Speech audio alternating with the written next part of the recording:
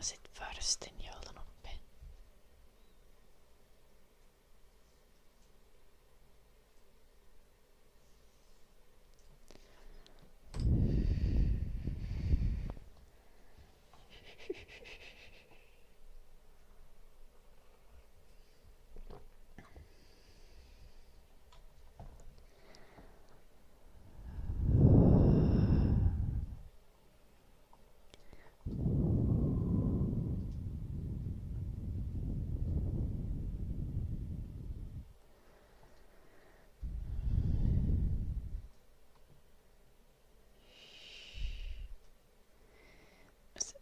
Se on taas uusi käyttäjän joulunoppi. Minkä klipin se on tehnyt?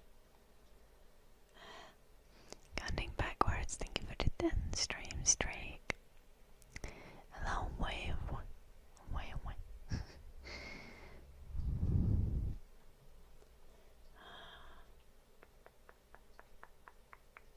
Hello, Night Frontier. Hello, Grand Angus. I hope that everyone's having a nice Friday. For Grand Angus, it's Saturday, I guess, already.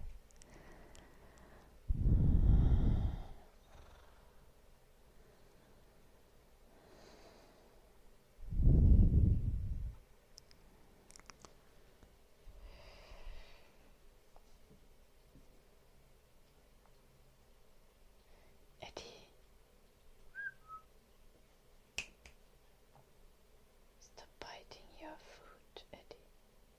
It's not good for you.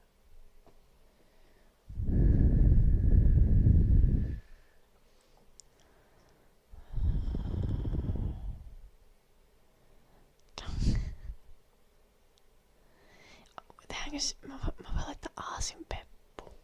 Eikö se ois? Eikö se kelpaa?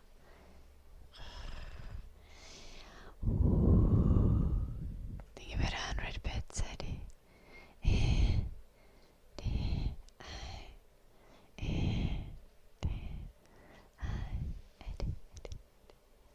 Hello, Barce. I hope you're well. Hello, Sunday.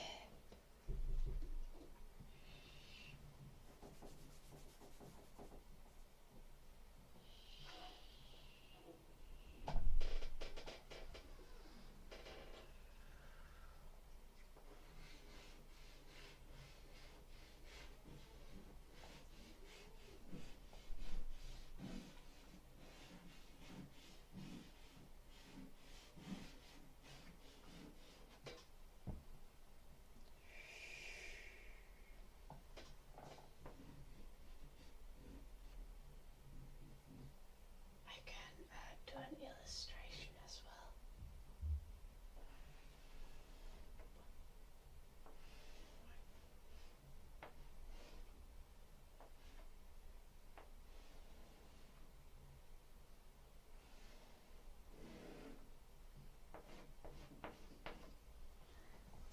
Is that how a donkey butt looks like? Oh, it's not quite in the frame.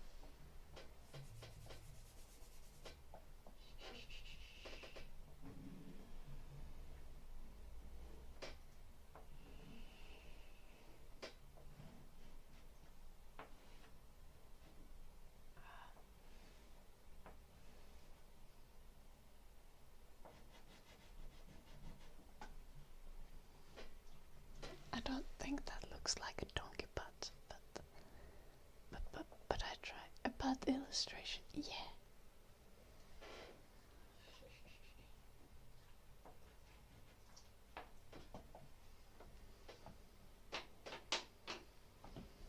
Donkeys have a tail like that.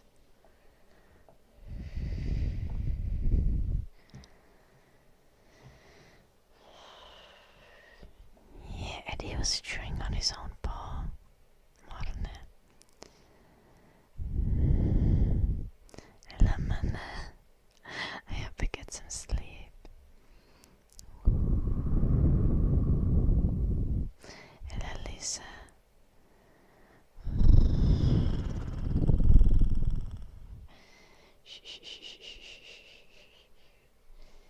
Nice to have Barce. I'm good, but I've had a long week.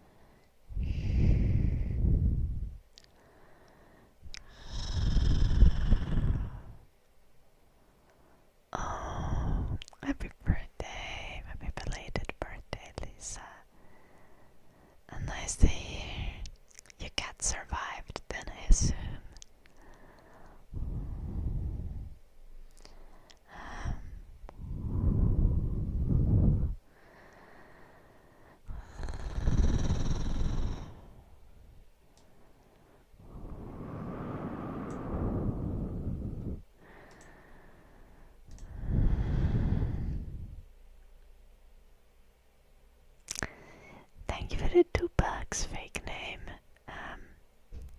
No, I can't fart into the microphone. But I can do name tracing. F-A-S-K-A-N-A.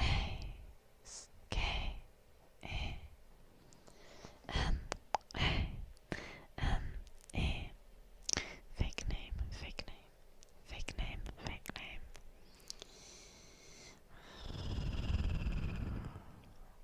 Well, so next one coming up kinda soon, Grinding is a couple of months left only.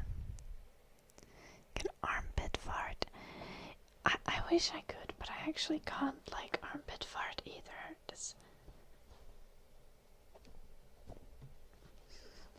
And you're like supposed to like create a seal, but I can't make it work.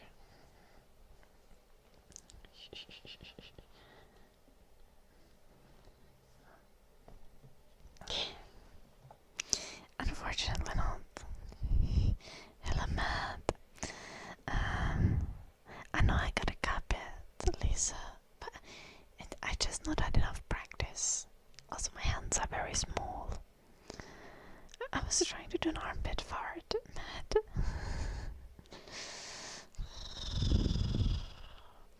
Sledgehammer ASMR for your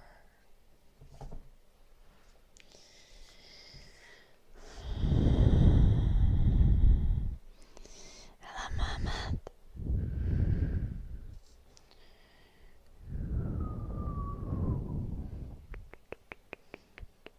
Bonk, bonk, bonk, bonk, bonk.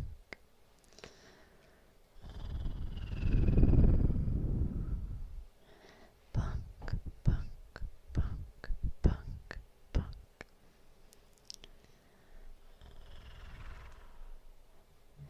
I know I need to do that. I know the theory. I just like practice, Matt.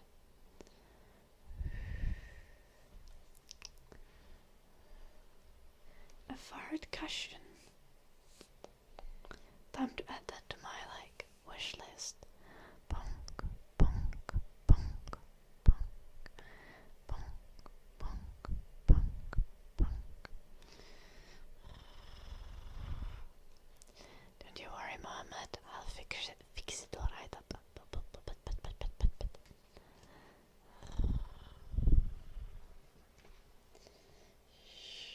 Bonk, bonk,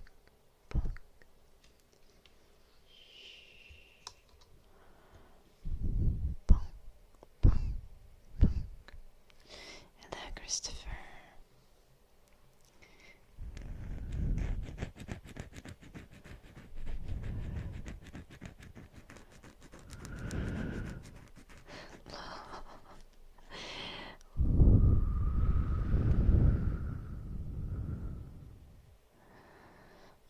I want to sleep instead of comment. That's very valid. I'll do my best.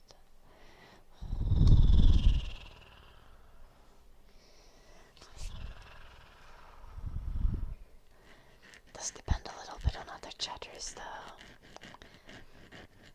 I usually just start yapping about like socialism whenever the chat starts yapping about socialism to me.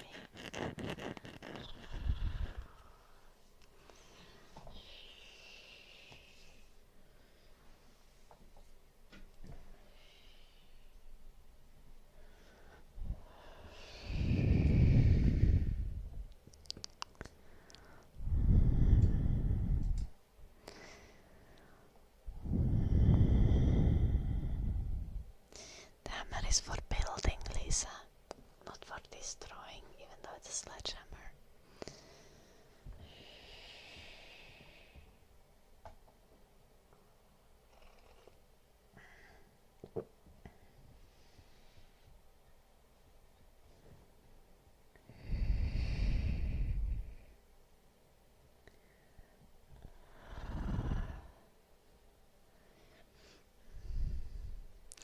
Unfortunately, Lisa, I don't believe in the concept of escapism.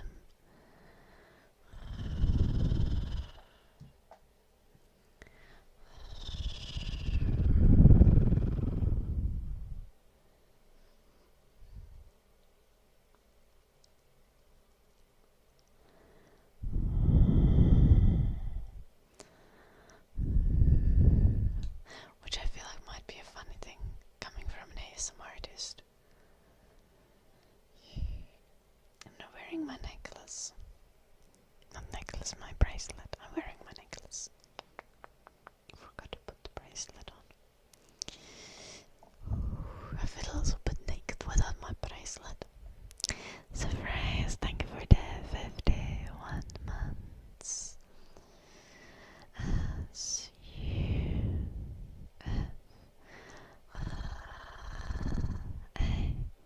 C E surprise, surprise, surprise, surprise, surprise.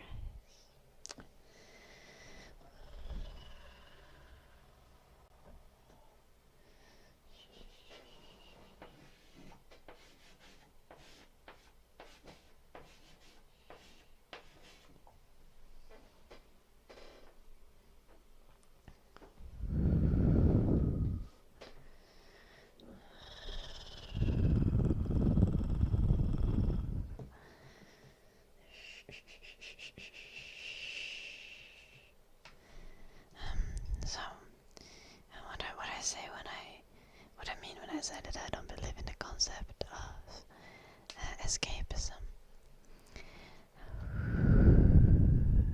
is hello Gigi, welcome, and I love Fabulous. Is I believe everything is political essentially, especially when it comes to art. All art is political, and the choice to avoid political topics is also a political choice. My dog's name is Eddie, like E-D-I. Eddie. I don't think one needs to always think about politics, but thinking that there is any kind of art or any kind of content or any kind of environments that are inherently non-political or safe from the impact of politics is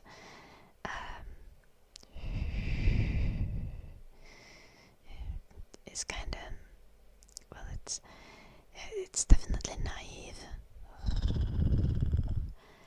Outside of being naive, it's also simply like incorrect.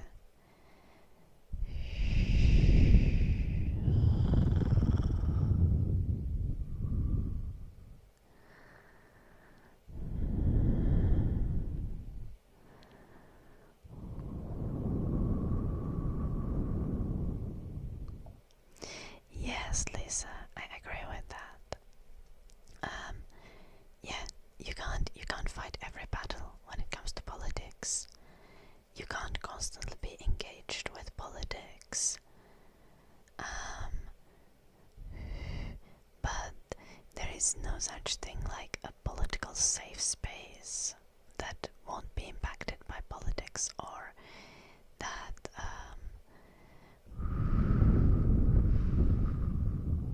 isn't informed by politics. So, whenever you choose to ignore politics, it should be a choice made like with awareness and like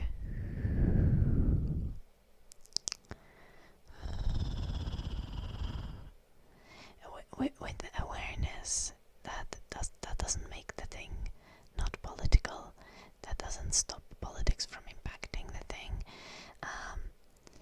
You just choosing your battles and choosing to not engage in politics in certain context or at certain times.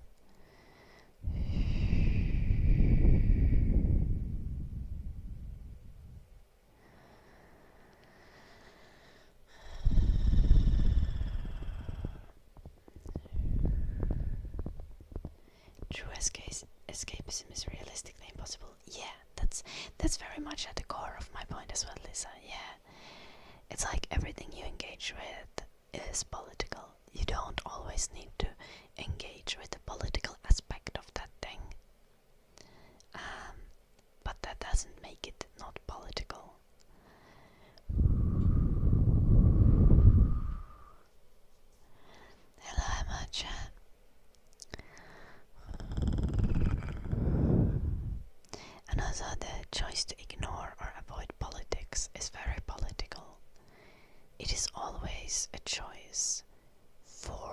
status quo.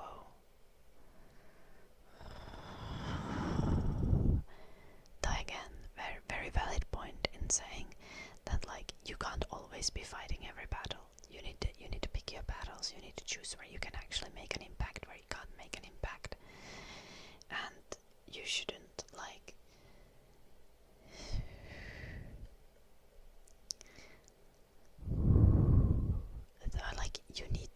you need to take care of yourself so that you can keep making an impact and you can keep living life and you can keep existing.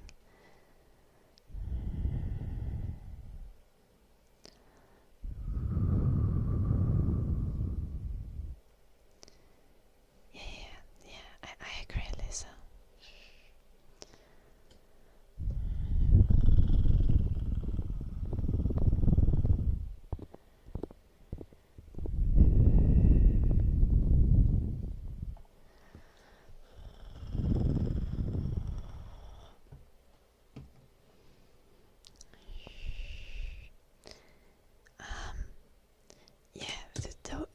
The reason why I say escapism isn't real, because I see a lot of people using it in a sense like, well, I don't want politics in my video games or movies or ASMR or anything like this, and that's just not how it works. Politics are inherently in all of those things, and it can't be avoided. You can choose to not engage with it, but you can't make it go away. No politics in your stamp collecting.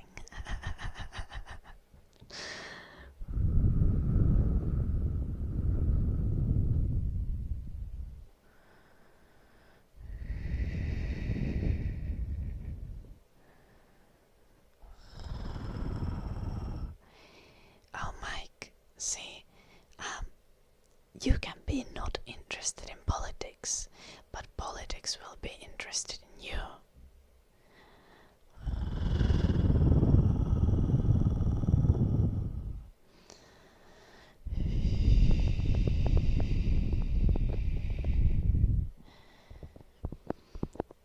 As long as human existence and human rights are politicized,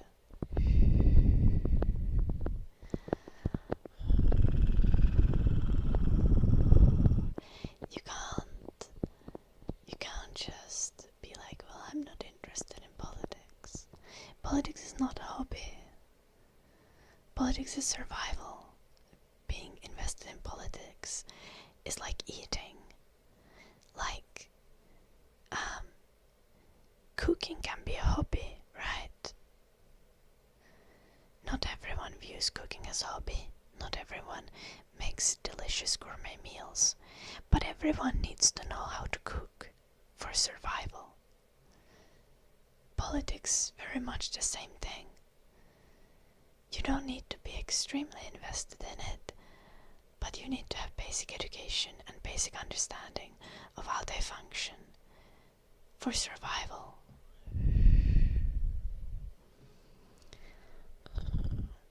Thank you, Mohammed.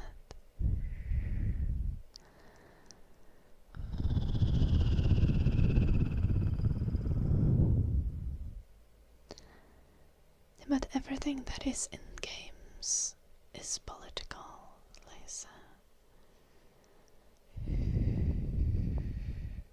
Hello, Miwan. Welcome.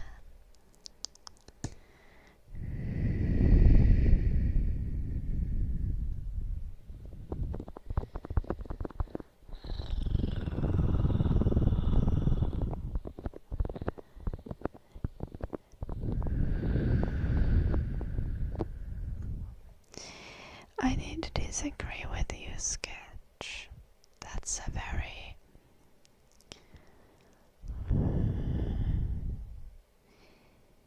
A statement like politics used to be civilized is a statement from point of view of like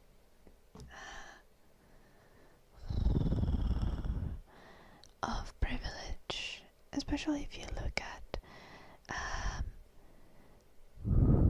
like US and the direct allies of US, which benefit from like the imperial superpower status of US.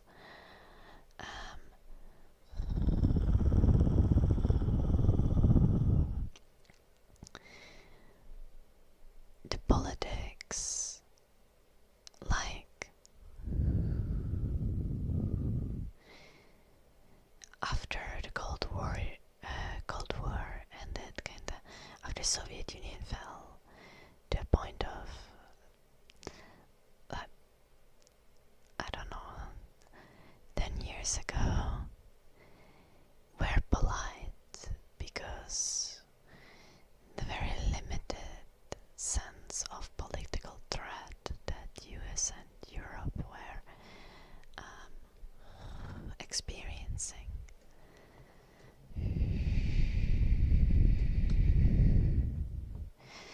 And it becomes, politics become more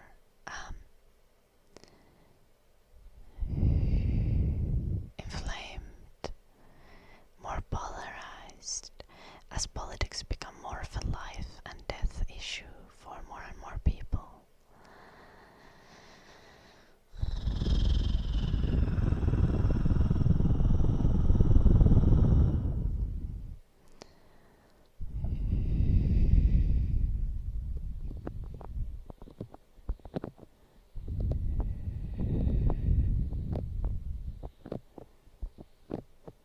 Okay, sketch. Yeah. I did not use imperialism as a buzzword. I used it as a fact to describe the political environment globally and the position that US has and especially had.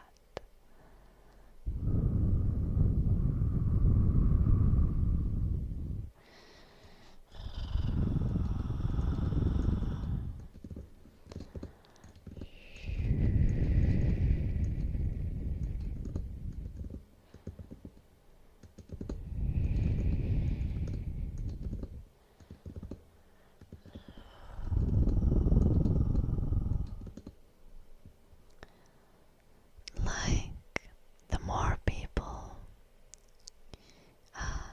the more uncertainty and the more suffering people need to go through, the more radicalized people are going to be.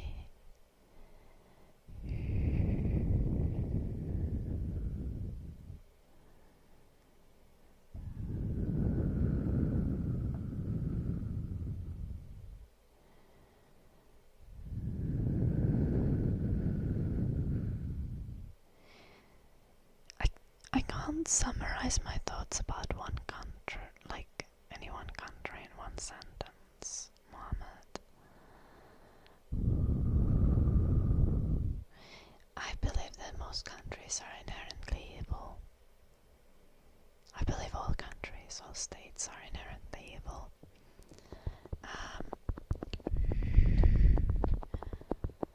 So that applies as much to Iran as it does to US, as it does to my own country, to where I grew up, which is Finland.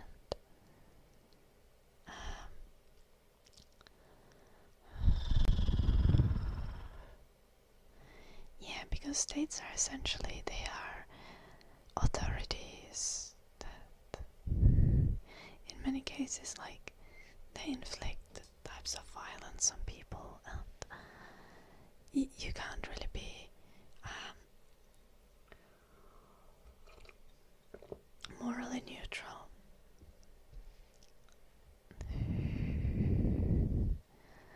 Now the state's goal is, or should be, to serve the people and create as much well-being as possible.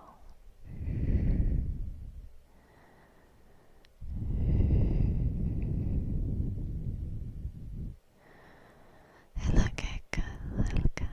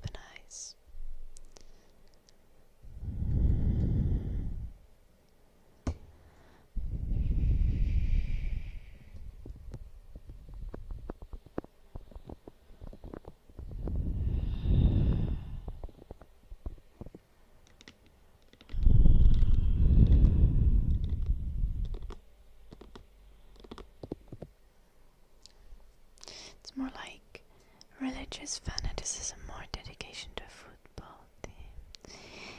Yes, sketch. I definitely see where you're coming from. What now? I feel like. What do you think is the reason? Sketch.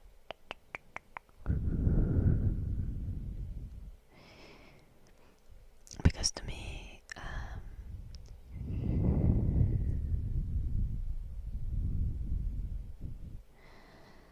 like polarization is like if you have a crumbling nation, if you have an unsustainable form of governance and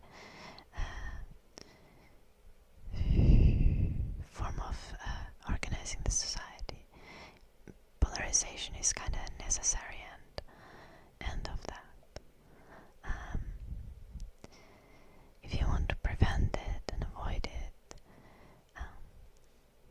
better, improved education, and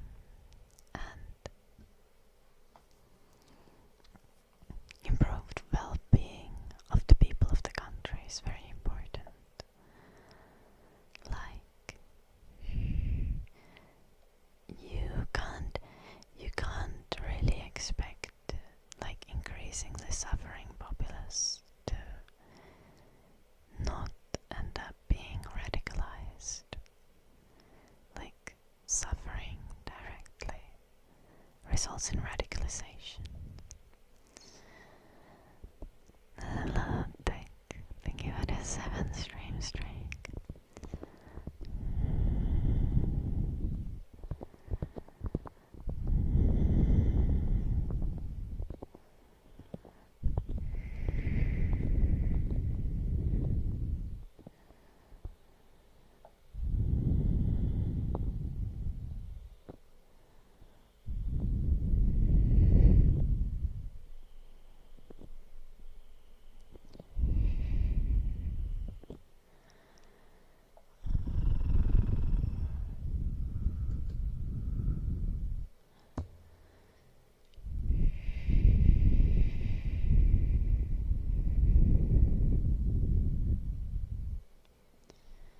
I believe most countries have beautiful nature, Muhammad,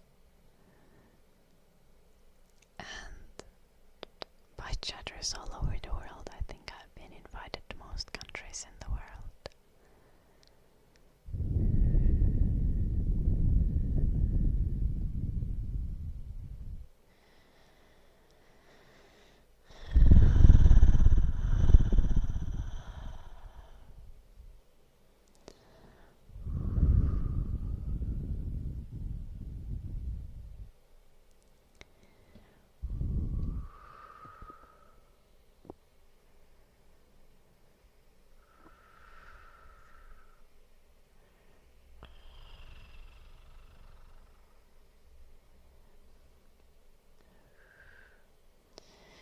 But as much as Iran's current religious leadership is at the very least partly the fault of CIA, I don't think I would feel comfortable visiting a country with religious leadership and legislation informed by religion.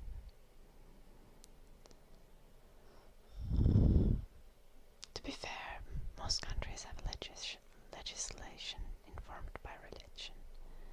It is mainly about the extent. I mean, in all fairness, currently I would not visit US either. I wouldn't feel safe visiting US. And I wouldn't feel safe visiting Iran.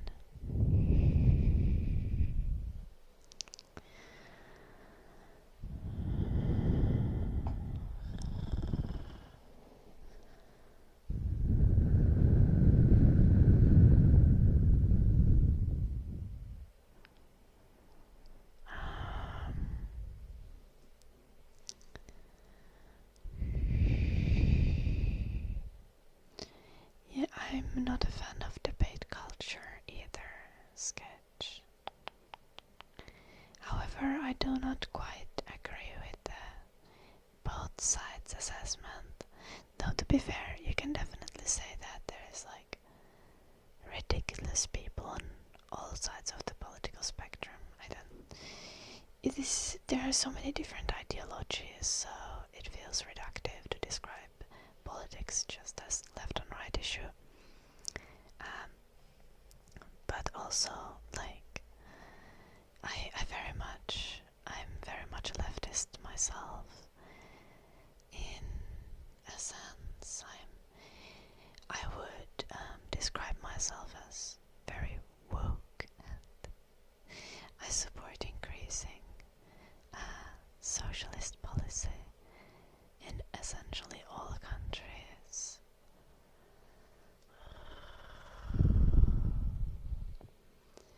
But generally my loyalties to collaboration between people and caring for other people, actively working to improve the well-being of all people globally.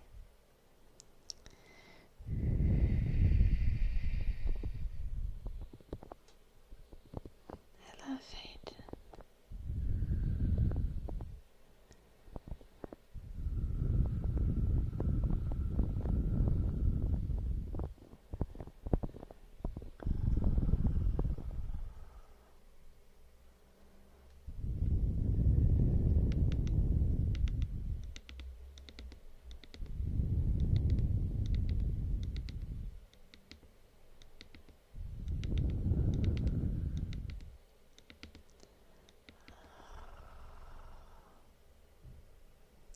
We are improving the well-being of billionaires and hot girls. Is that your goal, Blue Archer?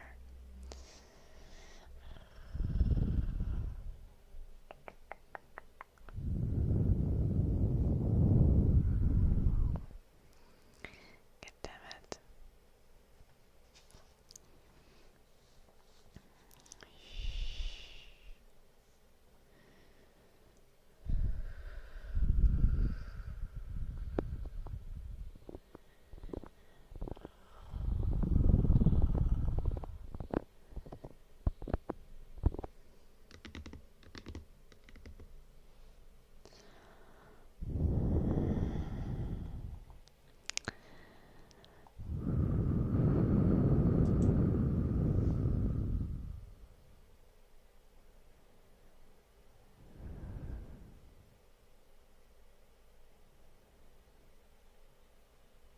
Rebbe, I do not understand this. This self-description.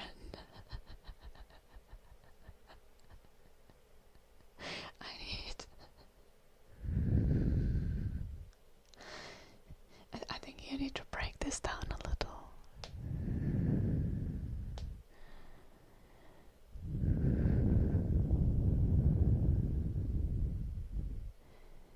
Wow, John, who could have guessed that Phaeton is a troll? Trolls are quite common in Denmark. I also heard that they are quite common in Finland as well. We even have songs about them.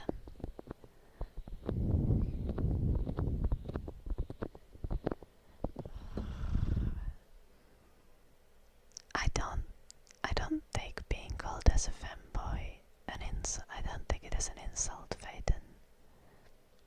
Femboys are fabulous.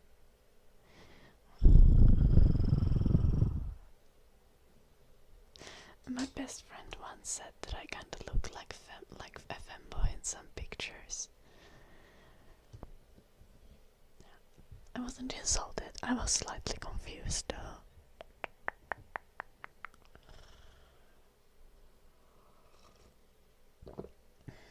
Why would I be insulted being called a femboy, John? I don't think there's anything wrong with being a femboy. Femboys are glamorous.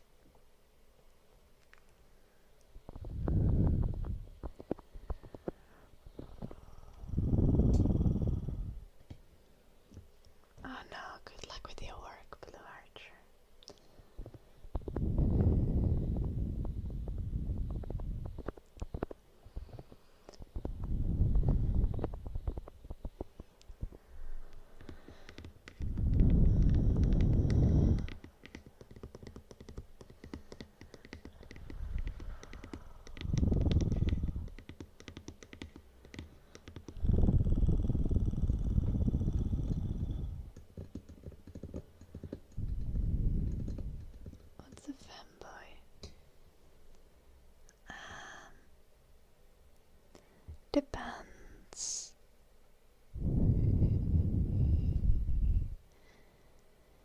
Usually it's someone assigned male at birth who adopts feminine aesthetics.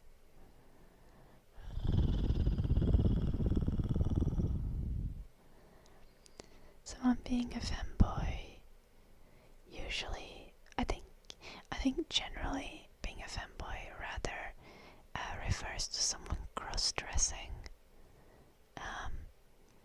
and not so much to them being trans.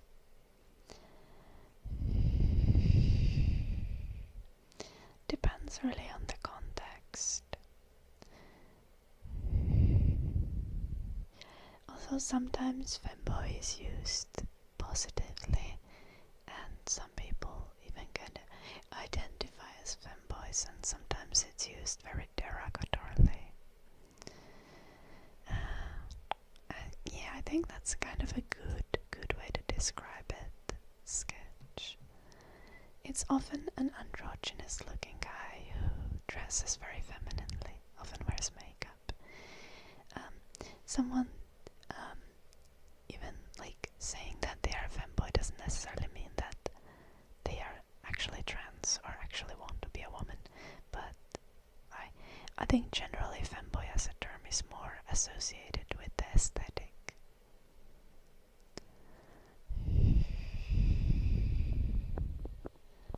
I'm good. I'm tired though, Pendragon. I've had a long week, a little bit rough week.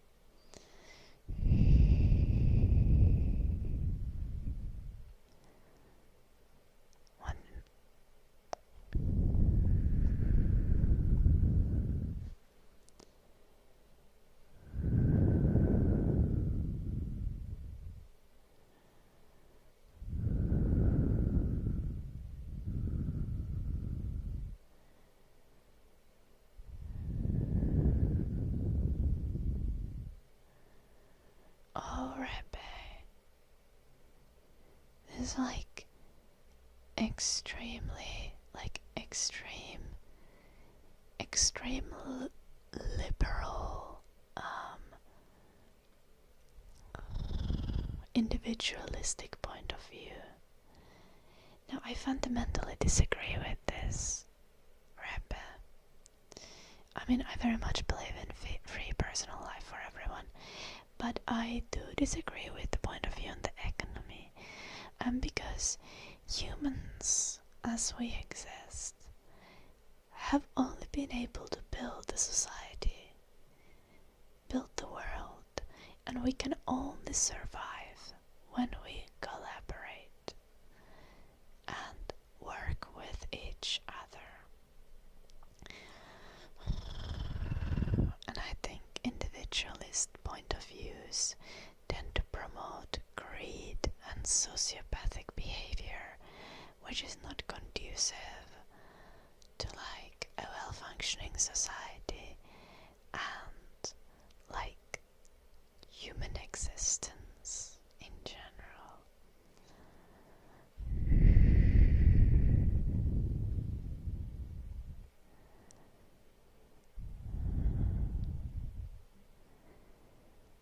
No, pie face.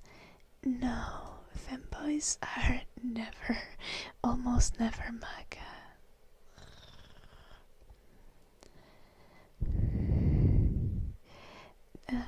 It's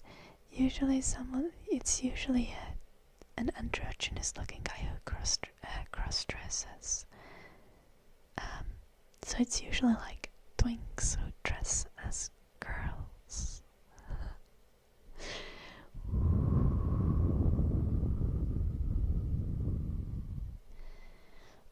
But no, this has nothing to do with MAGA.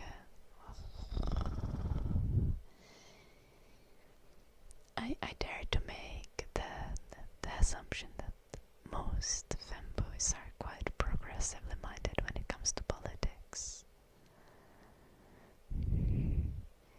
What about the one who wears big fake boobs? Oh, that was not a femboy. You're talking about Kristin Noem's husband. He has what is called a bimbofication fetish.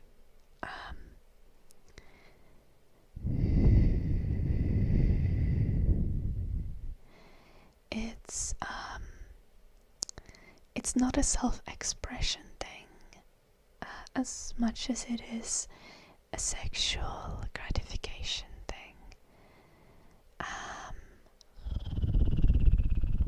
Or like emotional gratification.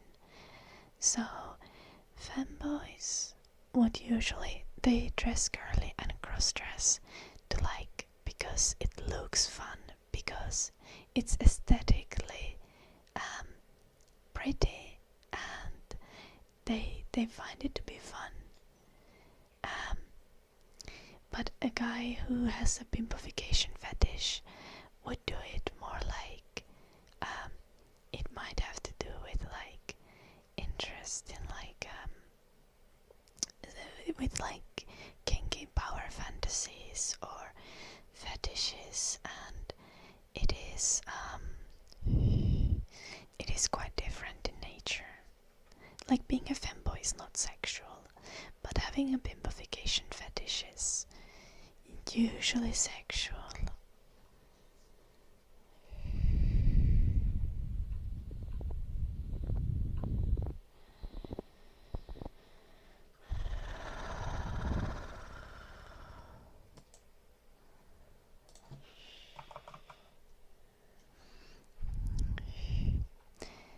He likes having big boobs, yeah, by face, but I can't really tell for what reason. Like, there is many reasons why someone could be into like a bimbofication thing. I think someone who's more into the fetish scene, especially who knows about this kind of fetishes, would maybe be able to explain that better.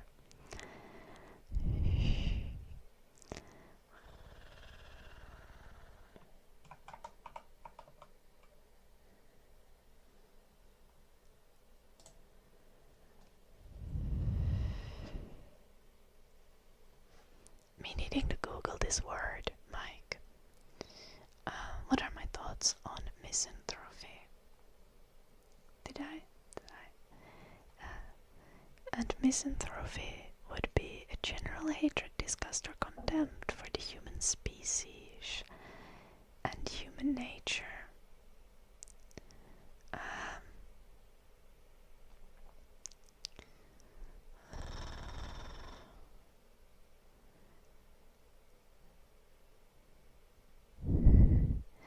I've seen people who kind of have this kind of views. I think people having misanthropic views is very rare. Hello, Emma. Nice to see you. Hello, Kepler.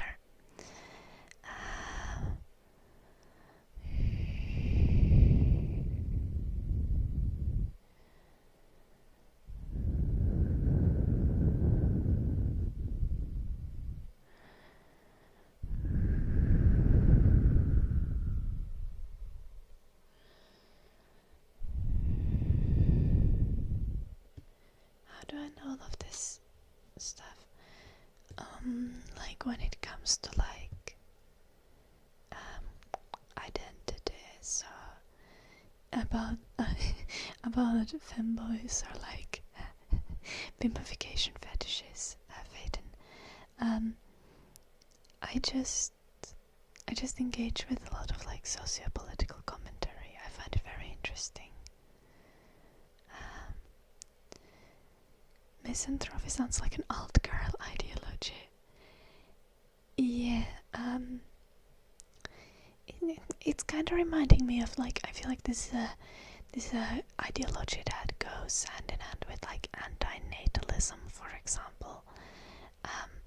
Which antinatalism, for those who don't know, is when you like believe that it is morally wrong to have children.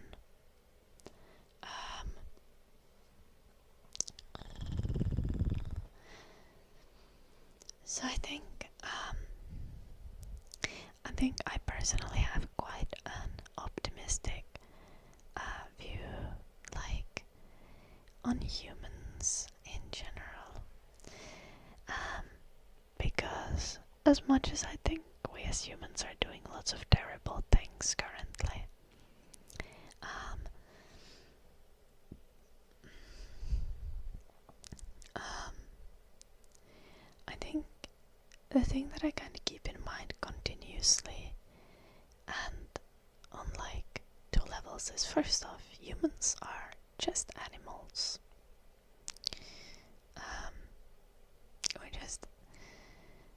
We are just animals. But also, simultaneously, humans have an uniquely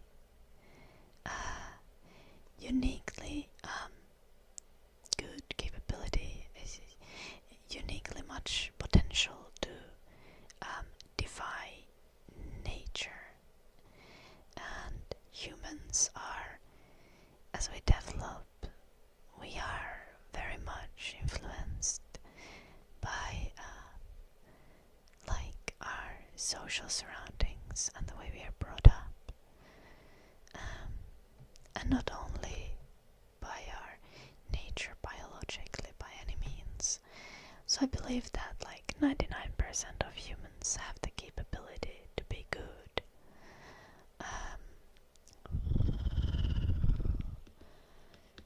And it is just a matter of building a society that encourages us to be good and rewards us for being kind and collaborative.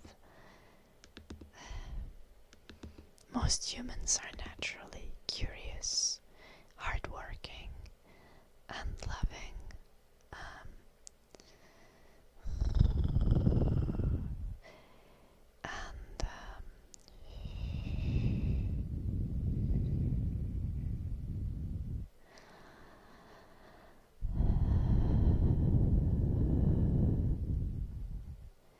As a society, we should lean towards those things that I think most of us deem good.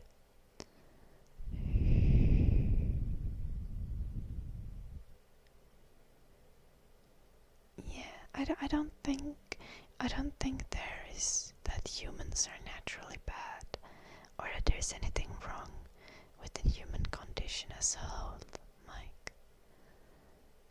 Yeah. Like,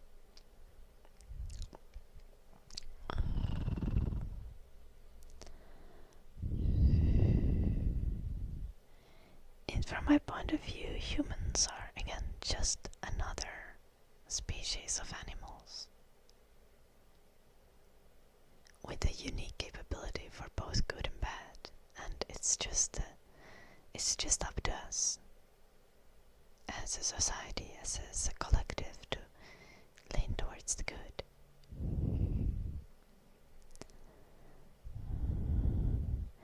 Three-part, I have no idea what you're going on about. Like, what do the founders have to do with our current conversation? We were literally talking about femboys and the hatred of human race as a whole.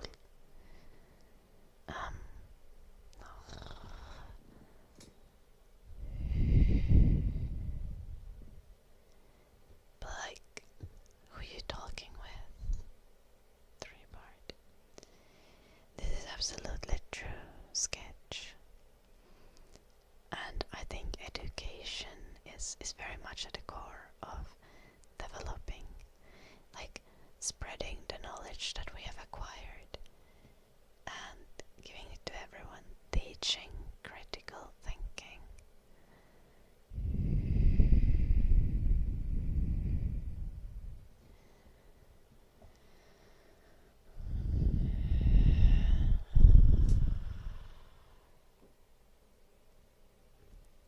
Sketch, that is not completely correct. Capitalism is very much just another form of might makes right politics. Those who have more money have more power. Capitalism encourages oligarchy, greed, and sociopathic behavior just individually, like it encourages extorting others for your own gain.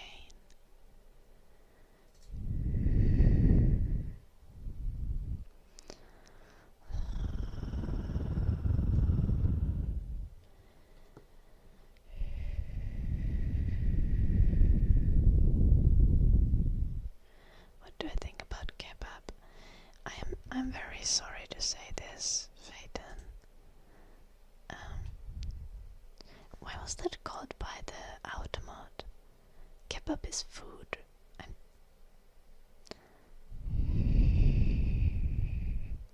are we talking about some other kind of kebab here?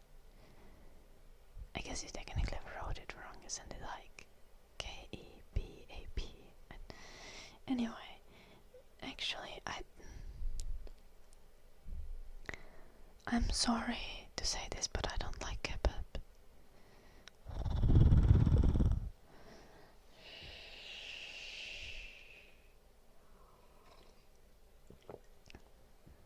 Like, it's not like I wouldn't eat kebab, but like, I wouldn't go out of my way to acquire kebab.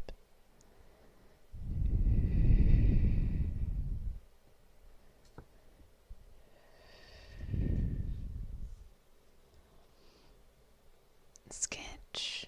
The accumulation of wealth is what capitalism promotes.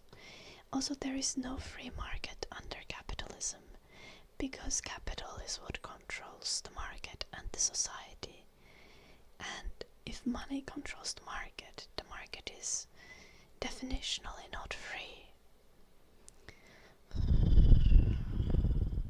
I think the closest we can get to actually having a free market is if we have a democratically controlled market that is controlled by well-educated democratic public, like control.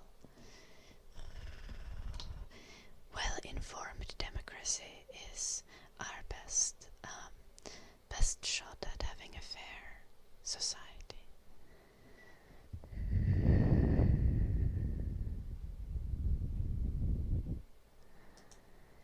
I'm really sorry. I want to sleep.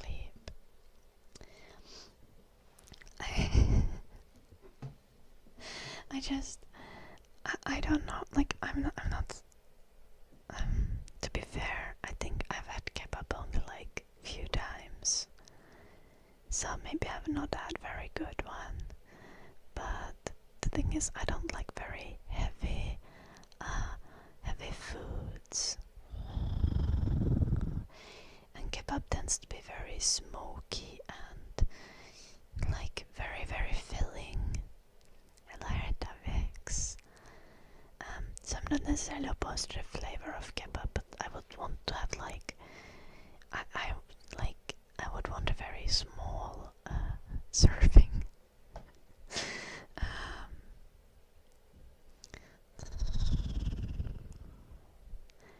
I feel like the biggest problem I've had with kebab is that like I'm full and there is still so much left. Like, what am I supposed to do?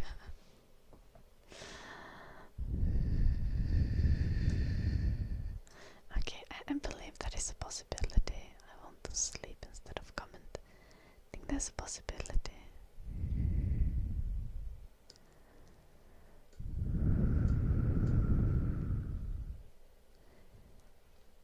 Yeah, and I said that capitalists, like, there can't be free market under capitalism because the capital controls the market. I don't think free market is like a theoretical possibility. Like, that's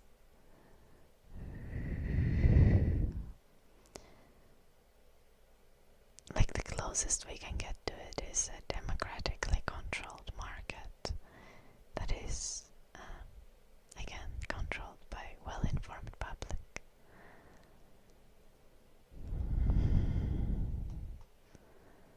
I'm good, Vector. How are you?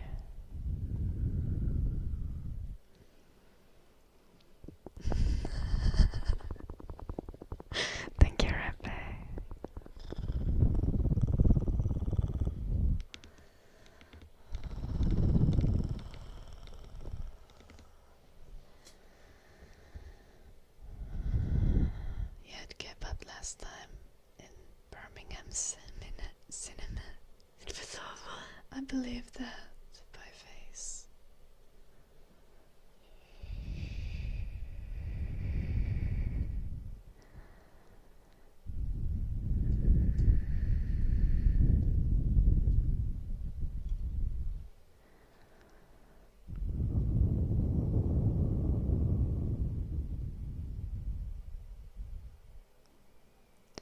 Hello, Gainer.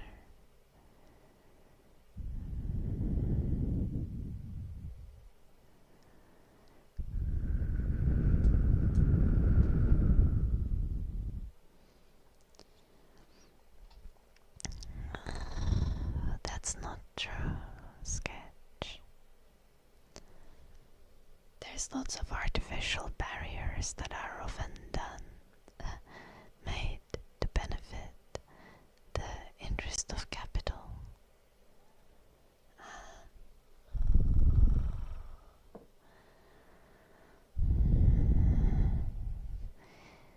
The way regulation and rules in societies are built, legislation is usually built so that success is much more difficult for a small company starting from ground up than it is for a large company that already has the capital, because the capital is very, very actively lobbying and controlling the government.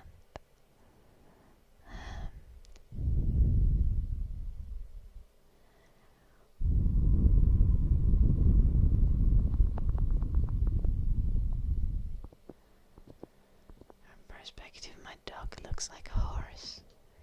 He does, he also moves a little bit like a horse when he runs.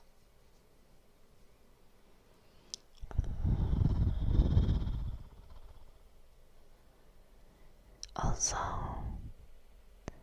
if you have a business idea, your business idea is never like your ability to start the business isn't evaluated based on how much value it would bring to people or how good the service or product would actually be.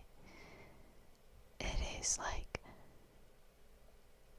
the sole thing that determines whether you can start producing something is whether you have enough capital to start that production, or if you can acquire enough capital to start that production.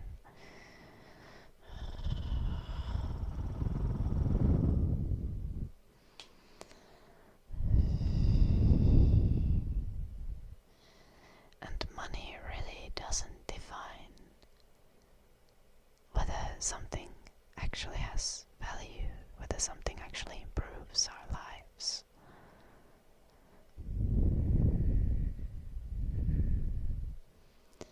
A society that believes that money has inherent value is not a society I want to live in.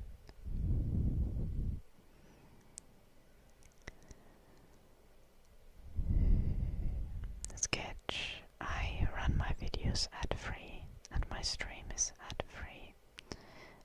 I actually fund the creation of my content mostly through voluntary Patreon support.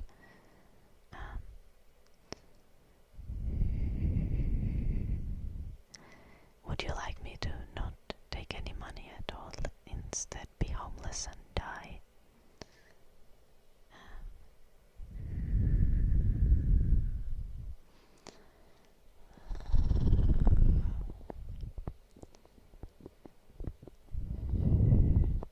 Everyone who gives me money for my content creation does it voluntarily and because they want to support the content.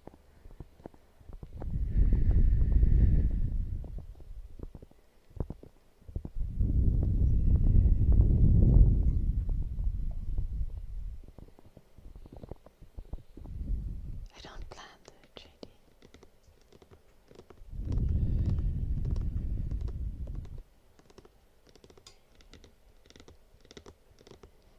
What is your point though, Sketch? If you think about it, it really isn't a free market though. Like, I need to stream on YouTube and on Twitch. I guess Kick would be an alternative, but for moral reasons I wouldn't stream on Kick, and I don't currently stream on TikTok either.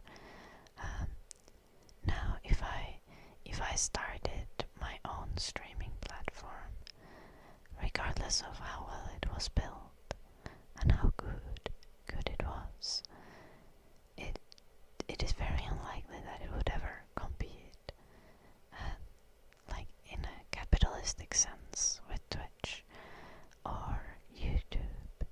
YouTube just blatantly that doesn't make profit, and Twitch again, though I think Twitch in itself is would be profitable. They do accounting thingies to make it always seem like Twitch is making a loss. No, there's no way that any streaming platform that was created by me and just used to share my content would compete in any kind of way, would like exist or even let me be shown to people. So I am completely at the mercy of capital when it comes to my content creation.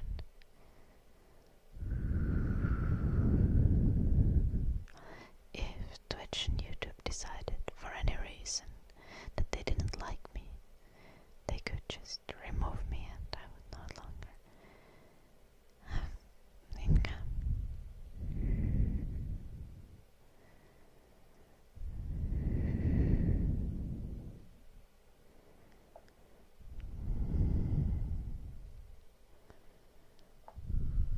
Thank you, Kainer.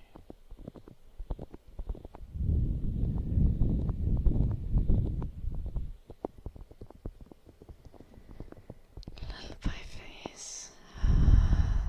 Not Elon Musk.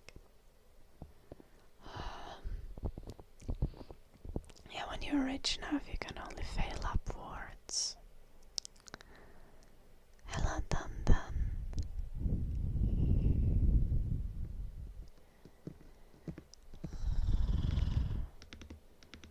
Yeah, I don't get it either, Kepler.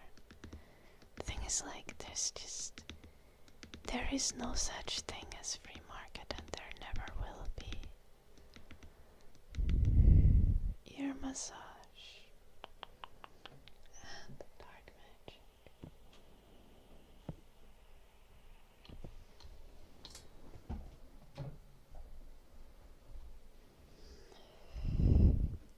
ASMR anti-capitalist socialist Marxist revolution. Absolutely what ASMR stands for in my title. No, I'm not quite a revolutionary.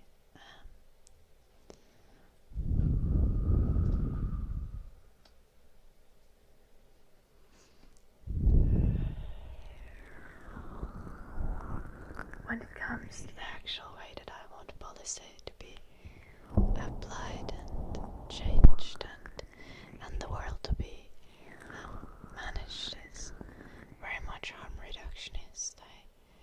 I want us to stop doing harm as much as possible, and I want us to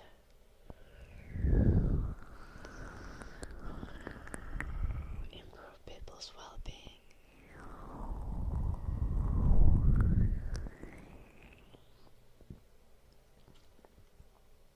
Revolutions are rarely conducive to people's immediate well-being, though there certainly are situations when revolutions become the lesser evil.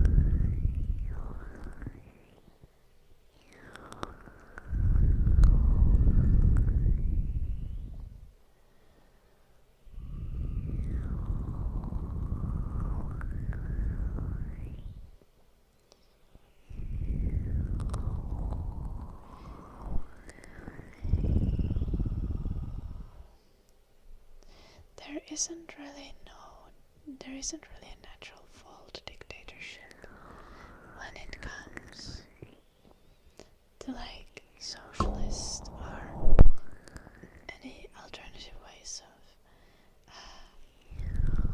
conducting a society. There is a very natural force of CIA that will ensure that dictatorship is the only way that you can make socialism happen. But it is not how it naturally ends up by any means.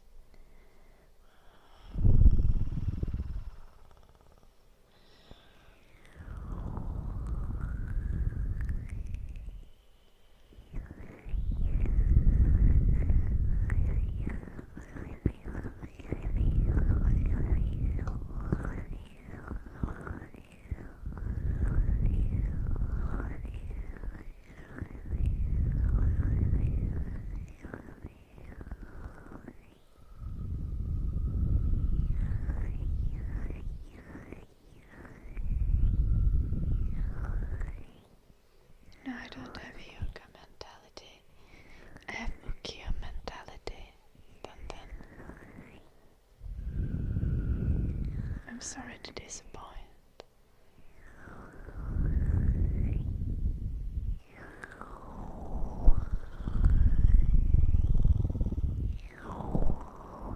I've actually been watching Dr. Stone.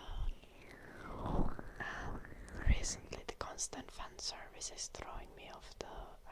It is so annoying.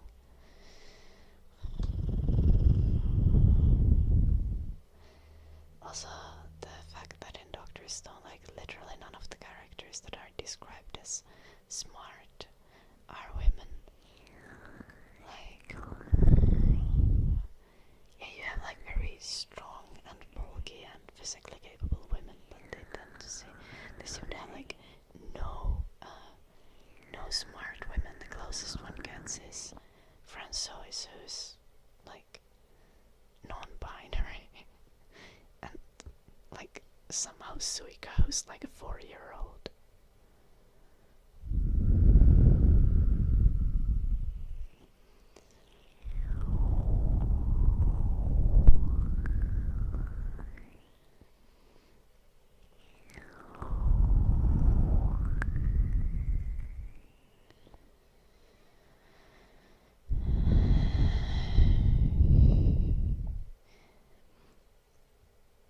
Okay, the sketch. Yeah, like people will have more babies if it is likely that their babies will die, if they need the baby's labor force to survive, and if they have no access to birth control and sexual education. Surely you wouldn't argue that this is going to be a good thing. Sketch. Hair cleaning at some point is going to take a little bit. We have a little ear massage and dark magic still in the queue.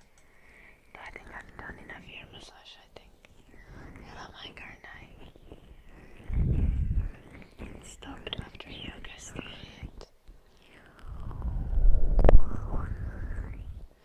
Have you watched the rest of it though? That's available.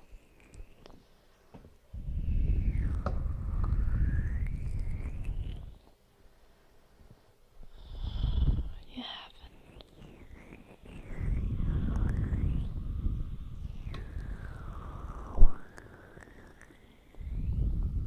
Oh, okay, sketch.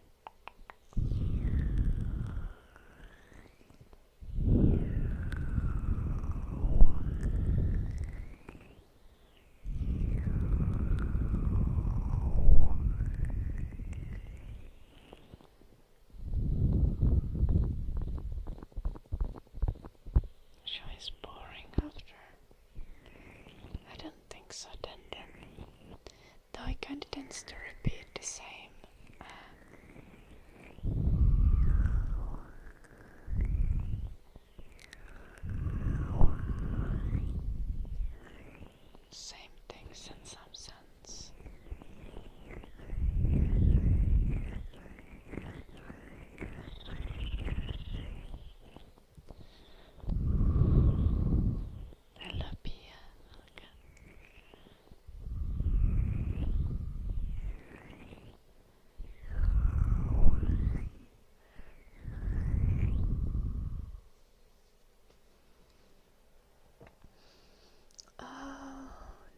Nice, Rebbe. Congrats. What was your doctoral dissertation about? Shh. Give you bought yourself a BDSM massage. I support this fully. Oh gosh, I haven't even watched the first part. Season 2 was so disappointing.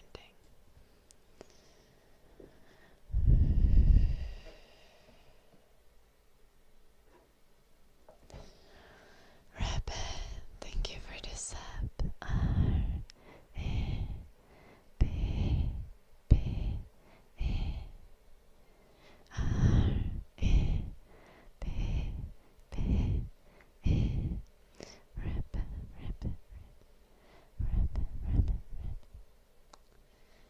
Where do you get a BDSM massage? I actually have no idea by face. Gotta ask Rebbe that.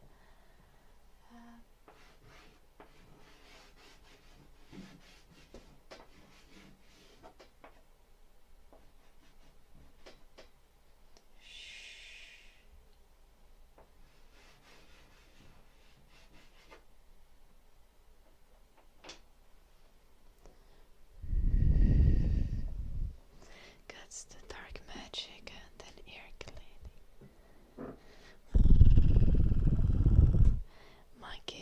Mikey's gonna fuck shit up. Like in a bad way or in like a badass way. Dun dun.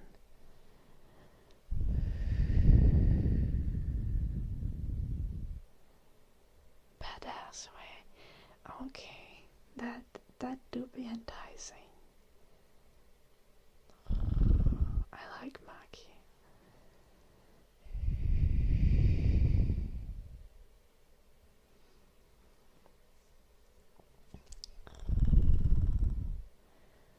Do I like Neymar? I'm not a football person really, Pia. I mean, I used to play football. I remember my little brother was a big fan of Neymar when I was in high school, when I also played football. Dark magic.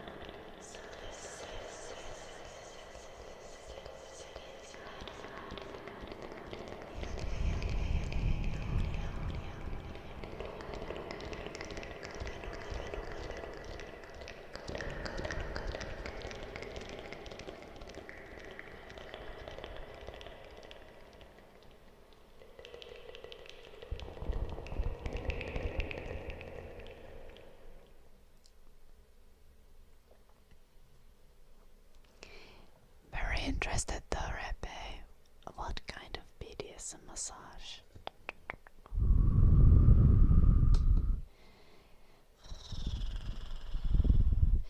Like, is it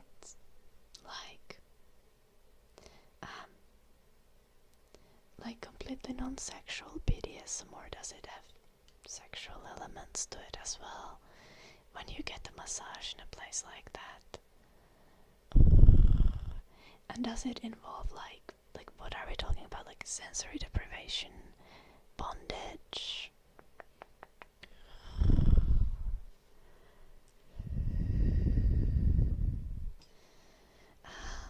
We have ear cleaning next. Spike roller things. Like the spike roller things, like what kind of spike rollers are we talking about? When someone says spike roller, I'm gonna be like, oh, microneedling. But like microneedling is like a vanilla activity that's just skincare.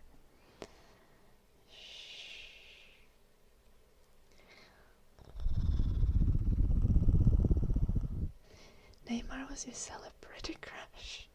Honestly valid, but yeah.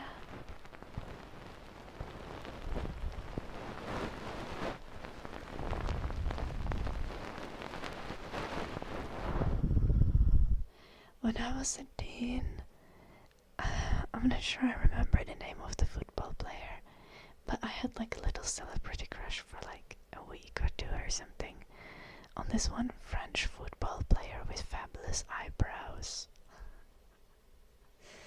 This was like 10 years ago, something like that.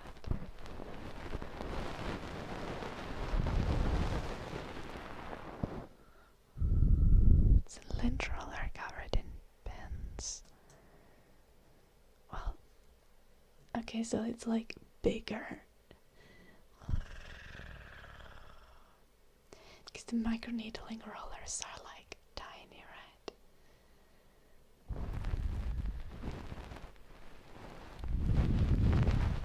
Because, you know, micro needling, not macro needling.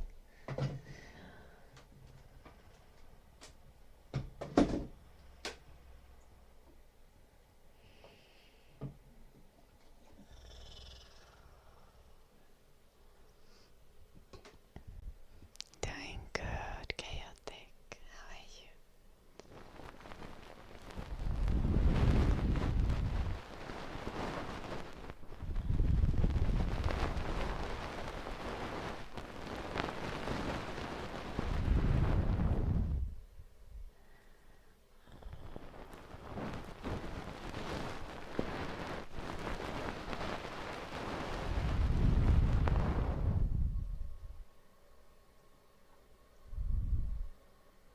Wait, was it a French player or was it Dutch player? I don't even remember. That was definitely not it, David. Thinking about getting waxed.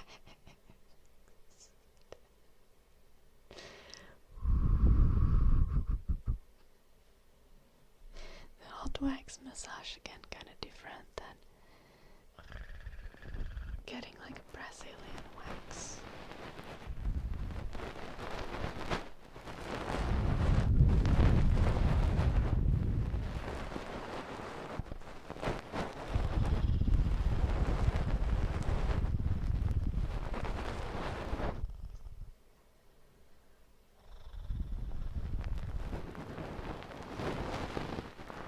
I've never gotten waxed, but I've actually gotten hair lasered in like the last year or so.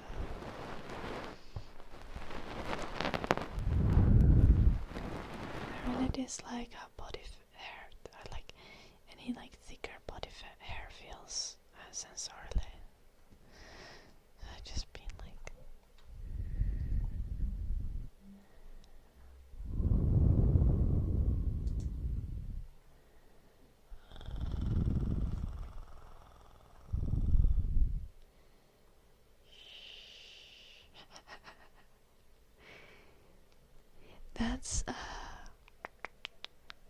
That's a range, Rebbe.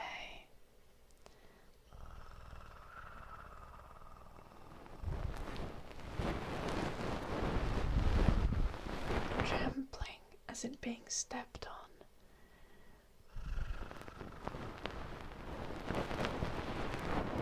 It's kind of cool.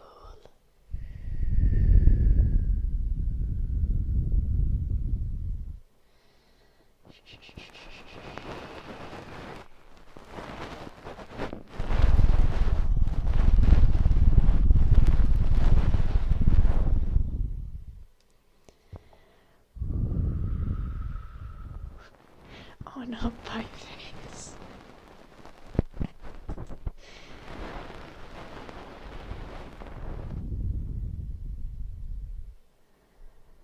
Finland? What is that, Finland, David?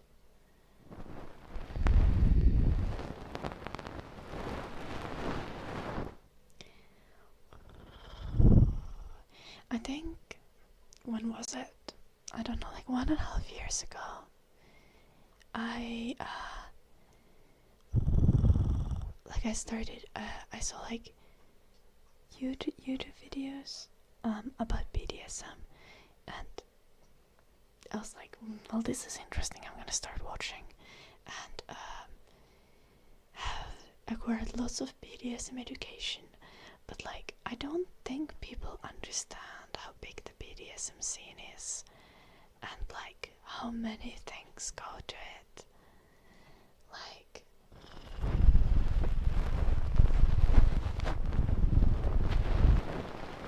Like how much people are into that and how big community there is.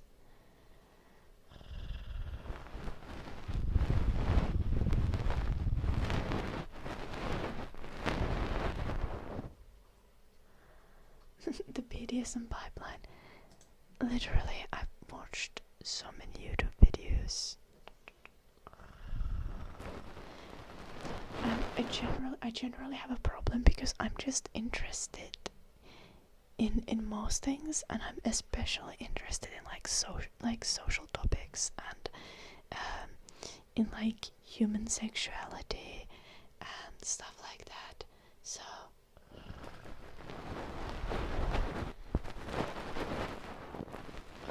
I've now acquired completely unnecessary amounts of like BDSM education that mostly has nothing to do with my personal interests, like as in what I would like.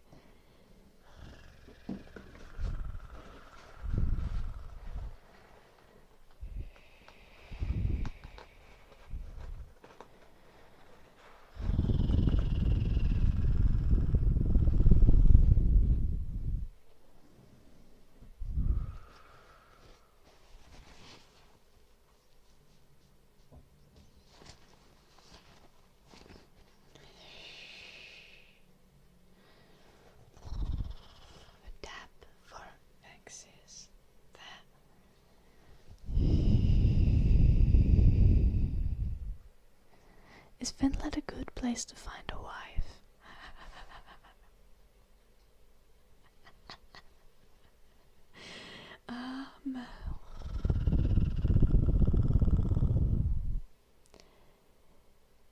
No.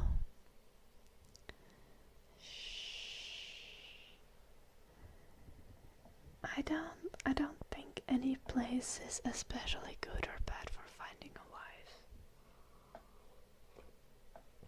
Because it really is so much more about the individual and less about the place or culture.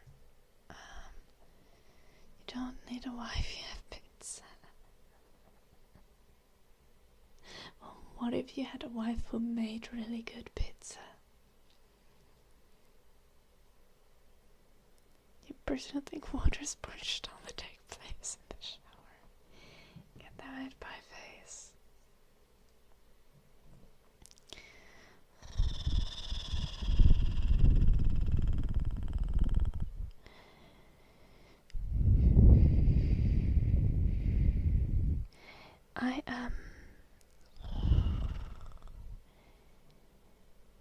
I am way too like OCD slash kinda germaphobe to even like genuinely consider whether I'd find water sports enjoyable. I'm just like, nope, that's a mess.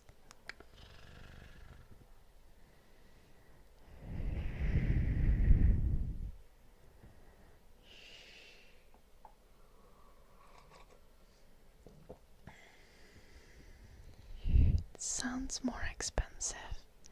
That is true, Vexius. My partner can definitely attest to that.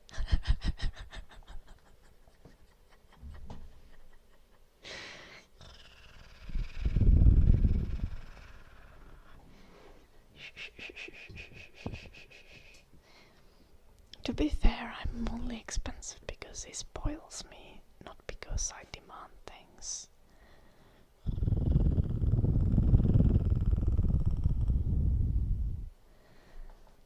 But I do make good pizza.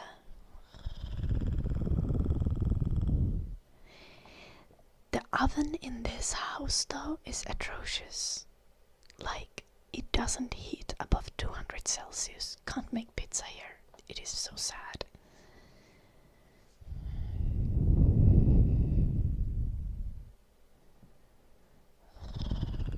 Oh, interesting, counting backwards.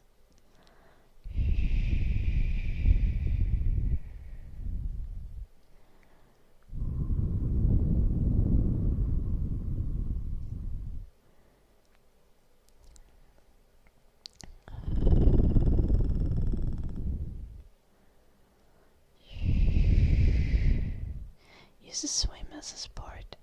I like swimming a lot.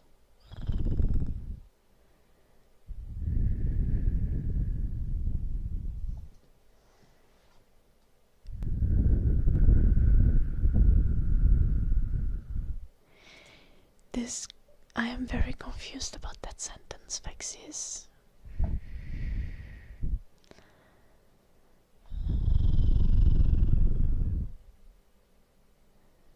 You'd say Finland is a good place to find a wife compared to Miami Beach.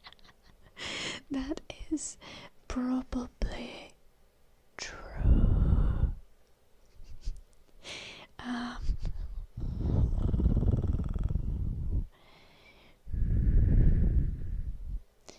I think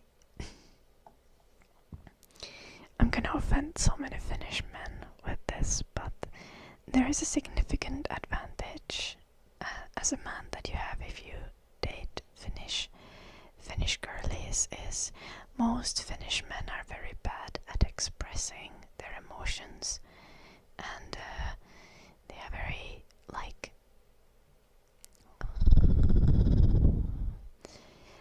they struggle with like expressing like emotional things. So like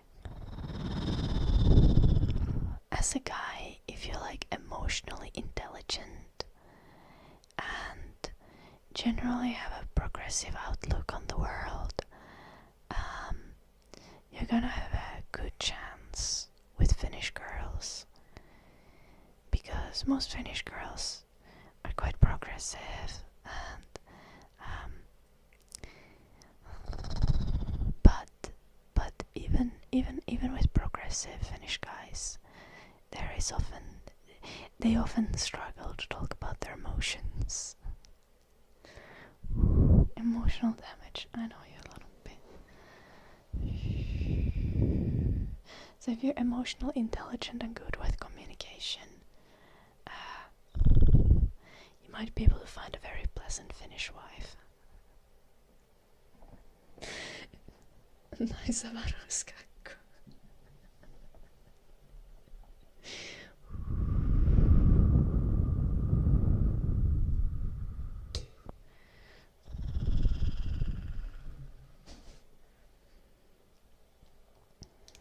However, it is good to keep in mind that Finnish women are generally quite leftist. So, if you fall on the right side of political spectrum, you are less likely to bag a baddie in Finland. Though there certainly still are right-wing women, but those are also probably less willing to date someone who's not Finnish.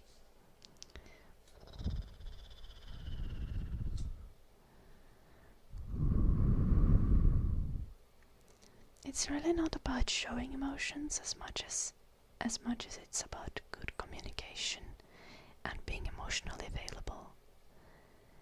Like, you don't need to show any emotions to be able to recognize emotions of your partner and treat them accordingly.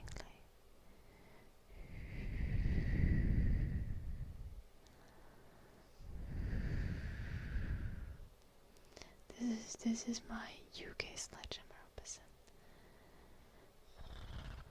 The women tend to be more left-leaning. This is true, Vexius. Punk, punk, punk, punk, punk, punk, punk, punk, punk.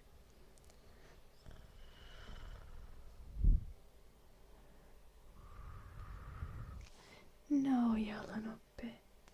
It's not about the crying. like for example, my partner Jim, he actually he actually can't cry. Like, I don't know what's wrong with him, but like he can't bring himself to like physically shed tears. So if he's sad, I need to like recognize it from his breathing and from like the way that the rest of his body reacts.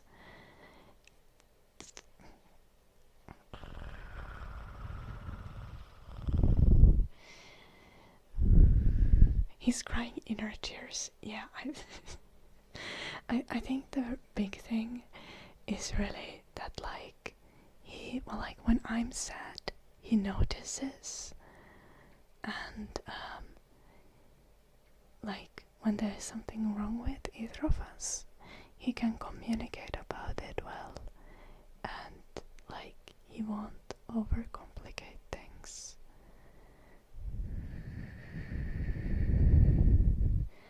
Like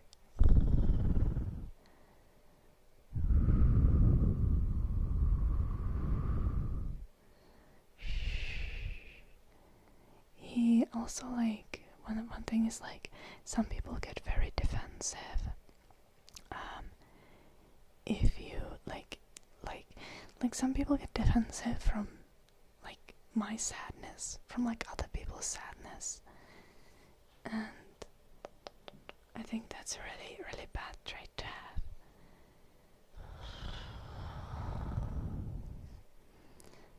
Like, it's really about consideration, and also about like communicating your emotions well.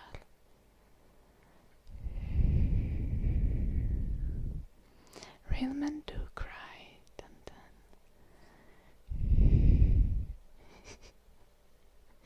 Which is like often if like a few times at least, when my partner has been sad, even though he's not crying, I'm like he's not crying tears, I will hug him and I will tell him, I'm like, I think you're crying.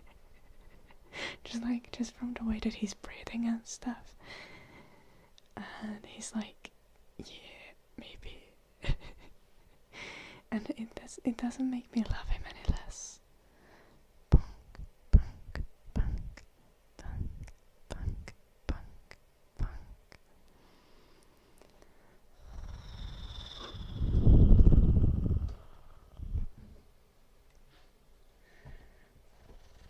CBT as in cognitive behavioral therapy? Or punk, or something else? Am I getting the correct acronym? Is acronym even the correct word here? Punk.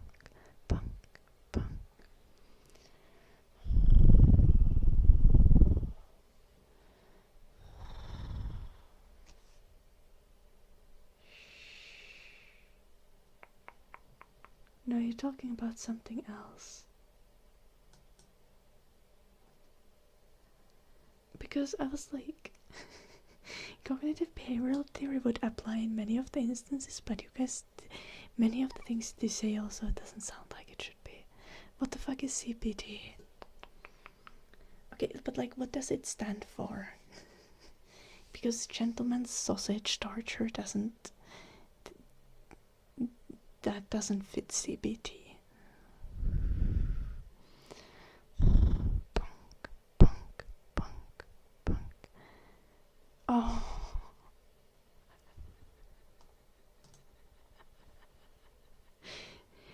Cock and ball torture. I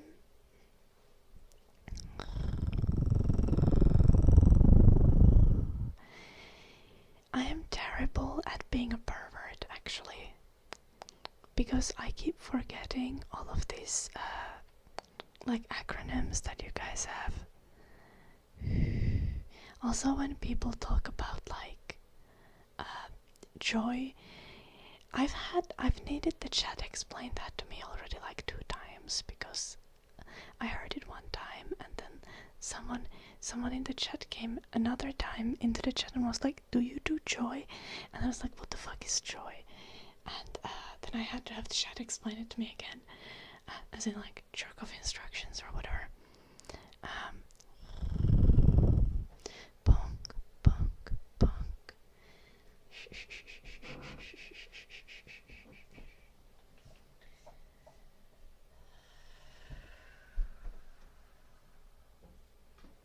Also, I don't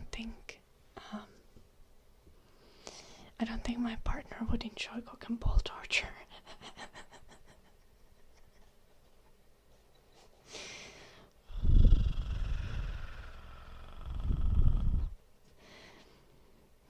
I'm already clumsy, which occasionally causes that. And he doesn't seem to like it.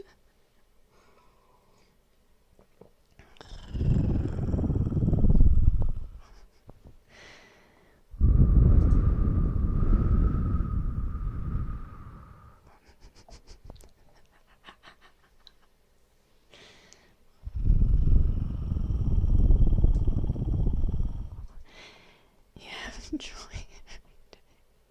As in happiness, right? Okay, Dun Dun. You're not gonna tell me, like, about TMI, Dun Dun. Like a year ago you were explaining about how you're having sex with a girl while watching anime. And you were concerned about the logistics of the situation because you're sad that she's missing out on Jujutsu Kaisen. So like, you got no leg to stand on when it comes to TMI, Dun Dun. Joy makes some people happy. I guess it indeed does. Sketch.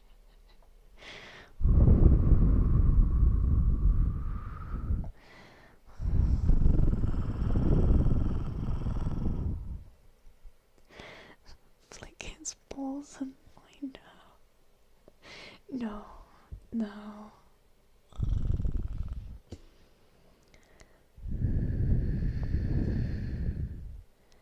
Why would any man need joy?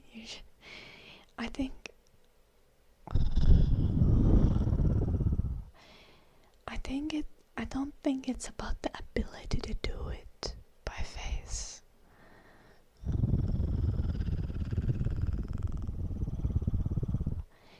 I think it's about all the other aspects of the interaction.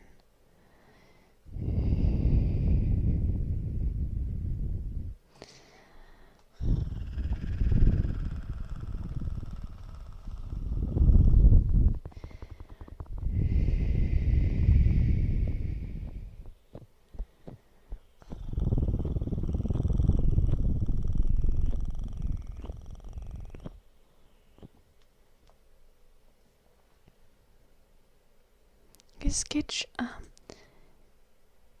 this is fair, Sketch, but I don't think joy is always femdom. It often is, but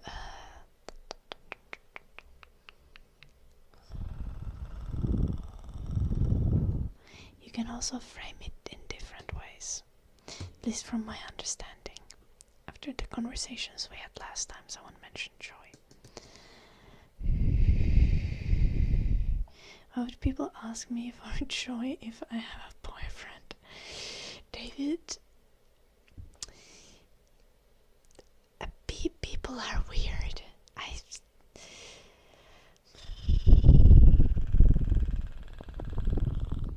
Telling people I have a boyfriend.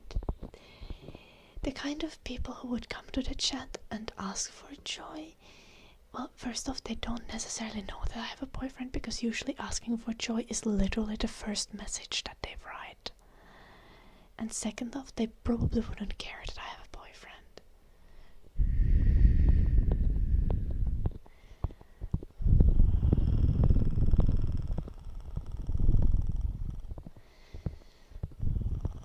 Hello, Vulture.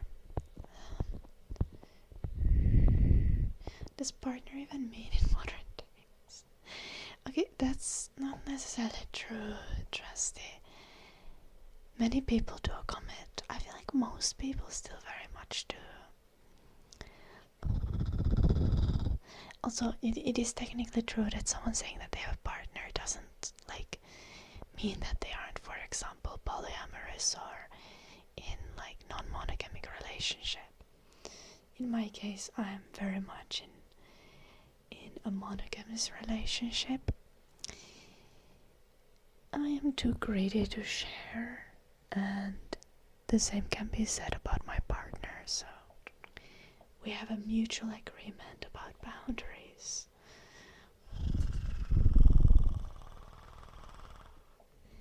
No joy here. Yeah, no, we're sad and miserable here by face. Imagine entering a conversation with someone who really loves and the first thing you ask is, do you do joy?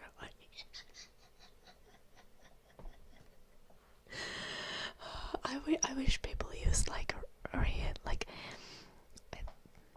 okay, some people would still do that, David. I swear. Some people would still do that. It's just when you're on the internet, you have the capacity to interact with so much larger number of people that you are like you're gonna come across the weirdos, no matter how small of a percentage they are of the actual population. You're gonna come across them.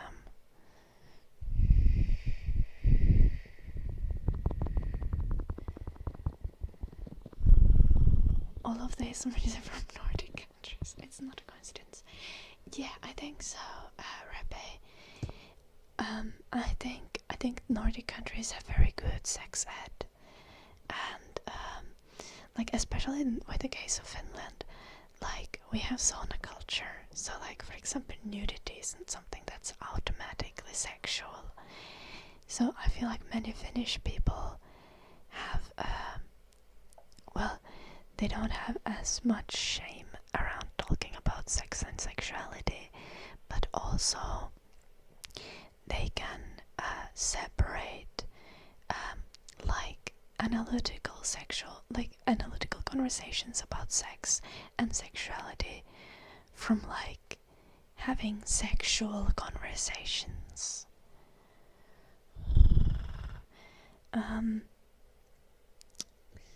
Like polyamory or polygamy legally is not possible now, David. Like being married to many people, no.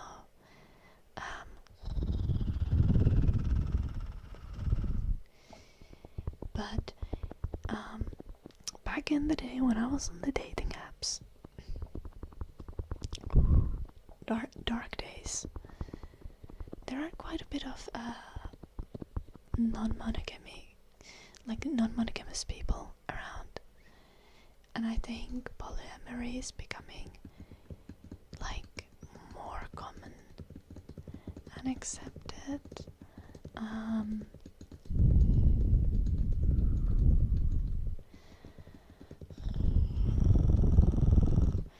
Though I've also seen like ridiculous amounts of hate towards non-monogamy and polyamory. What sort of boundaries me and my partner specifically have agreed on? Trusty? No, I think this. I mean, it's not exactly our business as the chat, but I can explain. Like, for example, like I think boundaries of a relationship are very much a matter of negotiation. Like, you need to talk about them, and you can't have a good, trusting relationship if you don't talk about things like what would be considered cheating in your relationship. Luckily, me and my partner have a very similar view on the matter, so we never really came to like disagreements. Like came across things like,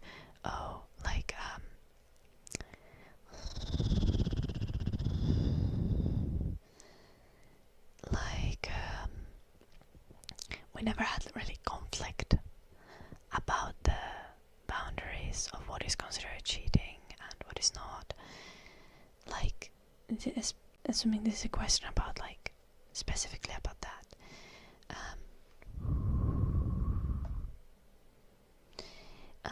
I think, like, one thing that maybe a lot of people wouldn't consider cheating or would find acceptable in their relationship is, like, watching porn.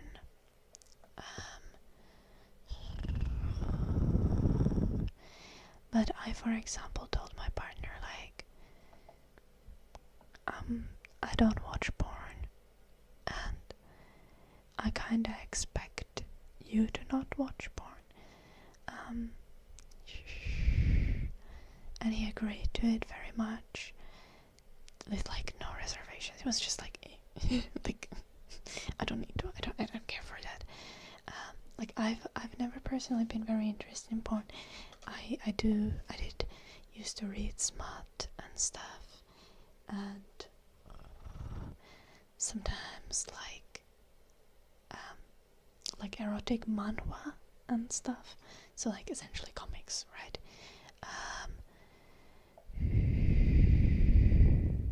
But yeah, one of my things when it comes to porn is just, like, especially because I'm like an online content creator and stuff. Like, one of my boundaries essentially, like, I expect my partner to not seek out content that they wouldn't be fine with me creating. So, like, it isn't really, like, strictly like, don't watch porn, but it's like, if you're gonna watch porn, I'm gonna make the broad assumption that you're fine with, like, other people seeing me naked.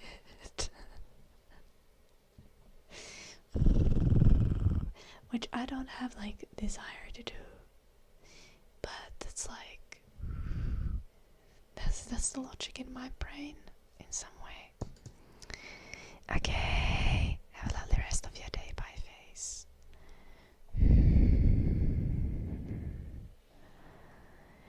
You feel like plenty of younger people are much more able to talk about sexuality in an analytical way. Yeah, I think it's a matter of having good sex ed.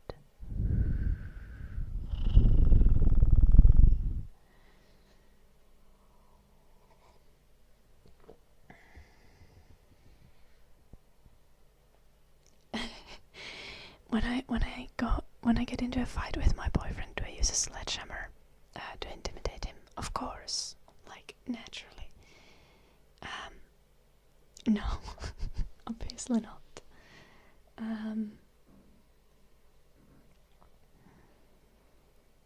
We rarely, like, fight.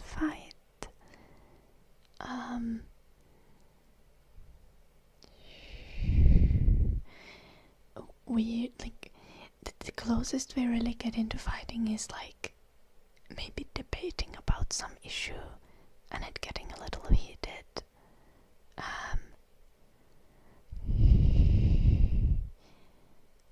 Or then situations where one of us, usually me, is sad about something and, like, it's just kind of inconsolable, and we end up having kind of, like, it's not really a fight, it's more like just, like,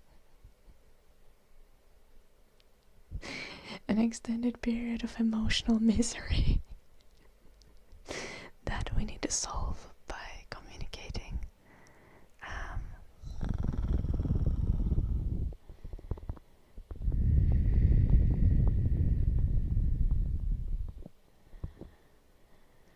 Repe, you would be okay with someone who does who's an escort, but you wouldn't be okay with someone who does explicit online content. I need to know your logic for this, Repe. Why would you be fine with someone having sex paid, but not with someone who does explicit content.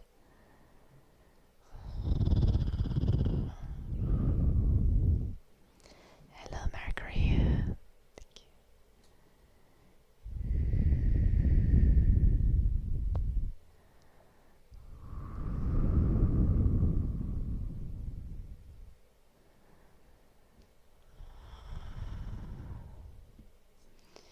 You'd personally have a problem restricting your partner in any way. I think having ultimatums with your partner is kind of necessary in a relationship. Like sometimes you can have like an ultimatum, like if your partner has sex with someone else, you're gonna break up with them, and that's cool, kind of like that is restricting the behavior of your partner, right? And it's technically an ultimatum, and ultimatums can be considered coercive. Ultimatums usually are coercive. But there is there is a healthy way to approach this kind of boundaries, I think.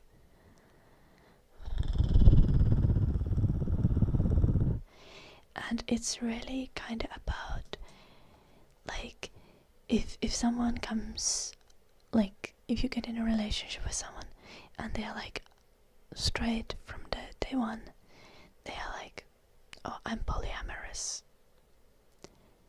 You continuing to date them and being like, but I want a monogamous relationship, is not the appropriate way to act. You want to kind of establish the expectations and boundaries at the start of the relationship, and then if you need to renegotiate them later on, you need to do it in a polite manner and try to avoid really like trying to manipulate your partner into making a certain decision.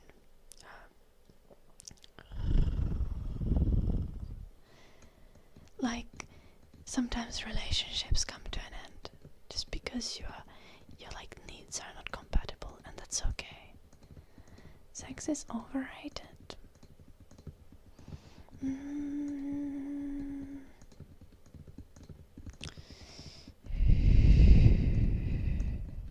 I disagree, Christoph.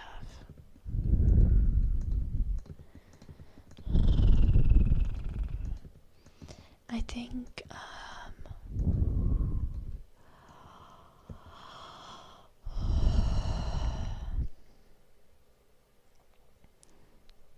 I do get where you're coming from, though.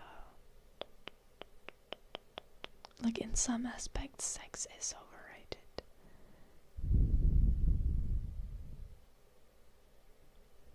And that's very fair, Kepler. But I think there are healthy ways to establish boundaries that are not like directly controlling your partner. Like I think it's controlling behavior, especially in situations where like, okay, you like, there's a hypothetical scenario. You get in a relationship with a baddie, and like she wears revealing clothes, and you know before you get in a relationship with her that she's stunning and she gets attention from people because she's stunning and she wears revealing clothes. If you now get into a relationship with her and then you afterwards try to stop her from wearing those clothes because the attention makes you uncomfortable or something like that, this is being restrictive. This is being controlling.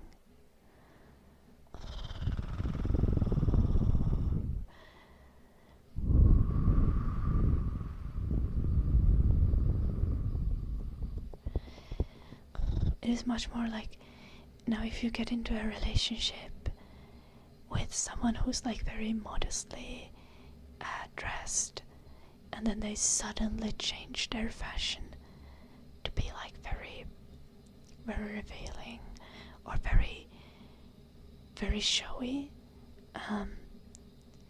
like expressing that you may be uncomfortable with that tension that you get like with walking around with her is kind of fair. And I don't think still, like, I generally don't think that something like the way someone else dresses is really like should be a deal breaker or something that you seriously try to control. But like, it is much more reasonable to feel uncomfortable with it and have reservations about it if it's like a sudden change in behavior or something that wasn't really there when you got together with someone. Though again, always people are gonna change as they grow older. People change with time, and that happens to everyone.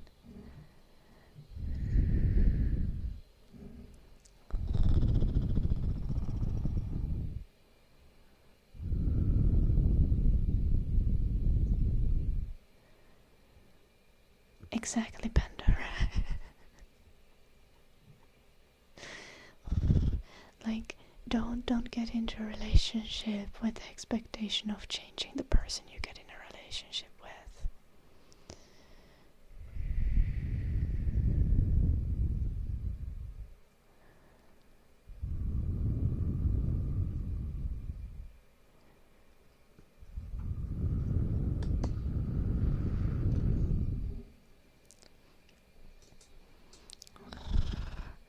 So, Rebbe, this is like a privacy thing.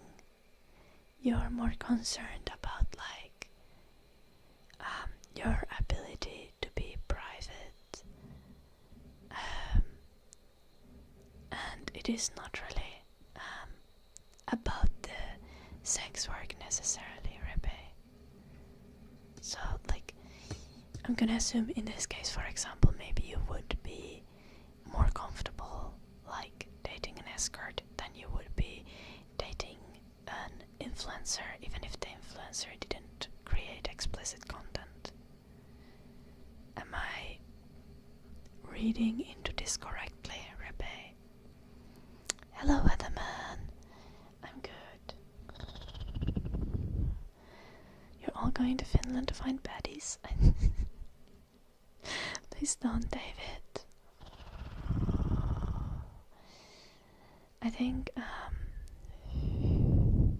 again, I think you can find a delightful partner anywhere in the world.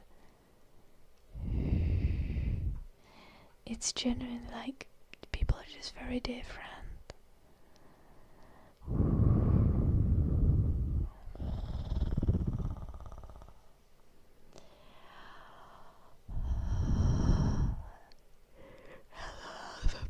Alpha Blocks, I'm good. How are you, Alpha Blocks?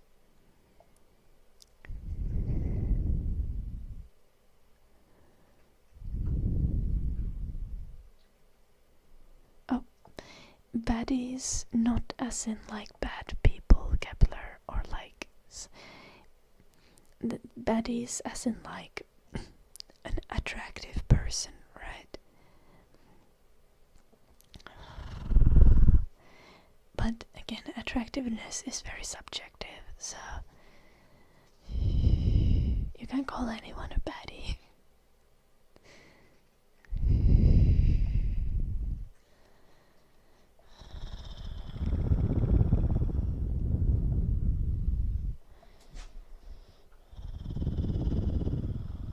Oh, what a man.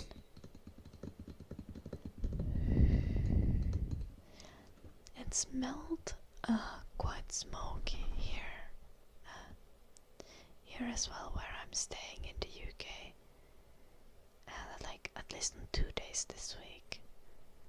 And I think there's wildfires somewhere in the UK happening. I'm not sure if it's because of them or if it's because of some weird shit that the farmers are spreading on the fields.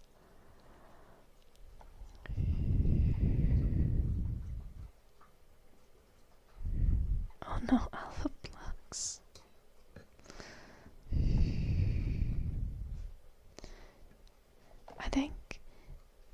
I think you can get along very well with a partner that's very different than you, Bollerton. I think there's some things that you maybe can't compromise on.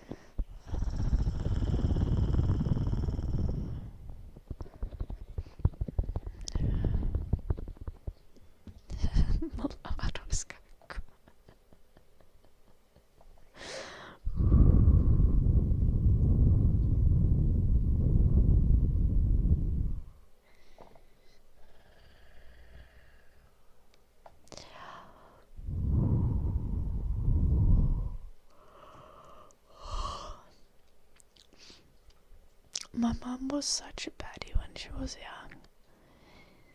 And my grandma too.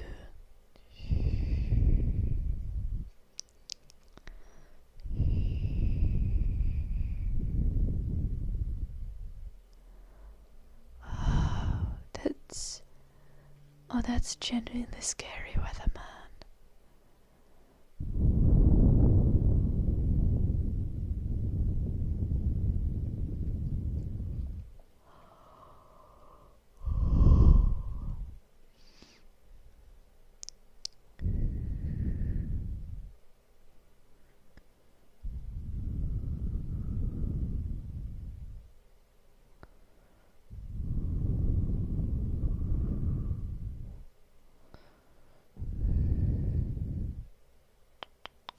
Okay, I don't really know if I can see a logic here,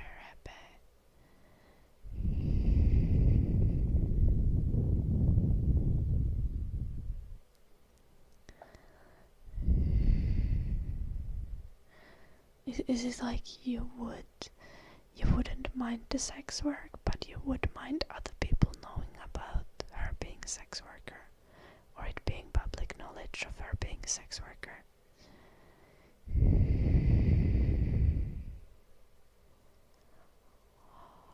Oh no, Richard. That is so sad.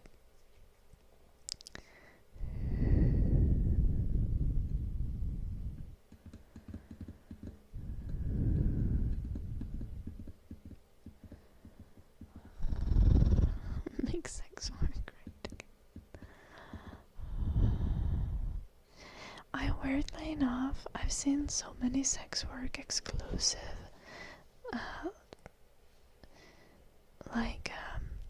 feminists recently.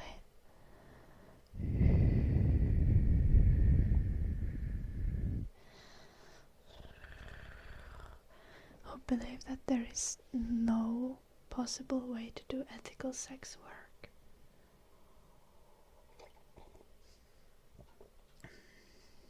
It quite confuses me.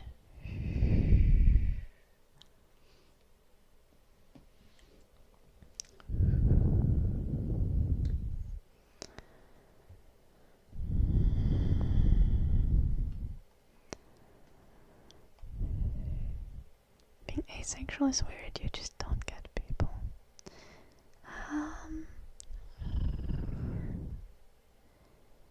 Yeah, that's fair, Kepler.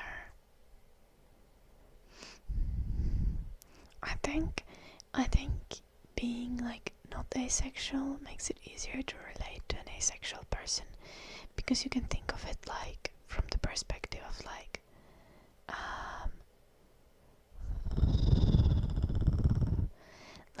as someone who's not asexual can still very much imagine scenarios where they have no sexual desire and people that they have no sexual desire towards, right? But if you're actually like asexual, I think it's probably more difficult to relate with the experience of having that sexual desire.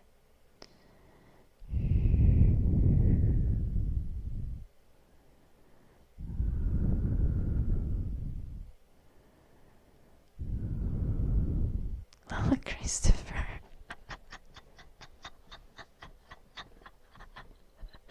You like going on crazy adventures so much that the thrill of sex feels like nothing compared to outdoor adventures. Okay, that's fair, Christopher. Hello, King Brock.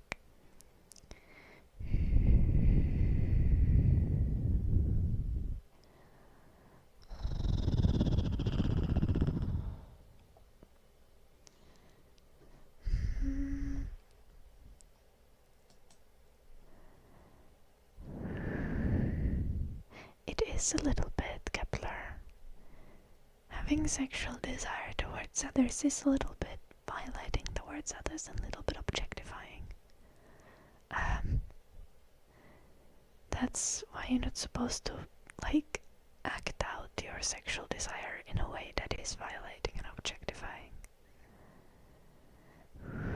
Yeah, King Brock, this always happens.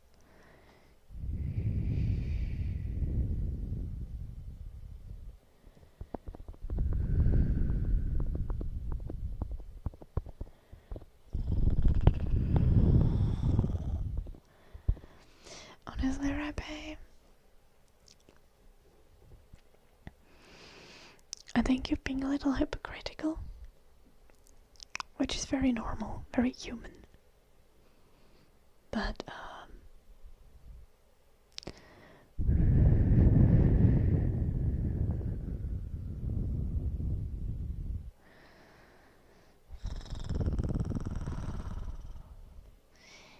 maybe something you want to think more in longer term.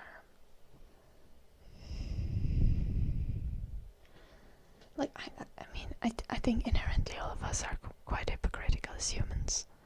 So, like, I'm not, like, I'm saying that how you feel is valid, Rabbi, but I don't see it being logically correct.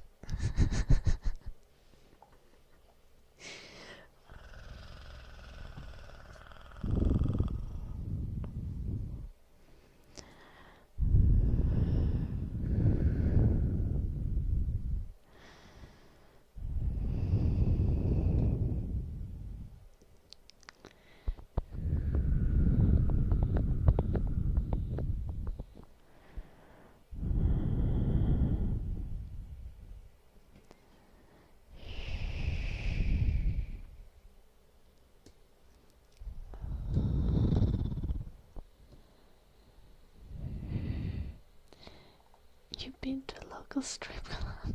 Nice, that was good.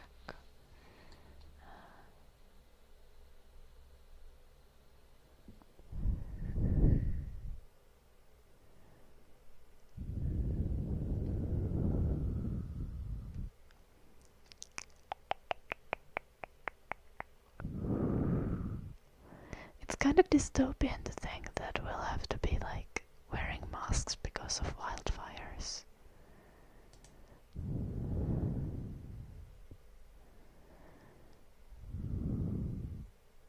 Avaruskakko, you should do nothing about it. Like, having sexual thoughts and desires towards others is perfectly normal and perfectly okay. Even if the thoughts are objectifying in some ways.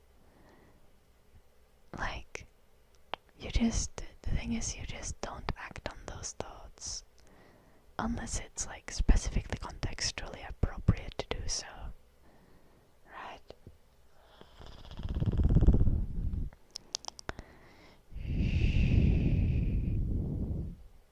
Well, luckily you're still alive, Alpha Blocks.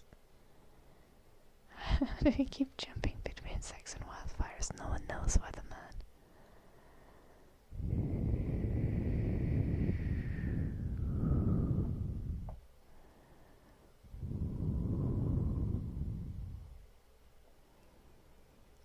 Yeah, Rebbe.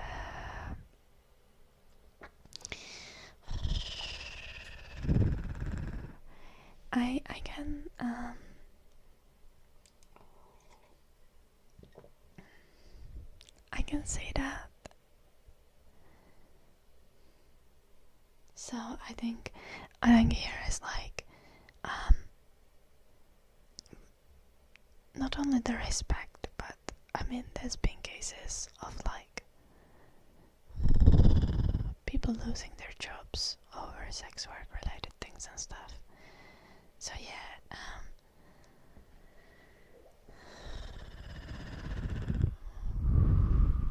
I can see where that comes from.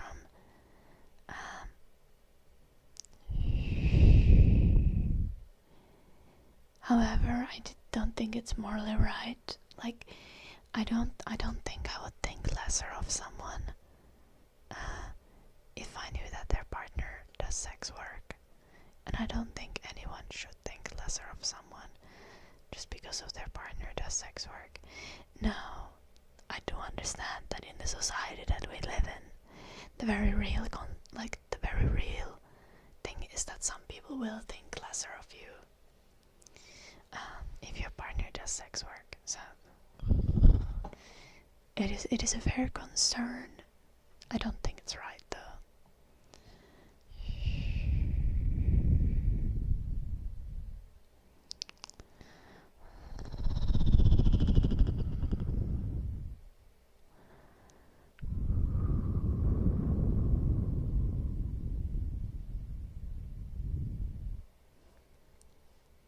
That's fair, Kepler.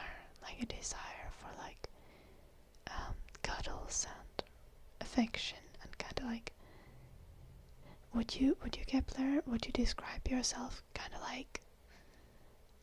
like asexual but heteroromantic? I feel like we might have had this conversation before. As in, you'll have romantic interest in women, but you don't really have sexual interest. Yeah. Okay. Yeah. It makes sense.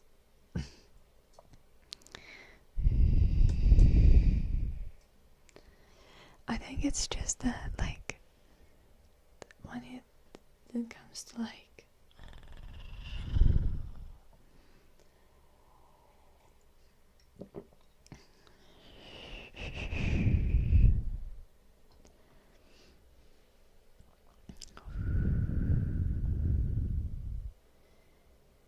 I think that's just like a different way to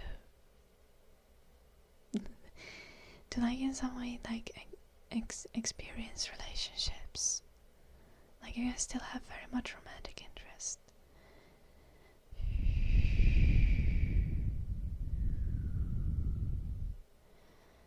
But I do get that, get the idea that you feel like you're missing like a step on the stairs.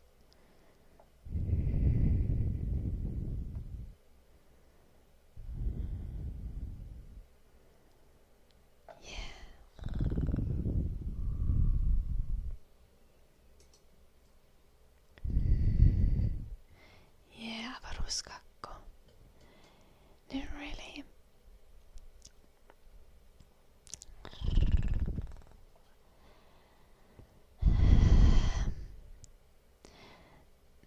Can I beatbox? No, I can't, Moose.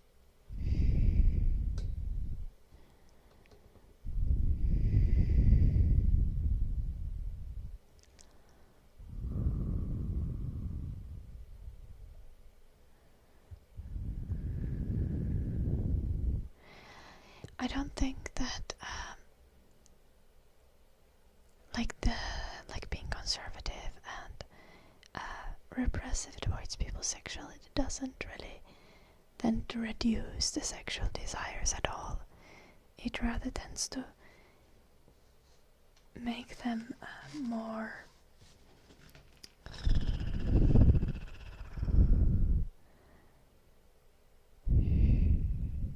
dangerous. It's like the same thing people say about abortions. Banning abortions doesn't stop abortions. It just makes them more dangerous.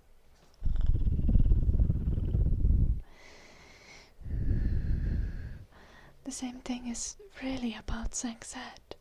Like, no one's gonna stop being interested in sex because of lack of sex ed or abstinence-only sex education. People will still want to have sex. People will still want to like consume content that has to do with sex. Education is necessary for people to have safe sex and like safe relationships and to be able to enjoy sexual content. Even watching porn is gonna have substantially worse consequences for your mental health and for your like sexuality if you don't have the education needed to like view porn critically.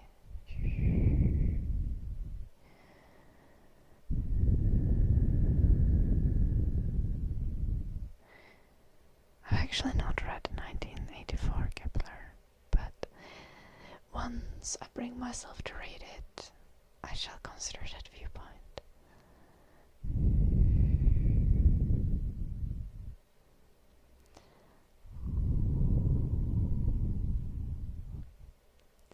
Maybe go find a teacher, Alpha Blogs, and say that you're being harassed. I don't think you need to run, do you?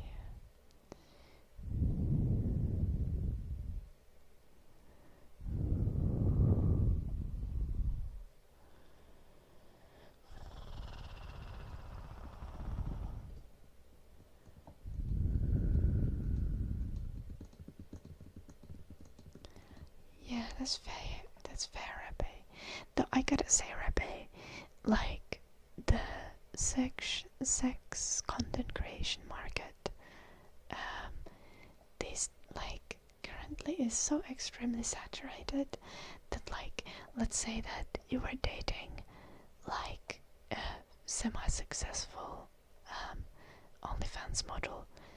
It is unlikely that anyone would know. Like in your circle, unless they specifically told that to people.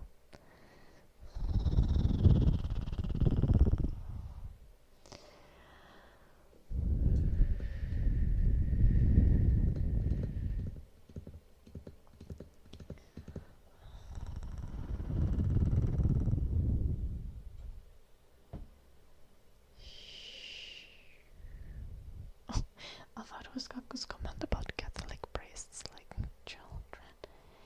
I think, I think with the church, there has always been the thing that when you have a church that is restrictive towards people's sexuality, those who can't express their sexuality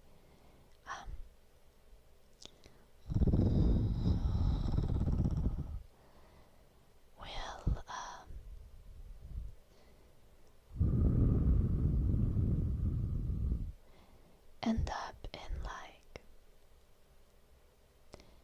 end up finding a way to like still do it, like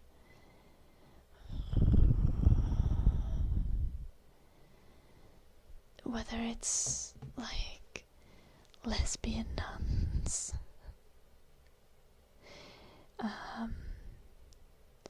just like asexual nuns, because many people were able to escape marriage through becoming a nun, or then like literally someone becoming a priest because well, I think with the case of people becoming priests and being like pedophilic, for example, I think at that point it's less about escaping getting married to someone appropriate and more about using the position of power and trust to be able to gain access that you wouldn't otherwise have. Good evening, Leiden. Eller played så länge.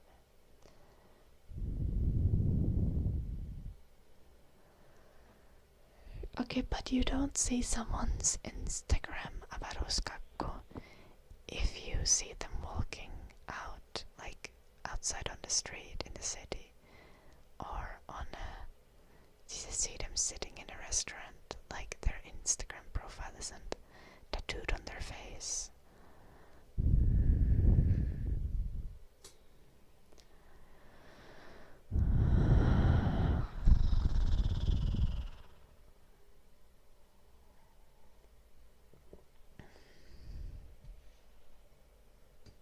I just did Alpha Blogs go to a teacher.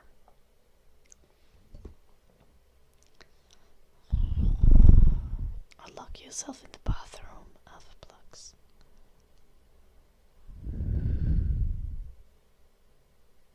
This is fair, Avaroskakko, but realistically, if your girlfriend was an escort and did that as a job, your friends would probably know at that point as this conversation was kind of about that Abe, who said that he would be open to dating an escort, but not open to dating an OnlyFans model. And I personally I think it's very fair to have like sex work related boundaries in with who you date. I was just kind of finding Repe's boundaries hypocritical a little bit. Like back in the olden days when I was on the dating apps, long ago, I actually had a conversation with a guy who did like OnlyFans content. And it was a very respectful conversation. And it was very much like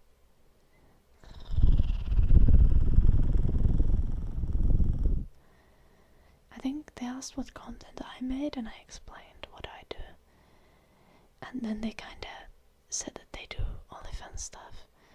And I was like, oh. And then I just straight up went to ask, like, do they do like solo content or content with other people? And they said that they do content with other people. And I was like, okay, so like, I want a monogamous relationship. So I wouldn't be up for this. I wouldn't really care if someone did just like solo content and pictures or things like that. But someone doing sex work that involves actually having sex with other people is like something that I wouldn't want to be in a relationship with a person who does that. So I was like, it's not the vibe for me, but like, good luck finding a girlfriend. And that was essentially the conversation.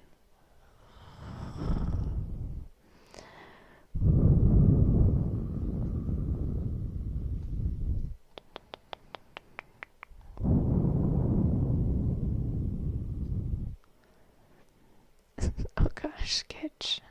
I'm not gonna allow you message, Sketch.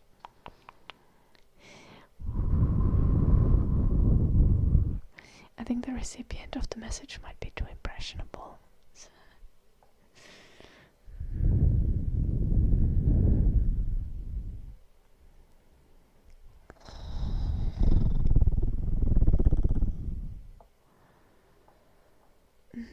Interesting, Kepler.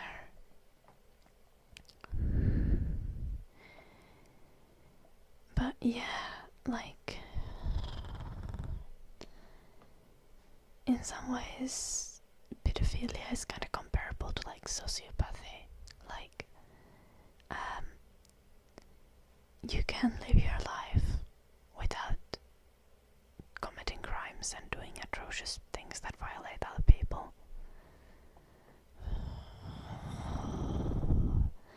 And we as a society should try to make it so that it is possible.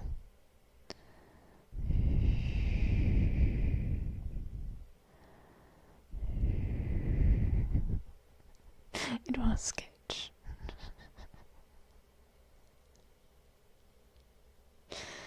Still.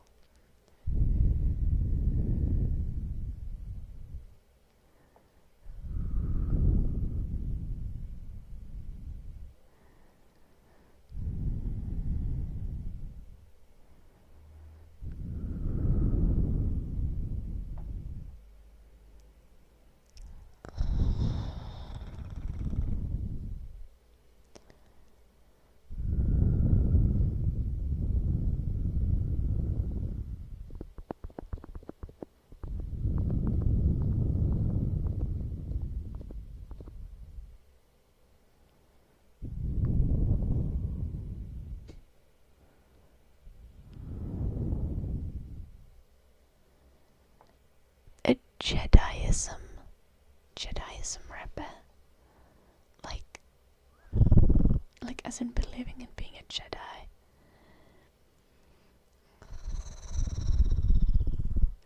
Okay, this is interesting because I actually had someone be like, someone comment, I think, on one of my streams, like stream VOD, after the stream comment.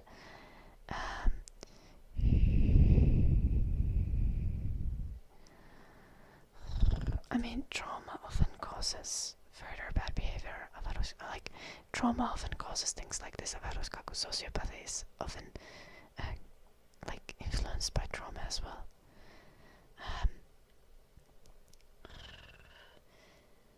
It's obviously not always the case, but sometimes for sure.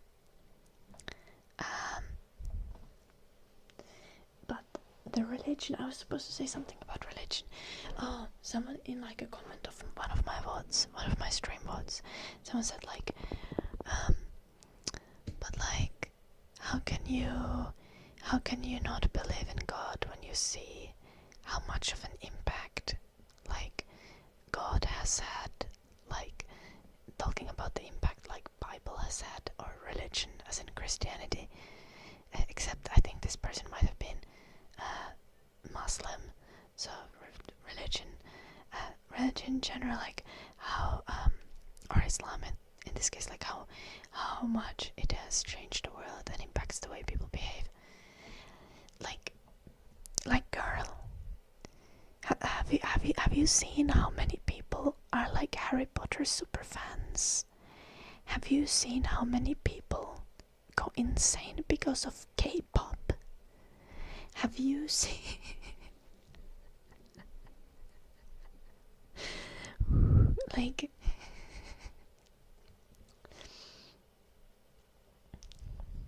I'm being so for real right now. Lord of the Rings, yeah, or Star Wars. Something doesn't need to be true to have a substantial impact on people's lives.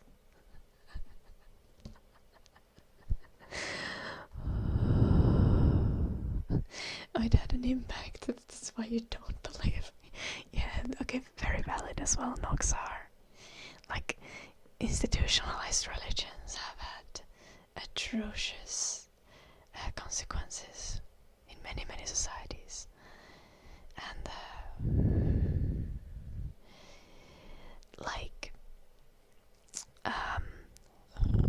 missionary work is often straight up genocidal, and not as in wanting to kill people, but as in wanting to destroy culture.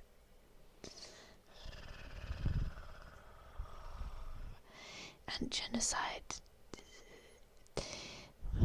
if you know about genocide, you know that genocide is often more about the destruction of the culture than the literal killing of the people, though it is often both.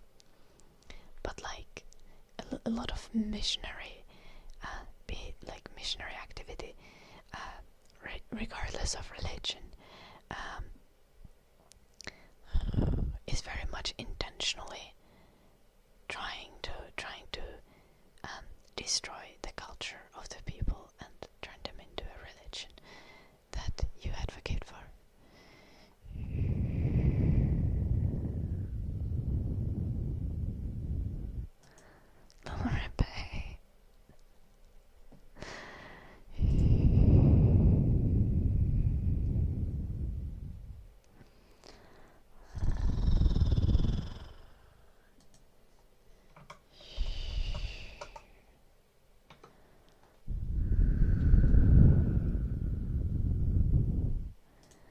Talking about missionary activities.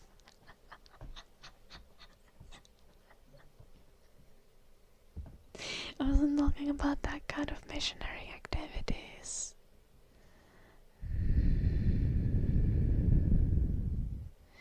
You were once approached by some American missionaries inviting you to church when you were on your way to McDonald's.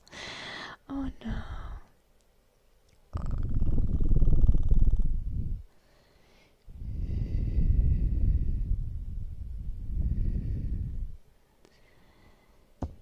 Yeah, avaruuskakko.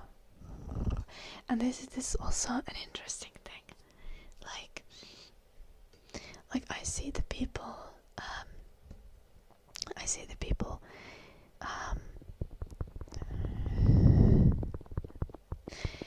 I often see people who are like very, very Christian, hating on like Islam and Muslims the most. And I'm like, cause like from my perspective, this is the same thing in two slightly different packagings. Like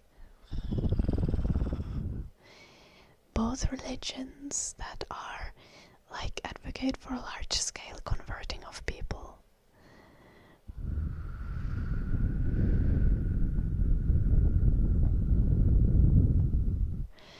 And I don't like religion.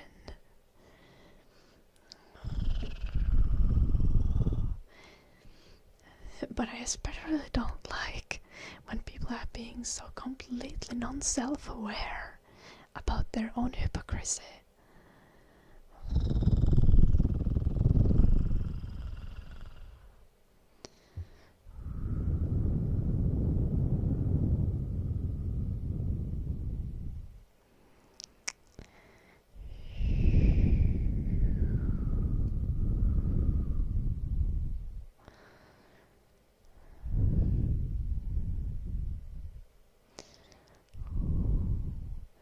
I've seen like Star Wars 1 to 6 movies, and to me that's kind of like 2 really long movies. So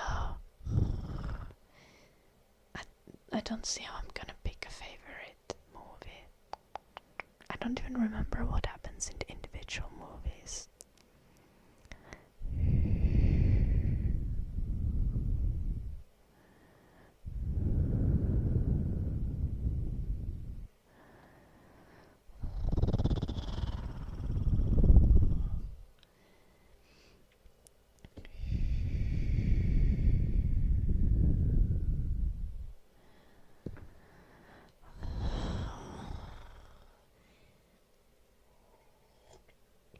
Yeah, basically Kepler, but also like looking at like currently, for example, like Christianity in US, like it is conservative and it is repressive. Like claiming otherwise would be ridiculous.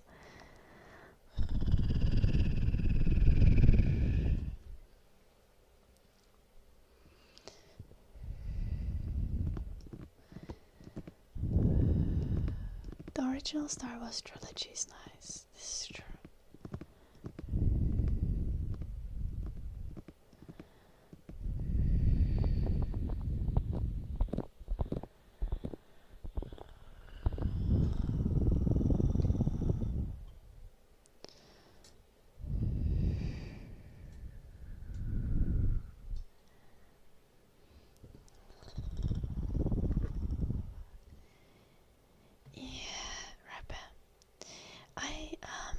I dislike religion whenever it's restrictive and repressive. However, there is enjoyment that I take in like cultural celebrations. As much as I like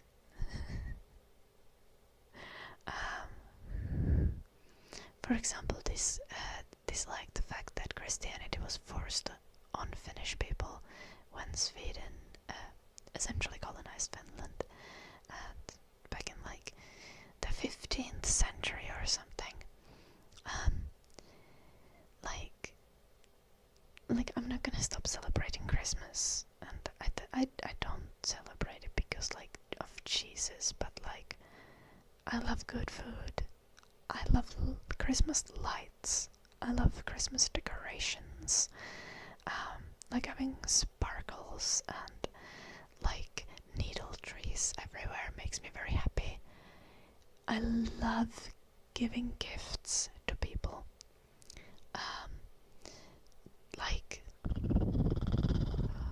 So I absolutely have a reason to like celebrate Christmas with family. I love getting together with family. Even though I'm not religious at all myself.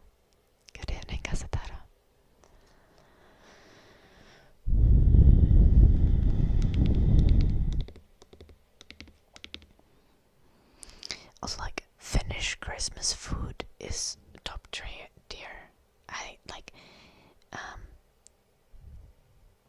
I see many like Christmas dinners being like hella lame, but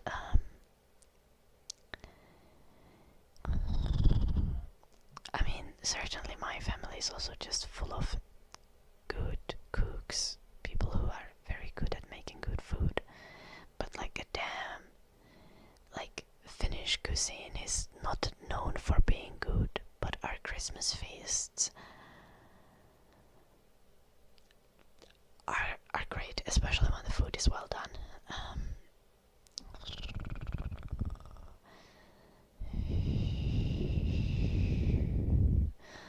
Like we have like a 4-course meal with my family for Christmas that involves like handcrafted dumplings and 3 different types of casserole and a massive ham and delicious gravy and like 4 different types of fish, maybe more, sometimes 5 different types of fish.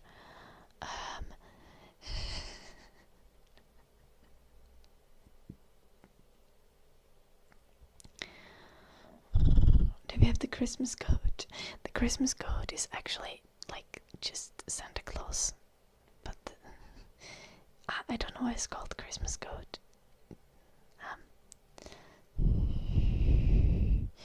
We also have very much like I think in Finland like the Santa's elves or like gnomes are kind of like a big part of the culture.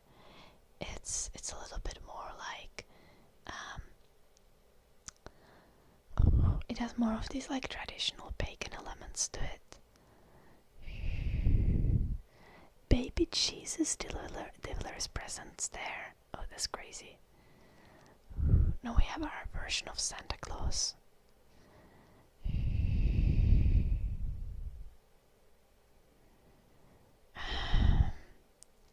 I think a little bit alpha, but it's been like 10 years since I watched Star Wars. My parents made me watch them.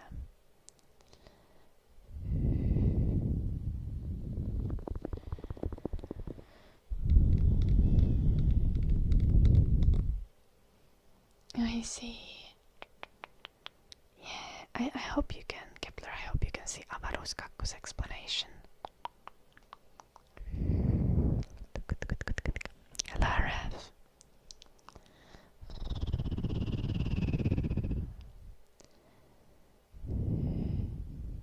Yeah, Rep, exactly. Like, I love cultural celebrations. I love getting together with the family. Like, I feel like there is a very good reason to have seasonal celebrations. I just don't like my seasonal celebrations to be mixed in with like sexual repression and misogyny and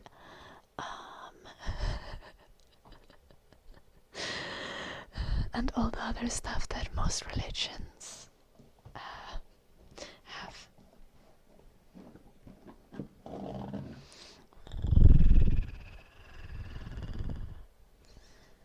Also, religious people pick and choose all the time when it comes to their religious like rules that they follow as well. So like, bruh.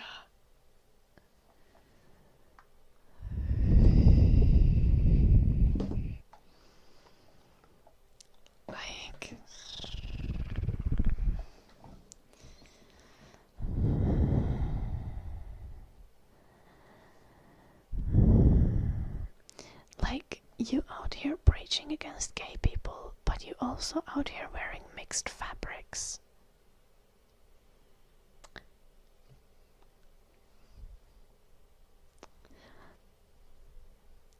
I don't know, but like, seems like your God isn't super consistent. And you don't even believe that everything your God says is correct. Like, why should I?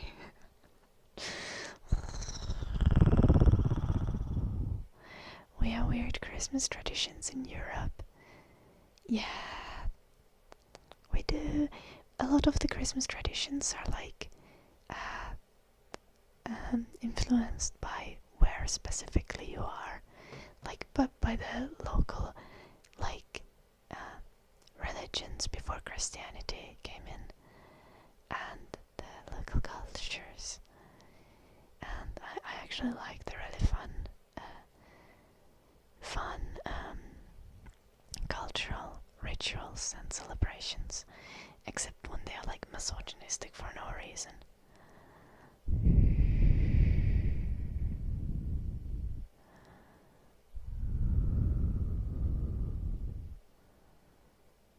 Little Kepler. Yeah, that would be lots of effort.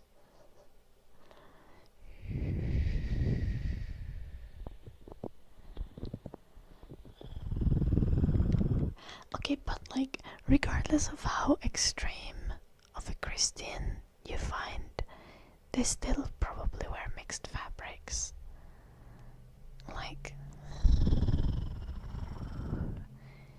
you actually need to go to like very specific small cult-like communities to find people who are gonna be like, well, we actually follow the rules of Bible. And also like Bible contradicts itself, so you can't even follow it fully. Most religious texts contradict themselves.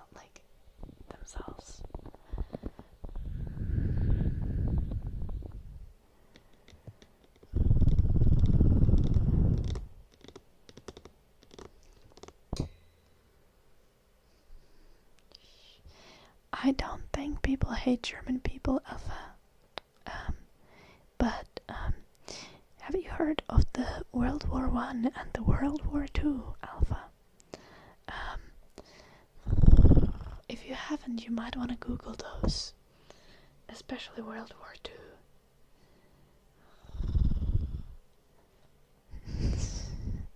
Yeah, Kepler.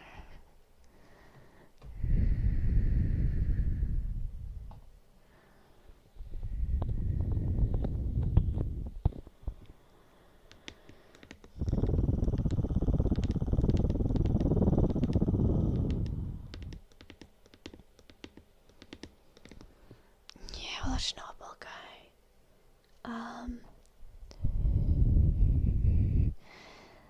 Religion also tends to adjust to the political climate of each country. It tends to like lag behind, but it still tends to adjust.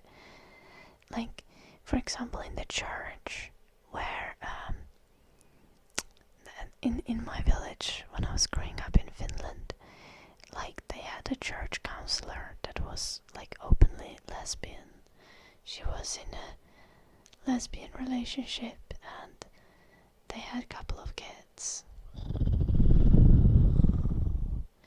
by a sperm donor, I think.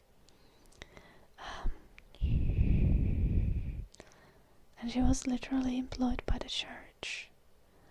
Like, it is quite common for religions to at least some extent adjust with the political climate of the society. Doesn't mean that they still don't try their best to repress people.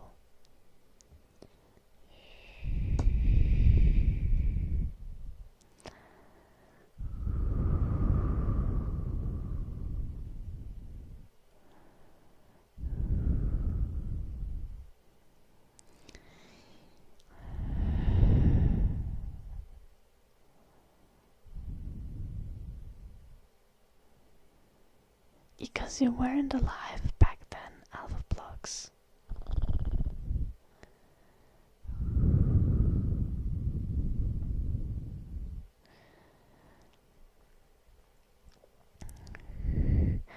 I don't think anyone hates you personally because of the history of Germany. But people are certainly going to be like, people don't like Germany as a nation. Like, I don't think anyone should like any nation state. Like, I don't think there is such a thing as a good country. Like, you don't have morally good states. I don't think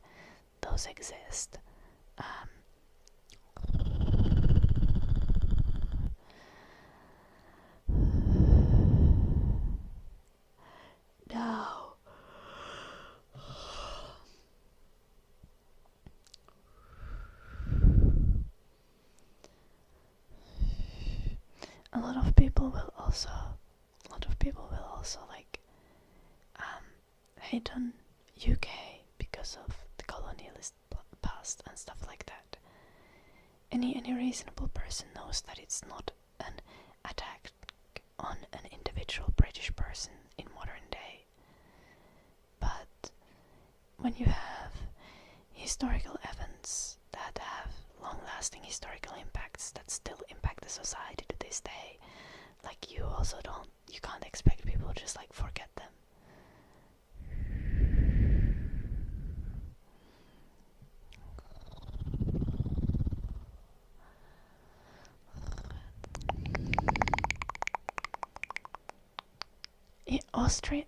Austrians literally started both world wars. It's fucking crazy.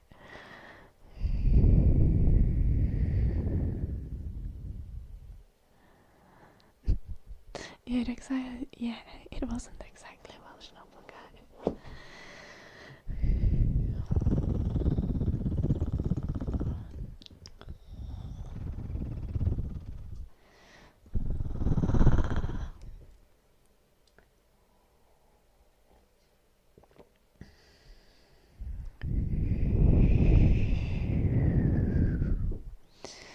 I'm gonna have a piss break, okay? I'm gonna be back soon.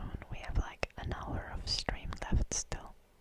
I think I can make it to 4 hours today, even though it's Friday and I'm tired, but hey, we've been yapping a lot, and yapping makes time pass quite quickly.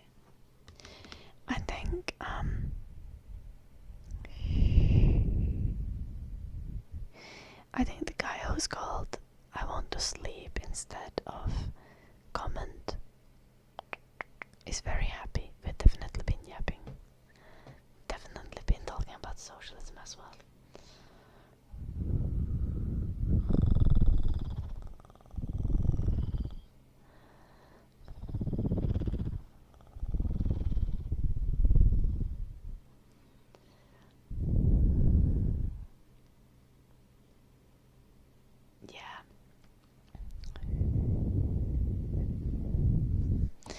We have a sledgehammering. I didn't do the sledgehammering yet, did I? I am going to do the sledgehammering when I return. Okay, pee break now. I'll be back. Behave while I'm gone. Enjoy this clip. It's noisy ASMR, believe me.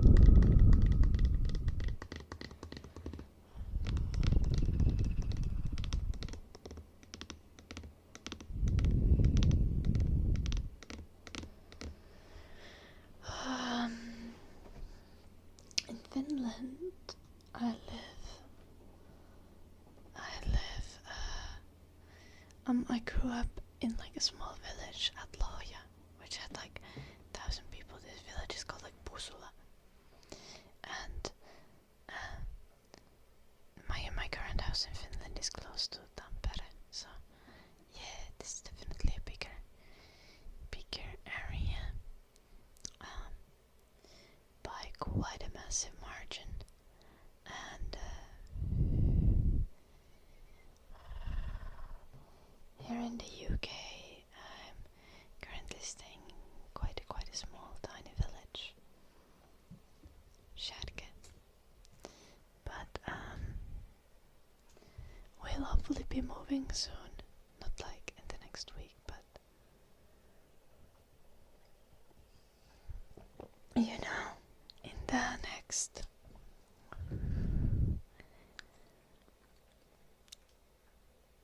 before the end of the year.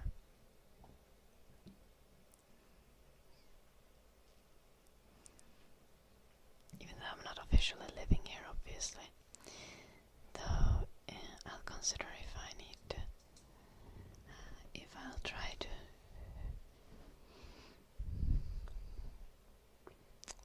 actually get like a residence permit soon. It's gonna be kind of a matter of seeing how to sort things with studies. What, London? No.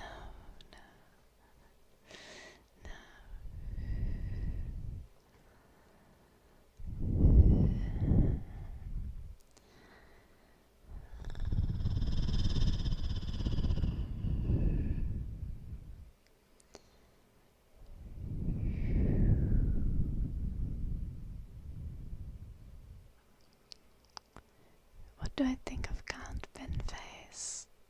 Count Pinface is glorious. I hope Count Pinface wins against Nigel Farage.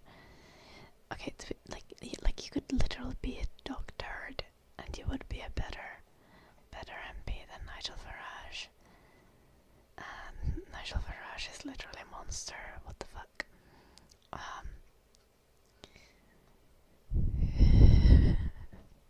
The Count Pinface is hilarious.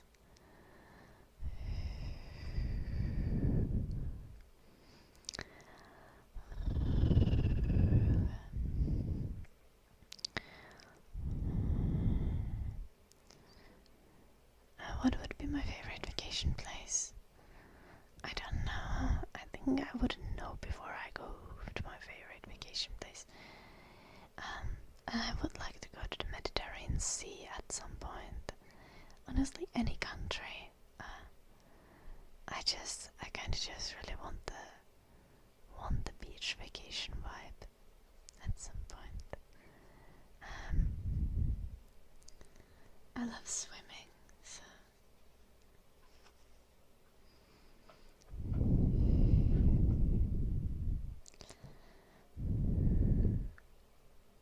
See, the room is warm. Eddie's panting and he's literally just laying down. I'm a little worried.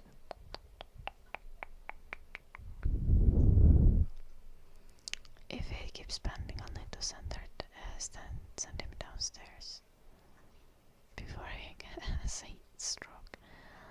Also, like, what's with this dog? He's like laying down and panting while laying down, but he isn't getting up from the super warm and fluffy bed. Like, he could just lay on the floor and it would be colder. You want to go to North Sea? It's fair, Alpha. When is the last time I swam? Last year, probably.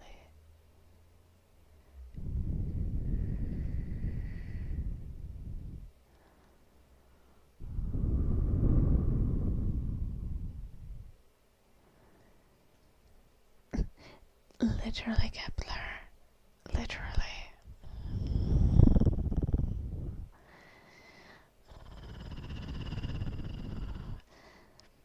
Like, he isn't even doing it because he actually believes in any of stuff.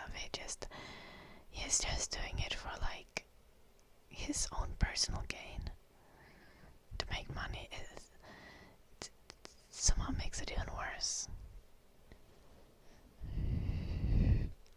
sketch.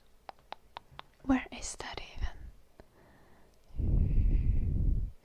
Put ice cubes in his water bottle. It's not gonna help if he's not gonna drink. He'll have sent me.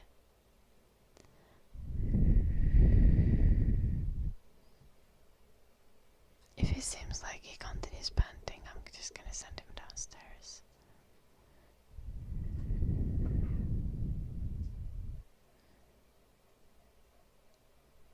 Yeah, Richard.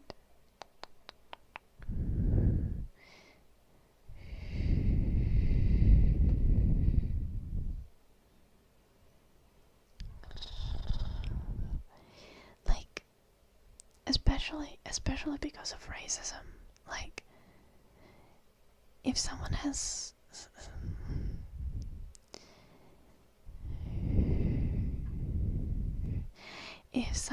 like different economic views than me, even if I think that their economic views are ridiculous and not gonna work and they're just gonna cause suffering for people, like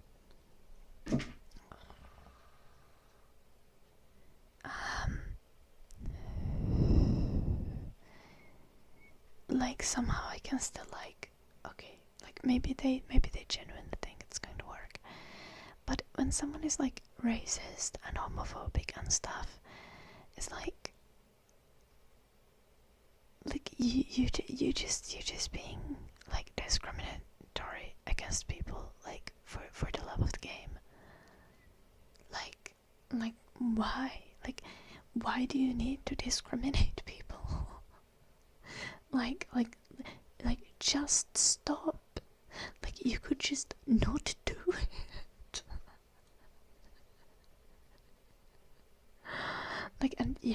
To actually be against discrimination does require awareness of different types of discrimination, and does require wanting to improve the society from the status quo.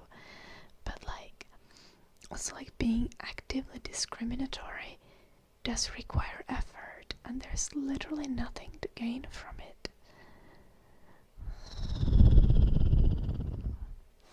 Sleep well, Alpha.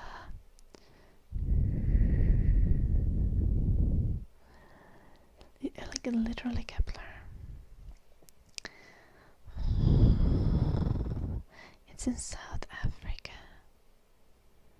Oh, that's cool. Sketch. I love Paragus. Blooming fountain.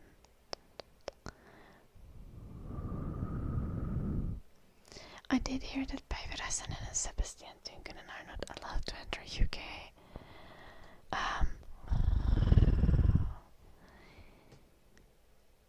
It's kind of funny, but also I do not really think this is the appropriate method to stop racist people from being racist.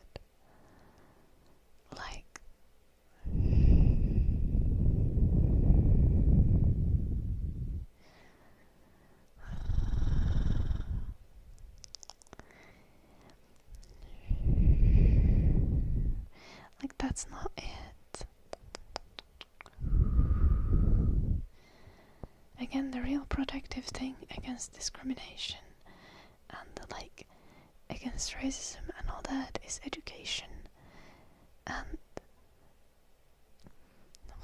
UK just seems to think that they can make the world a better place by just restricting people from whether it's going places or doing things on the internet, and just surveilling people. And as much as I hate Päiväräisen and Sebastian Tynkönen, it's really funny that they are blocked from entering UK. I still think that UK is taking the wrong direction policy-wise to dealing with any kind of political influences.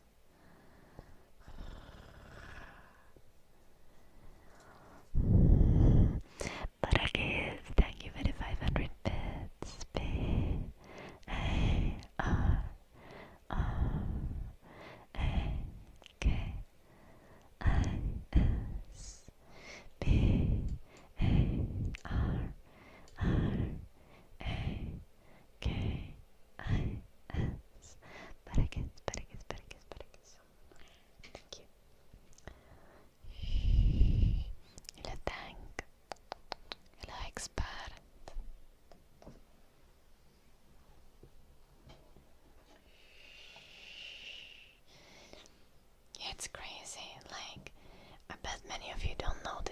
actually play video games sometimes.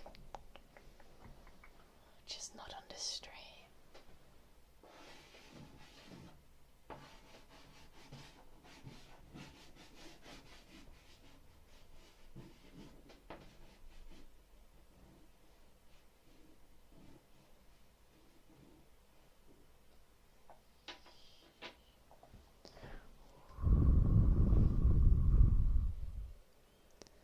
Oh, you want a pig on the board?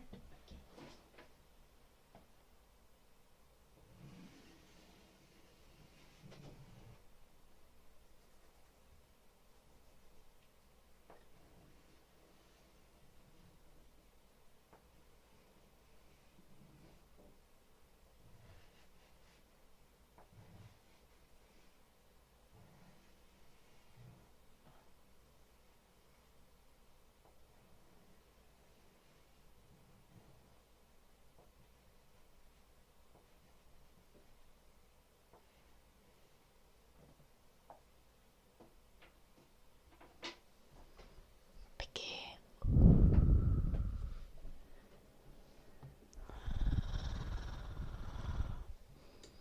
Little avatar skunk. I don't think he views himself as a criminal.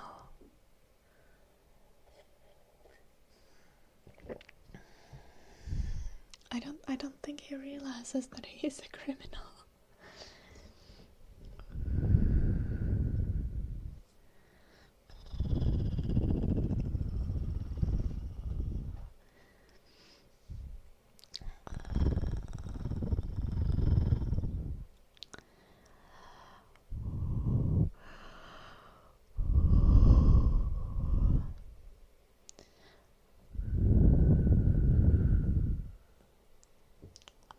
Hello, Harry.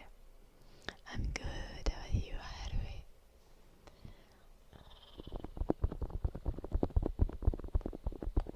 Also, Barakis. There wasn't a pig before, but there was a donkey ass on the board. I'm sure you appreciate that. Eddie requested it. Not the dog Eddie, the chatter Eddie.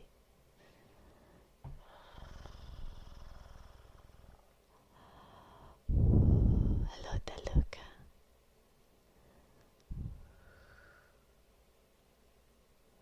Oh no, Harry. Oh.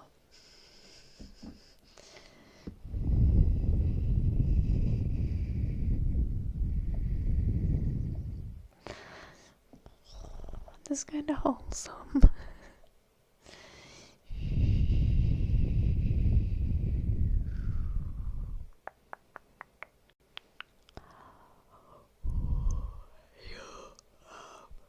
You need to make your Friday like gaming with friends day or something. If you have some friends who don't like work on Friday or anything like that. My partner games with his brother every Friday and abandons me. To be fair, I do stream like half of the time that he games. And the first half I usually used to like make a video and do other work. Just trying to do errands. Oh. Oh no. You have no work and you have no housework to do. You're working towards getting a home loan. Oh, good luck with it, Harry.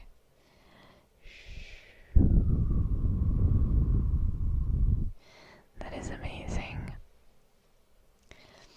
I hope you... Are you planning to get a house together with your girlfriend? Oh, you're supposed to sledgehammer. Oh, Boyan, are you still there?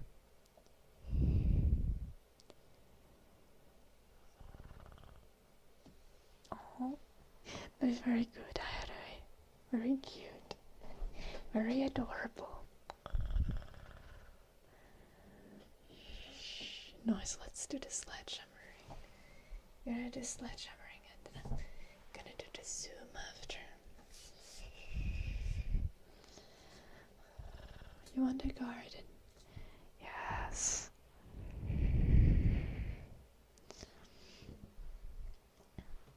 Gardens are lovely. My partner just made an offer on a house last weekend and it was accepted.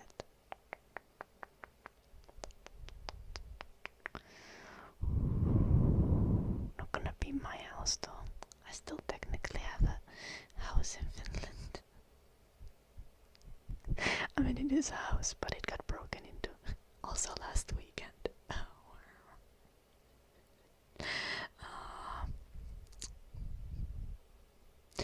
And then the house in a questionable condition, at best. Well, it was already before it got broken into.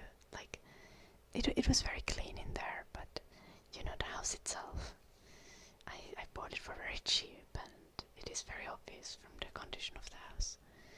Bye bye, Kepler. Have a lovely evening. Bonk, bonk, bonk, bonk. But yeah, what I was getting at is that my partner will also have a lovely, lovely house here. Bonk, bonk. And we also looked for a bonk house with a nice garden. Bonk, bonk, bonk, bonk, bonk, bonk. And I wish you the best of luck, Harry. Bonk. Once you start actually like looking for a house to buy, I would say like be patient. At least so far from just having done house hunting. I don't know if that's what you even call it. Seeing houses, bonk, bonk, with my partner. Like you can tell when you like a house, and you wanna wait for that. You wanna wait until you have a house and you leave the house and you feel like, yeah, that's the one. We wanna put an offer on this one. Bonk, bonk, bonk, bonk, bonk, bonk, bonk. Yeah, no, it is in most areas, Harry. How old are you, Harry? Bonk, bonk, bonk, bonk, bonk, bonk.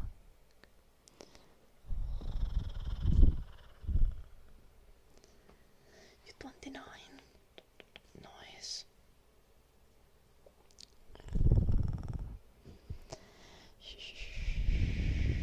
Bonk, bonk, bonk. No, you're not old.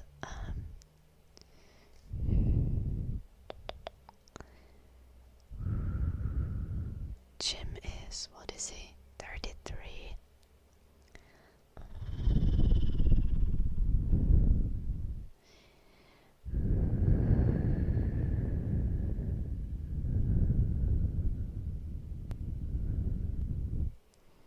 It takes time, and even as it takes time, you also need to still be lucky with being able to have enough money to get a house in a nice location and stuff. It's not easy.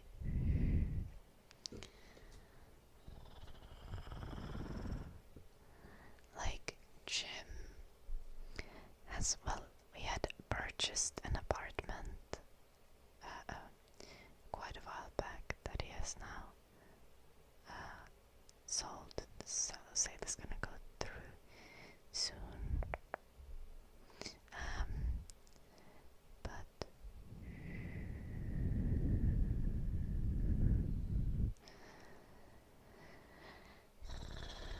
But yeah, Jim was living in like a one bedroom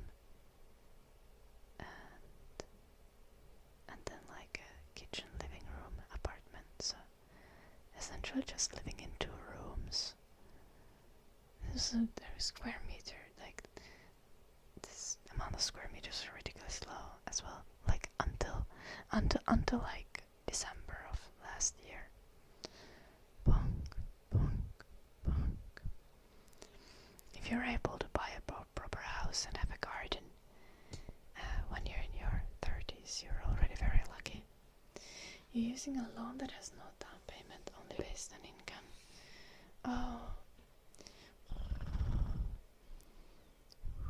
that is a choice ahead of me.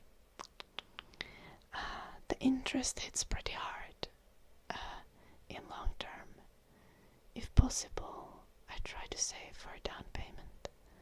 Bonk, bonk, bonk, bonk, bonk, bonk. Tsepipit, thank you so much for the 72 months.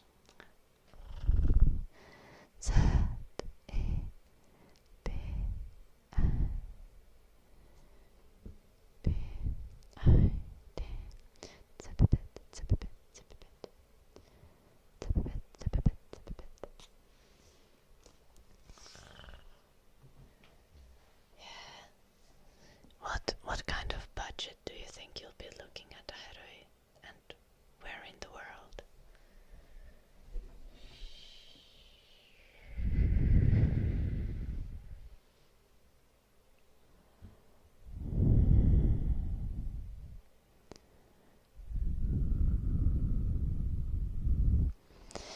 Zip a bit on the board.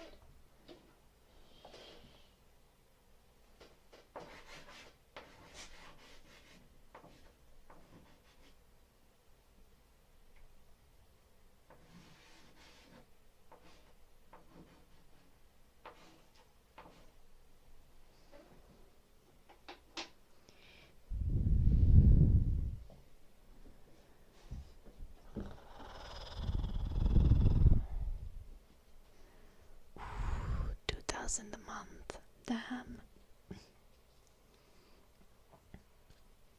Yeah.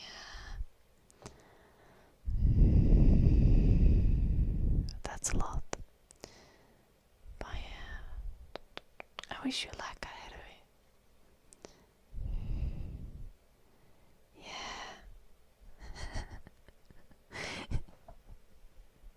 Me, I okay, so like, my context is being poor.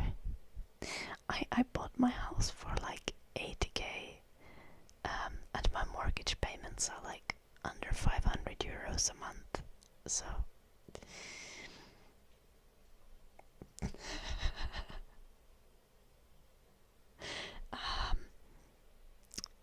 and by the way, like normally the houses in the area that I live in Finland go for like 150 to 250k. Houses that are similar size as mine.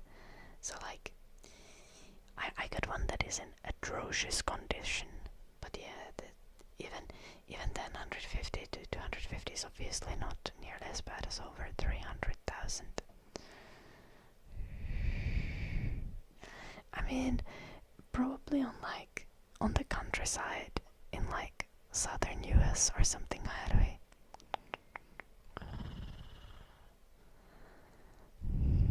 Like if you go to like countryside like Texas. Okay, damn, what the fuck you mean?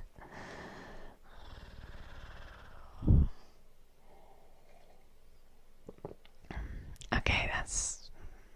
yeah. Finland has lots of forest and not so many people, so... My brother bought like a tiny house that's in a atrocious condition. Actually on the countryside, so my house is in the suburbs in Finland. It's in quite a big city. Obviously not a big city on like global scale, but it is in one of the surrounding cities to Tampere, which is the second biggest city in Finland. So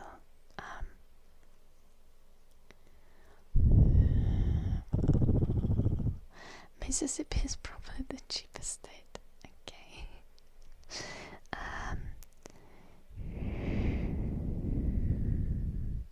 But yeah, my brother actually bought a house house for 40k this year.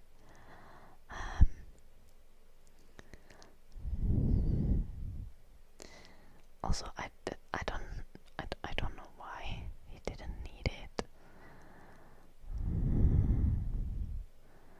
You're in Oulu, walked like 4 hours to the forest and we're still in Oulu. Yeah.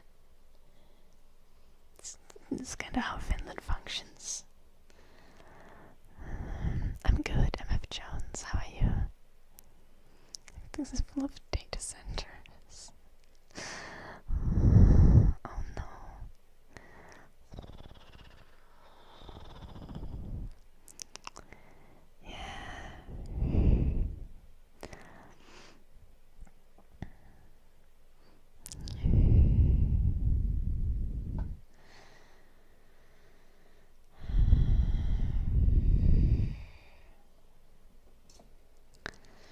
But yeah, here in the UK, the housing market is cooked, just like in US. So the house that Jim made an offer on was in similar range as what you're looking in Herøy.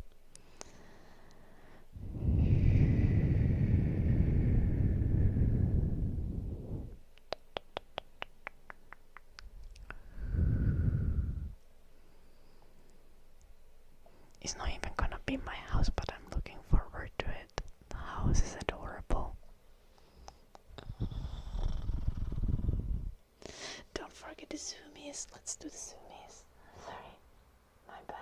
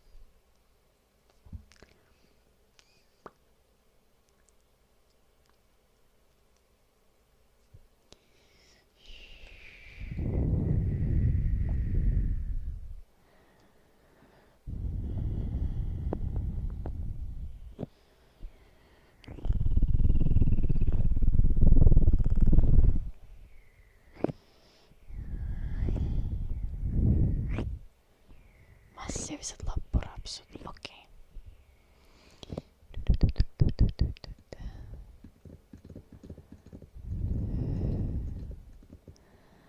I watched a video essay talking about the coal mining and stuff in US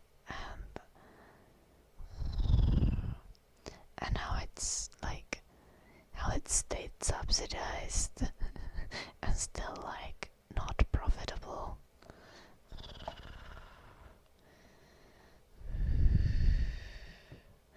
It's funny how they keep like thinking that like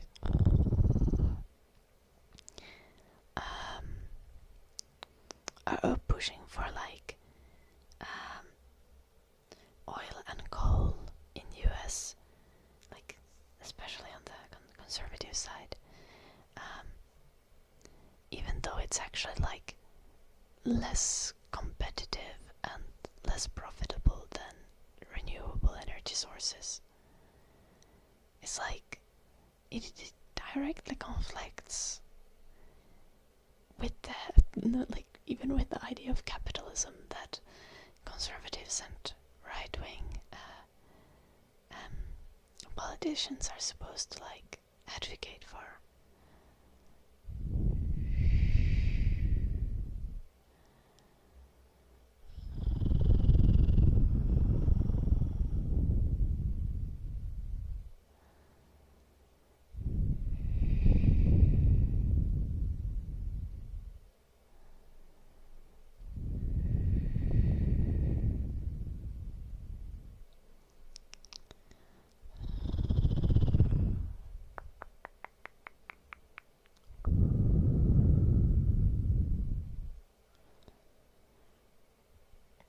be fair, how do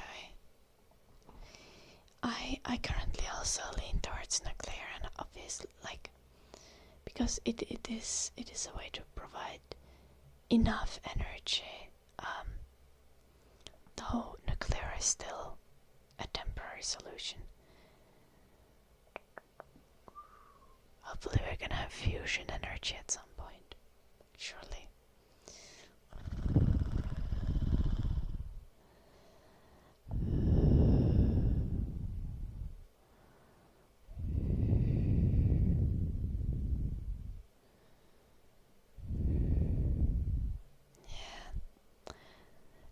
It's really often about just like literally just subsidizing the rich.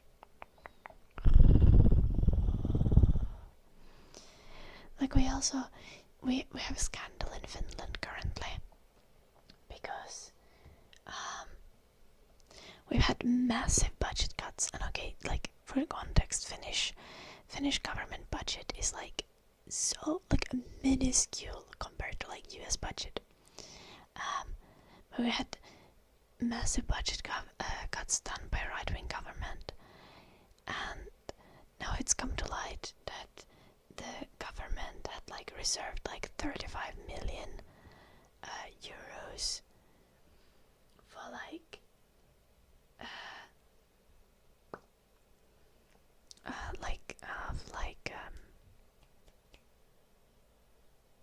now I forgot the word that I just used a second ago. Like as a government subsidy to an arena project that was failing and very much like ran by people who just happened to kind of personally know the prime minister. You know, so the budget could easily find money for such a project, but massive welfare cuts were still necessary.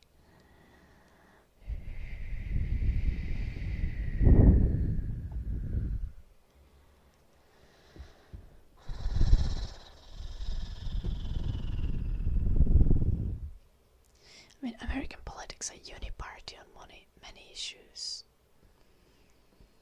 Like, until some, like, very recent changes of having some, like, democratic socialist candidates run and win in US, like win in primaries and stuff. There hasn't even been an option to vote for like an anti-Israel candidate, because like both Democrats and Republicans are like supportive of Israel's genocide of Palestinians. So it's like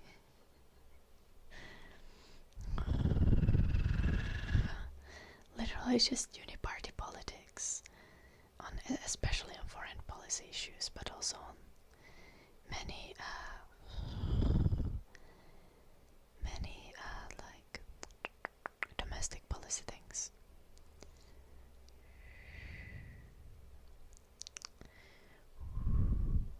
Yeah, Scottish.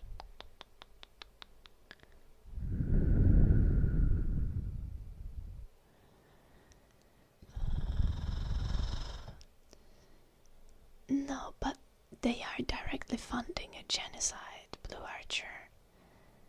That's like saying that someone who supports sending money to like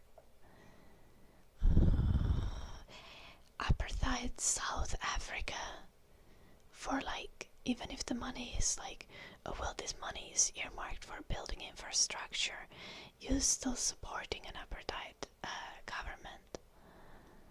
Like,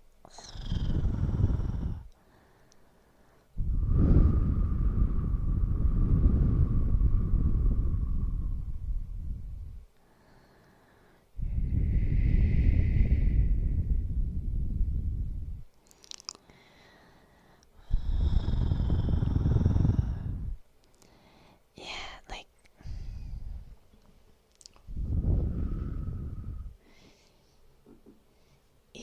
if your country is is doing something as atrocious as genocide and apartheid, you don't send any support to them. Except maybe like humanitarian support to the victims. But there should be no weapon shipments. There is like no defensive weapons. Yeah, which I hate as well, Blue Archer. Do you think I support Finland doing that? I do not vote for any Finnish candidate that is pro-Israel in any kind of way.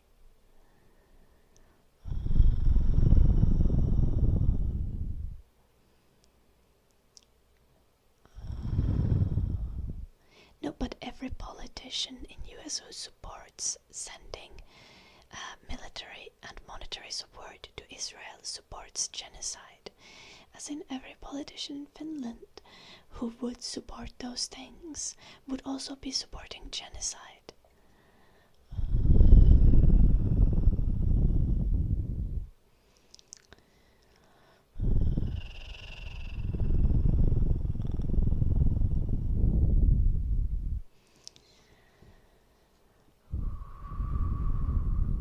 My point. Okay, my point here, Blue Archer, was that I literally just said that there are some Democrats now that have won primaries and that have been elected who don't support genocide.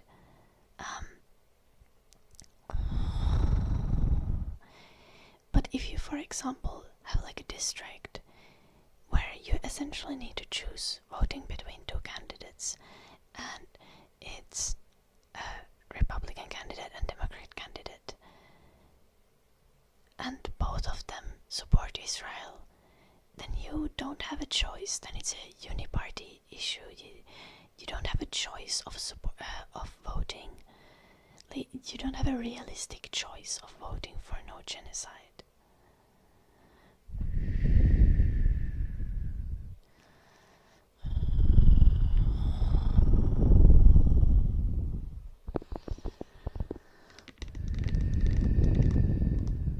Now, you said your bit, but you didn't want to hear my counter-argument, Blue Archer.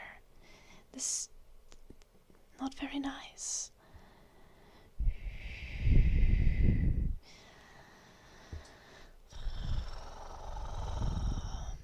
Also, the whole point here was generally just about being able to have a choice. Obviously, you never get to really choose a candidate that you agree on everything, right?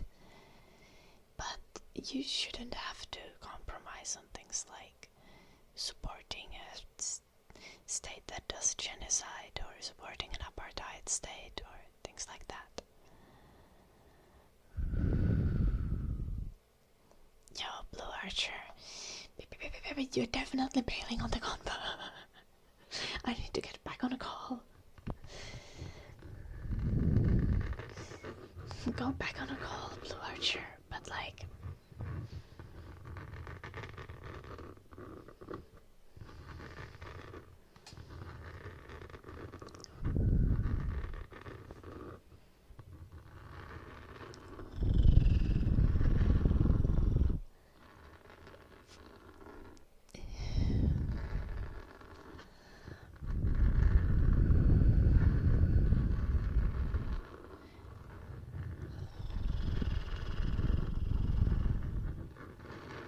Many of them do, Blue Archer. And there's many elections where voters don't have a choice between voting for someone who's going to support genocide and someone who isn't. This is literally what I said. That was my original. I said that it was a uniparty issue. That you don't get a genuine choice if you need to choose between two candidates which both support genocide.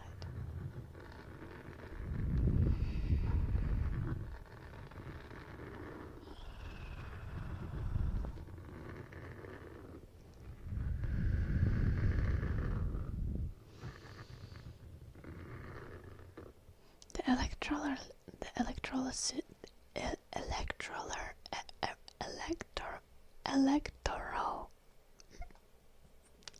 system of US is fucked.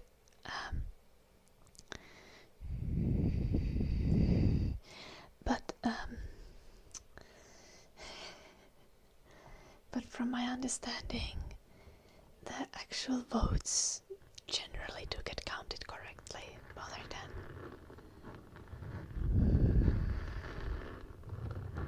I'm not tipsy, not yet, Anton. Even though we had a cocktail goal for the entire stream, it's just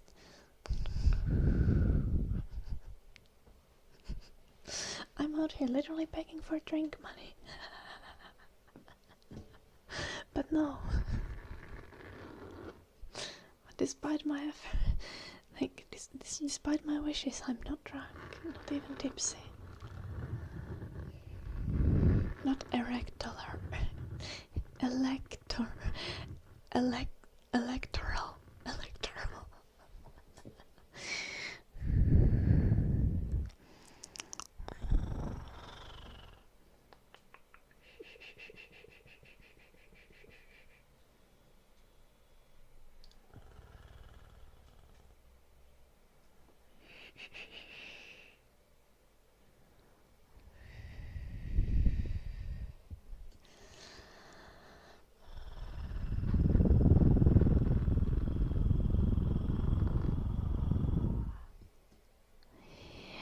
Myler, man.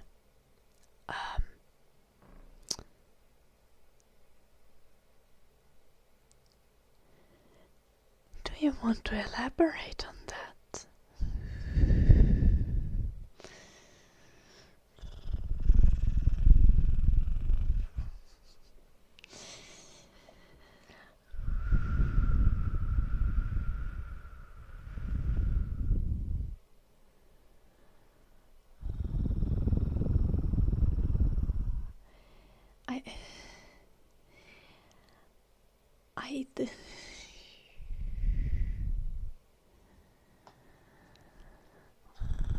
Oh, I thought you were expressing your own.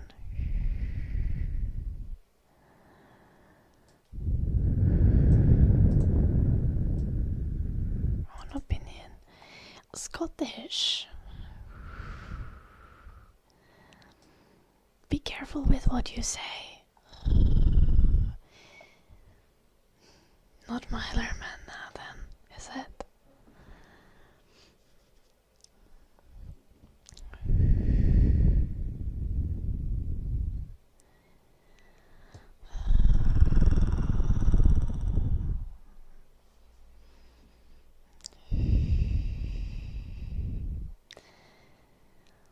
Also, to be fair, I feel like we always need to... It's almost annoying, one always needs to say this, but like... It is very important to understand that anti-Zionism and anti-Semitism are two very different things. I again, literally earlier today, I saw a post that talked about the atrocities that are committed by Israel, and there was literally a comment from someone being like, "Oh, I wish the Nazis finished their job," and I was appalled. It is genuinely, anti-Semitism is very real, and like, I don't think anyone like that. We are against all, like, you're supposed to be against all genocides, like, regardless of who is the victim. Like, the whole point of us talking in history lessons about the atrocities that Nazis did to Jewish people and also to many other communities, many other minorities, sexual minorities, disabled people, people of other religions as well as Jewish people, and the ridiculous conspiracies against Jewish people. we need to realize that, like, that was horrible. And the fact that Israel is now committing a genocide against Palestinian people does not in any way justify what Nazis did, like 80 years ago. It is atrocious, and we need to be able to separate anti-Zionism and anti-Semitism, and trying to saying that, like, all Jewish people, for example, are responsible for what Israel does, or that Israel represents Jewish people, is very unfair. And it's like saying that Al Qaeda or ISIS represent Muslim people. Like, no, they don't.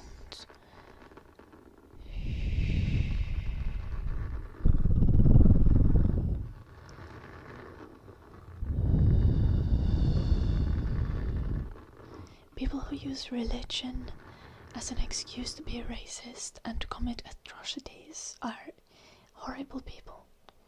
As much as I generally dislike all religions, still.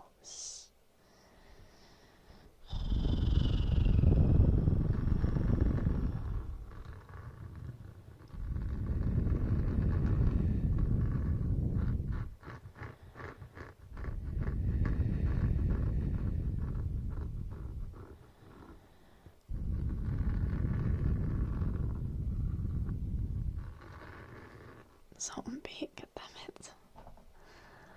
Welcome back, Kepler. Like, Putin represents all Russian people. Yeah, he doesn't. And, like,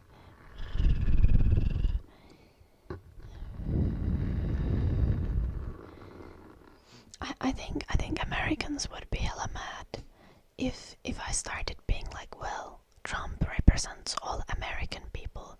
All Americans must love Trump, you know, and all the atrocities that Trump has done. Like, otherwise, you know, they would have already done a revolution, obviously. Because I see a lot of people talking about how they expect Russians to do a revolution and to overthrow Putin. But, like, I see many people, even majority of people in US, acknowledging that Donald Trump is doing horrible things. Yet, why are we not blaming them for not doing a revolution? Microphone scratching is great.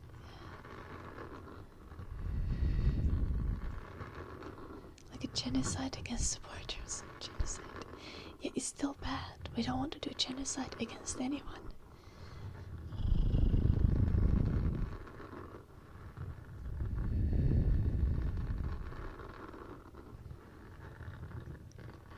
Yeah, exactly, Anto.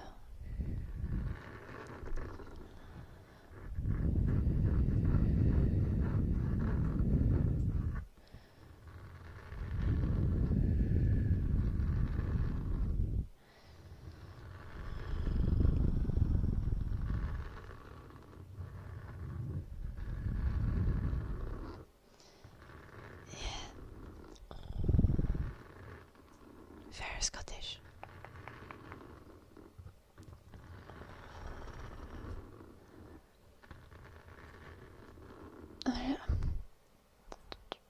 Bring this up because it's also important, and I don't ever want to make anyone think who's like genuinely being anti-Semitic, or who's using Israel's actions to like to increase hate towards Jewish people, especially Jewish people who live all around Europe and all around America and all around the world. Like, when people are using saying that Israel represents all the Jewish people. Like, I don't want to make the people who think that, like, I don't want to make them feel welcome here. So I don't think this is the case for you, Scottish. But I want to make it very clear for anyone who might have that view that, like,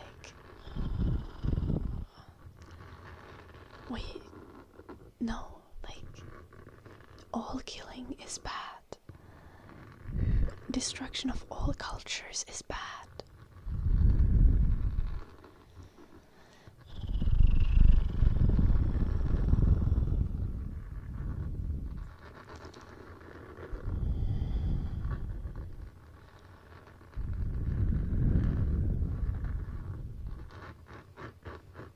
No, Barakis.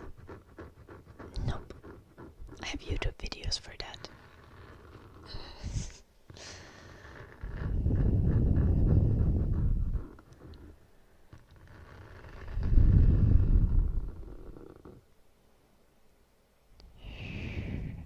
Okay, I heard you saying that the problem is that Jewish people support Israel. But yes, this is relevant. Majority of Americans, or a majority of Americans who voted supported Trump. This is very apt here. There are tons of anti-Israel Jews, and there's another thing to consider. Like if we start playing this game, we're literally playing to Israel's hand, because it is true that there are like Palestinians who also like very much want death of Jewish people or death of Israeli people.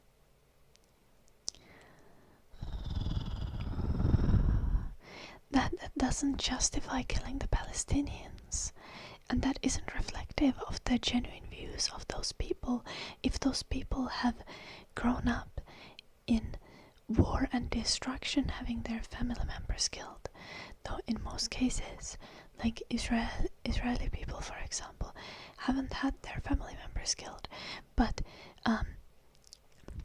still, like globally, Jewish people very much have generational trauma left by like the actions of Nazis, by Holocaust.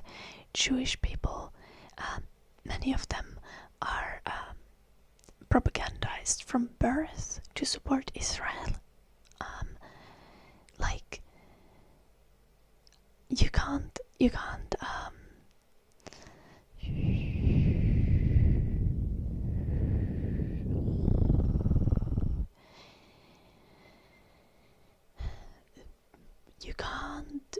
lay the blame, like if there is a radicalized population, you can't be like they deserve to die, or it's because of their religion or ethnicity. It's often because of circumstances.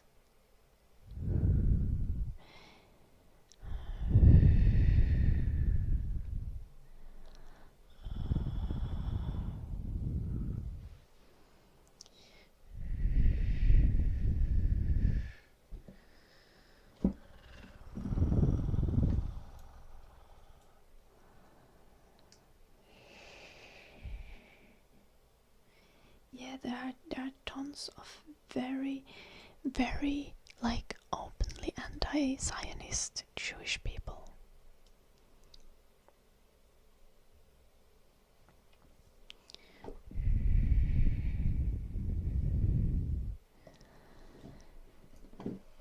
Believing Israeli government represents Jews, like saying North Korean government represents North Koreans. Well, it doesn't, but it's even like an equivalent of saying like North Korean government represents all Koreans. Like not only North Koreans but also South Koreans who don't even live in North Korea. Because like there are Jewish people all around the world.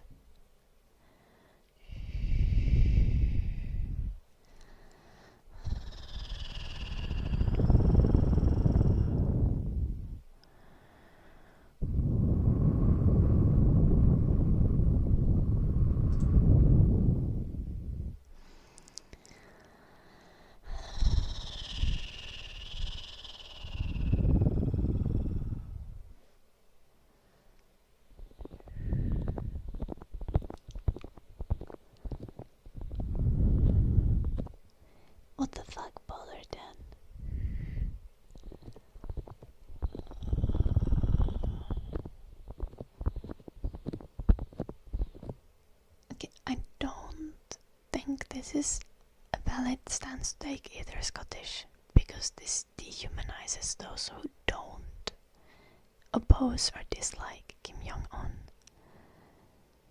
And this is like saying, real Americans hate Trump and real Russians hate Putin. This isn't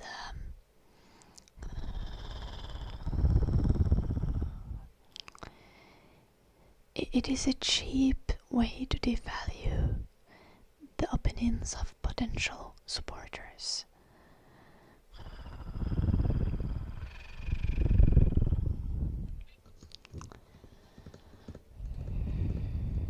It is the no true Scotchman fallacy. You're literally called Scottish. Isn't that the name of the fallacy? Am I forgetting things?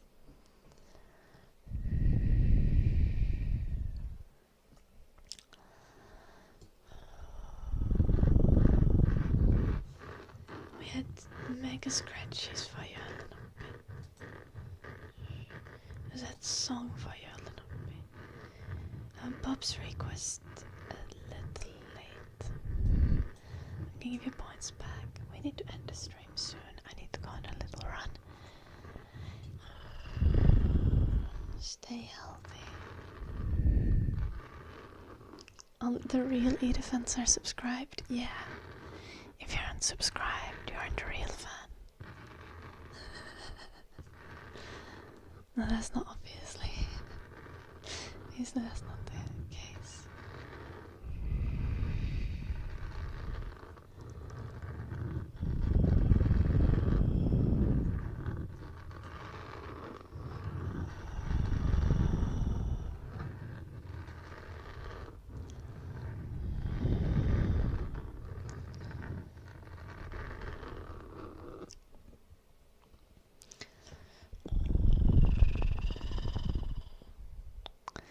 Delicious. Do you believe that believing propaganda makes one automatically evil?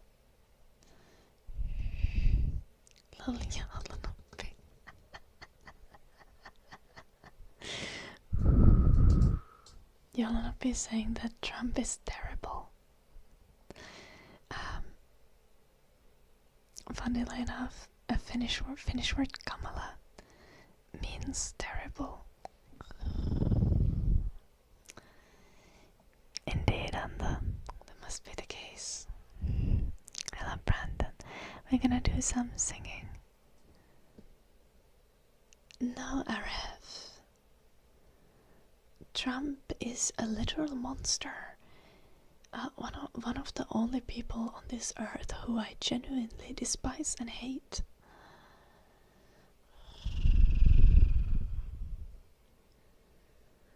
He is a man-child that is willing to destroy anyone and anything for his own ego.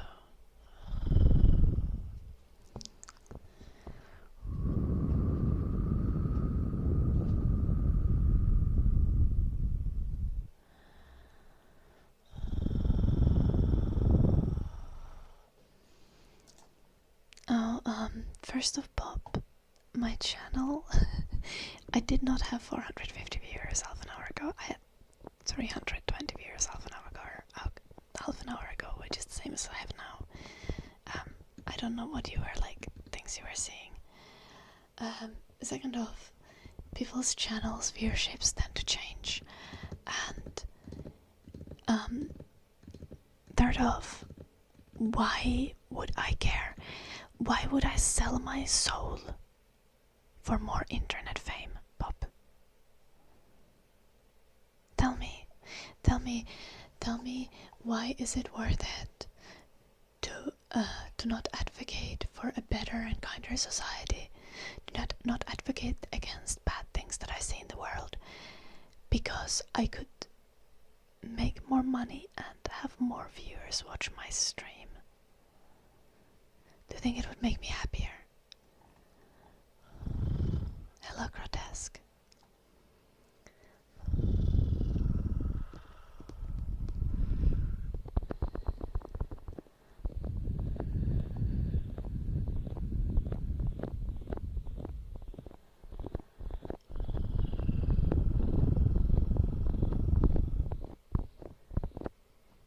Trump is definitely doing much, much worse things than many other presidents. And now that doesn't mean that I would consider any of the presidents good. Austin. But Trump is absolutely despicable.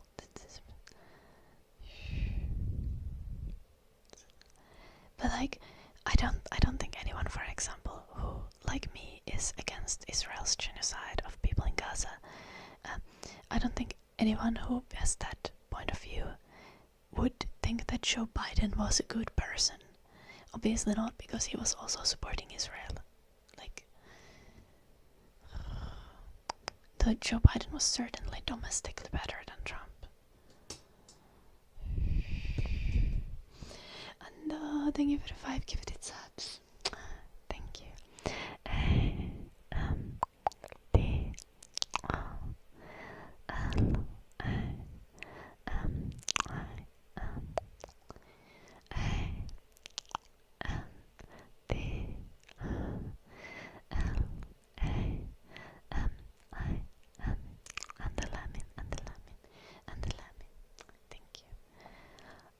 That is nice, Avaruskakko. I've been to 2 as well.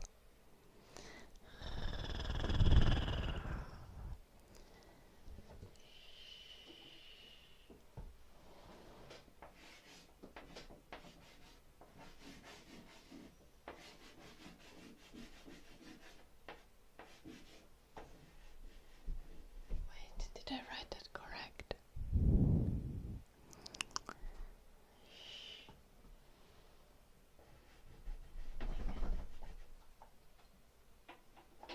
Thank you, and I'm good, Bunny.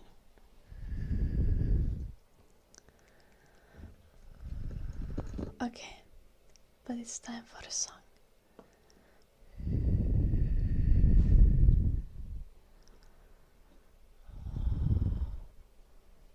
It's not selling my soul. My channel is about ASMR, not politics. Pop. Everything is political. Everything. Literally everything in this world is political. Me drinking water is political.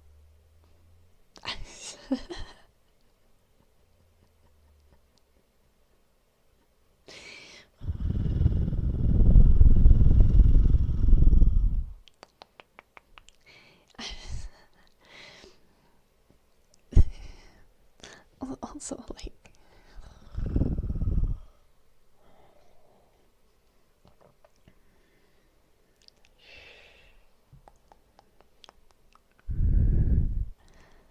it is telling my soul to not express my 2 opinions.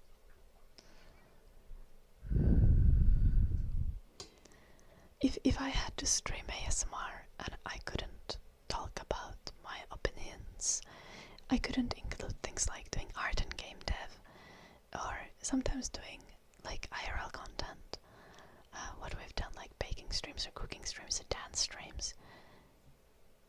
I wouldn't stream. I wouldn't. I only do this because I have creative control, creative freedom, and I get to be myself.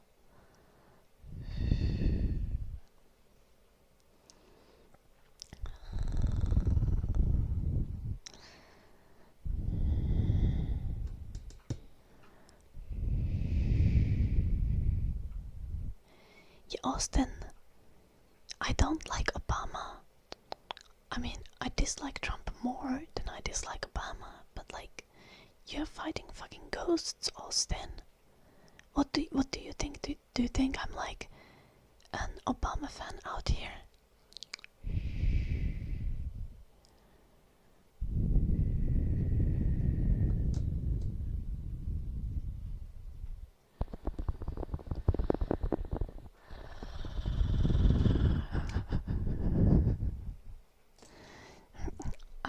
sing and not talk about politics, I'm gonna put you in a timeout, Austin.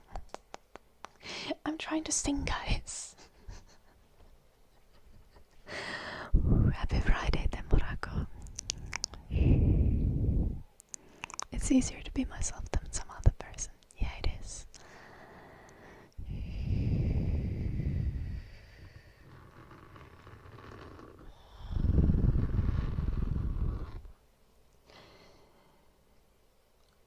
Who even is Kirkman? Joulunuppi.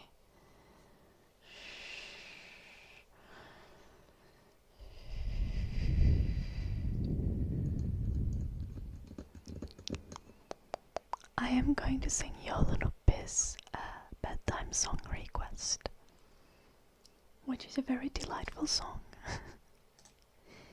It is Finnish, and it is about the sleepy elf who puts all the children to sleep. And you guys are now my children who are going to go to sleep, and I'm gonna go on a run.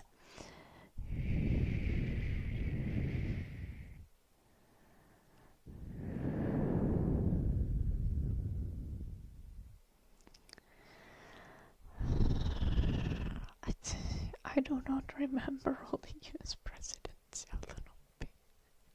I don't think I need to have an opinion in everyone, do I?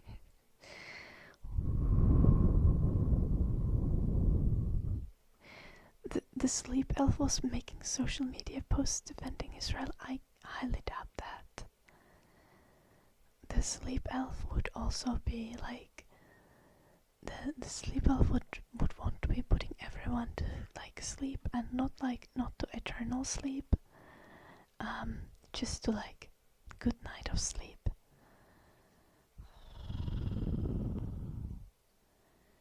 Oh, okay, and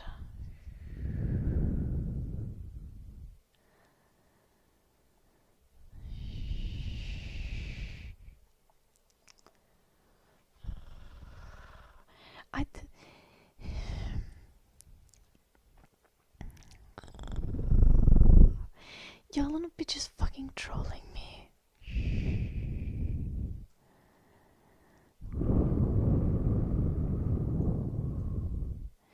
The thing that I know the least about is like popular culture and like stuff.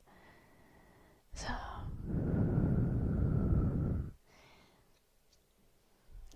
Joulunuppi is gonna go to fucking jail.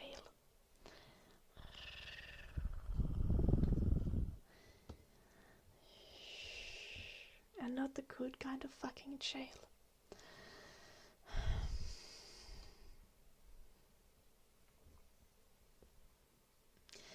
Da da da da da. Jakailta kun lämpöön. Jakailta kun lämpö sammuu.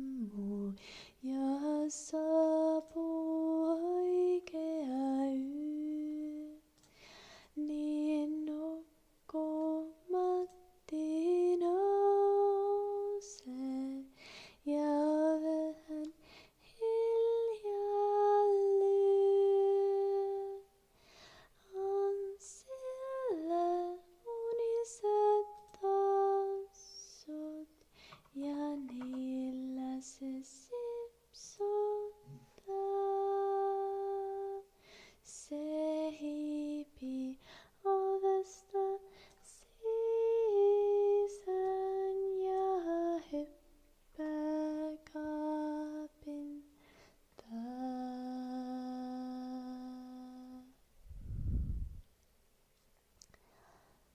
This is hard. I'm trying my best. Why is Joulunuppi always requesting the hardest song to sing? And it's the bad kind of fucking jail now, not the good kind. Yeah, it's the fucking jail with Lindsey Graham. Not a good place. It's in hell, literally. You don't want to end up there, Joulunuppi, so start behaving.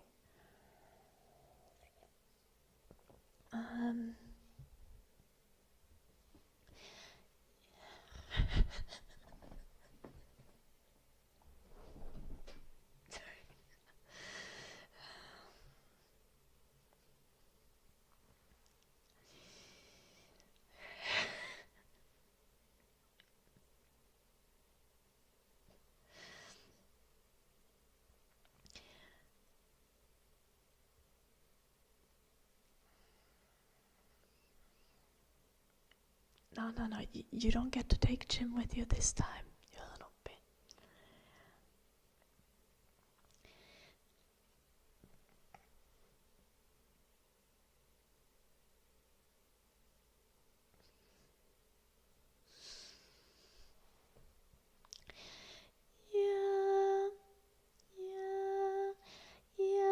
Silla oninen laki ja sininen uninen yö. Ja unista jäätelen palaa, se pienillä hampailla syö. Ja sillä on sininen auto, ja se auto hörrää näin. Why can't I sing? Sorror, sorror, ja lähtee unen sinistä maata päin. You'll never know, Zorro. You'll never find out if I have a penis. I might.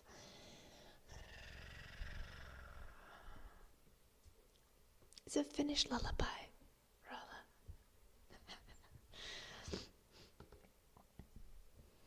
If I do, my other man, my boyfriend hasn't been able to find it yet. He's tried his best though.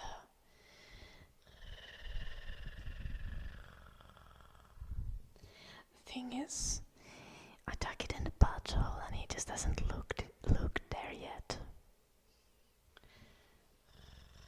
That's the theory anyway.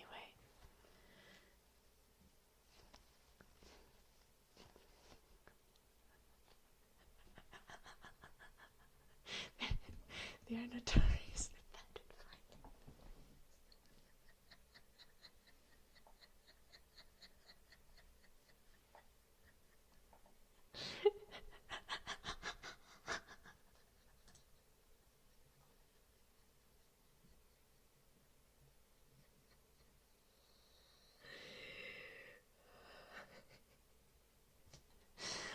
I'm so done.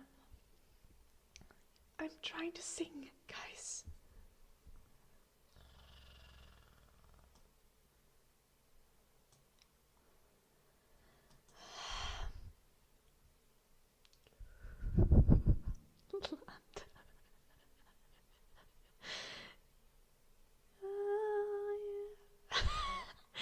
I'm gonna have voice cracks because I need to laugh. There's gonna be no sledgehammer ASMR barbecues.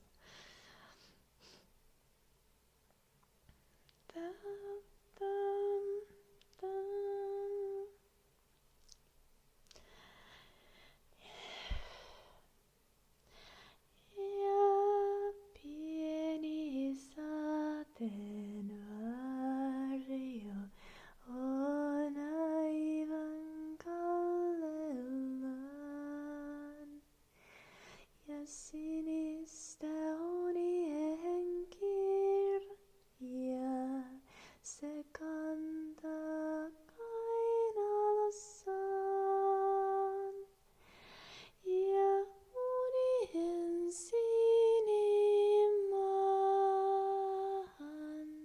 se lapset autolla vie.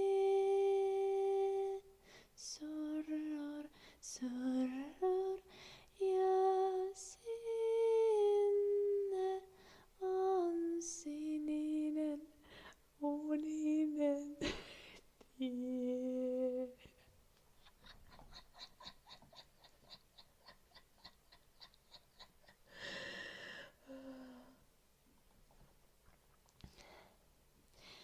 Ja siellä on kultainen metsä ja metsässä kultainen puu. Ja unien sinilintu ja linnulla kultainen suu. Ja se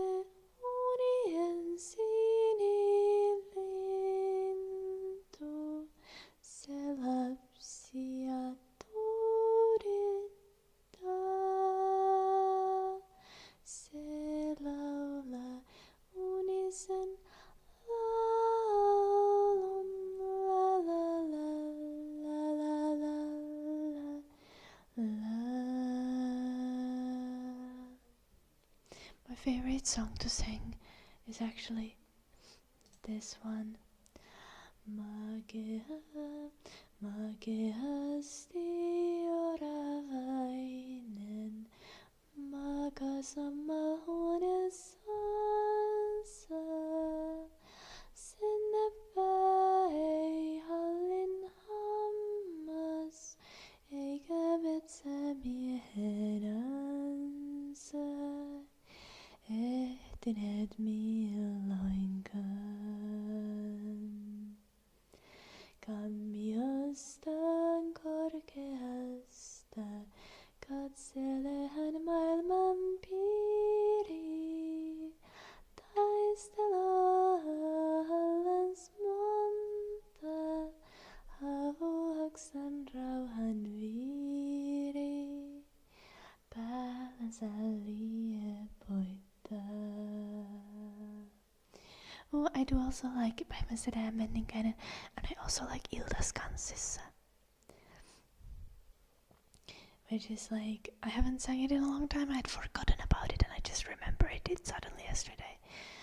Kun ilta tummentuu ja syttyy tähdet taivaan, niin taistutun hoitoo. Ja rauha palannut laivaan, mä sua muistelen ja luokses kaipailen. Ja ilta taivaan tähtien alla me sulle laulelen or something.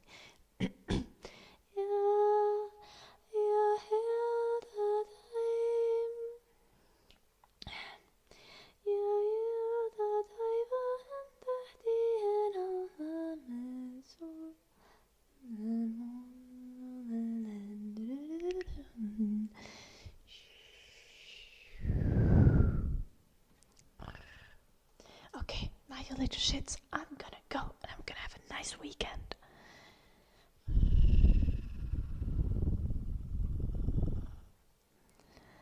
I actually made a YouTube video with many songs recently, and also tomorrow there's gonna be another YouTube video with no politics. Wow, it's gonna be like ear pampering or something, I think. That's crazy. Can you imagine me like not yapping about socio-political issues for like the entire duration of the video? That's crazy. That never happens.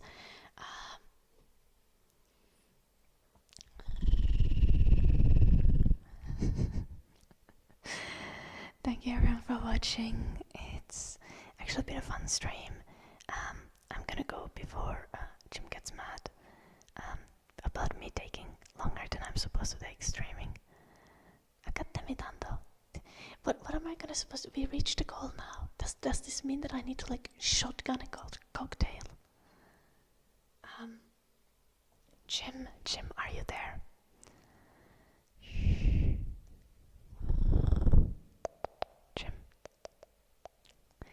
Jim, can you bring me a shot of vodka? Not right before my run.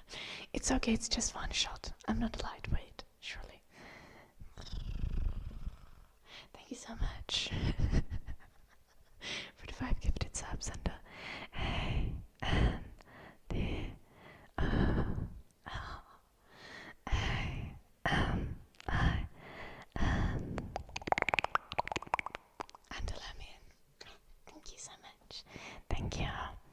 Now while we're waiting for the vodka shot, remember to check out my Patreon to support the stream. As this, I run no ads at all on YouTube and the minimum amount of ads possible on Twitch. This stream is very community funded and very community minded. As much as I refuse to stop yapping on the streams, I try my best to offer you as much of pure content as possible. And another thing, you guys have a tradition of ruining my free day by starting drama in the Discord every Saturday.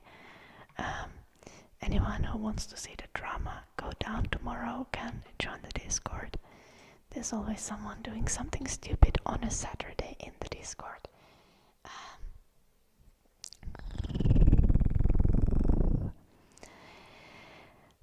Thank you for watching. Good night. Mushroom, Daichifuma, Aroi, Yelanopi, Andalami, Polarden. Avaruskakko, Barche, Barakes, Mike. Good night. That guy named Dusty, Brandon, Kepler, and Ayler, and Electro, and Mofo, and I said bye to everyone. What is this glass and where did you get it? This is definitely more than one shot.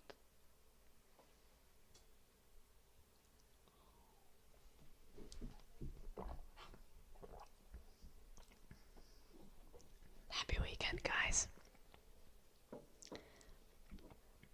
I'll see you. No, it wasn't. It wasn't. You can see it's vodka from the freezer.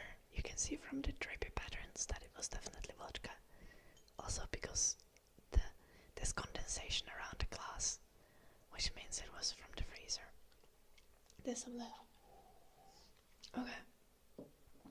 As you guys probably on Monday, I might stream on Sunday, but I might also do editing on Sunday. I have quite a bit of audio things I need to edit. What is kvass?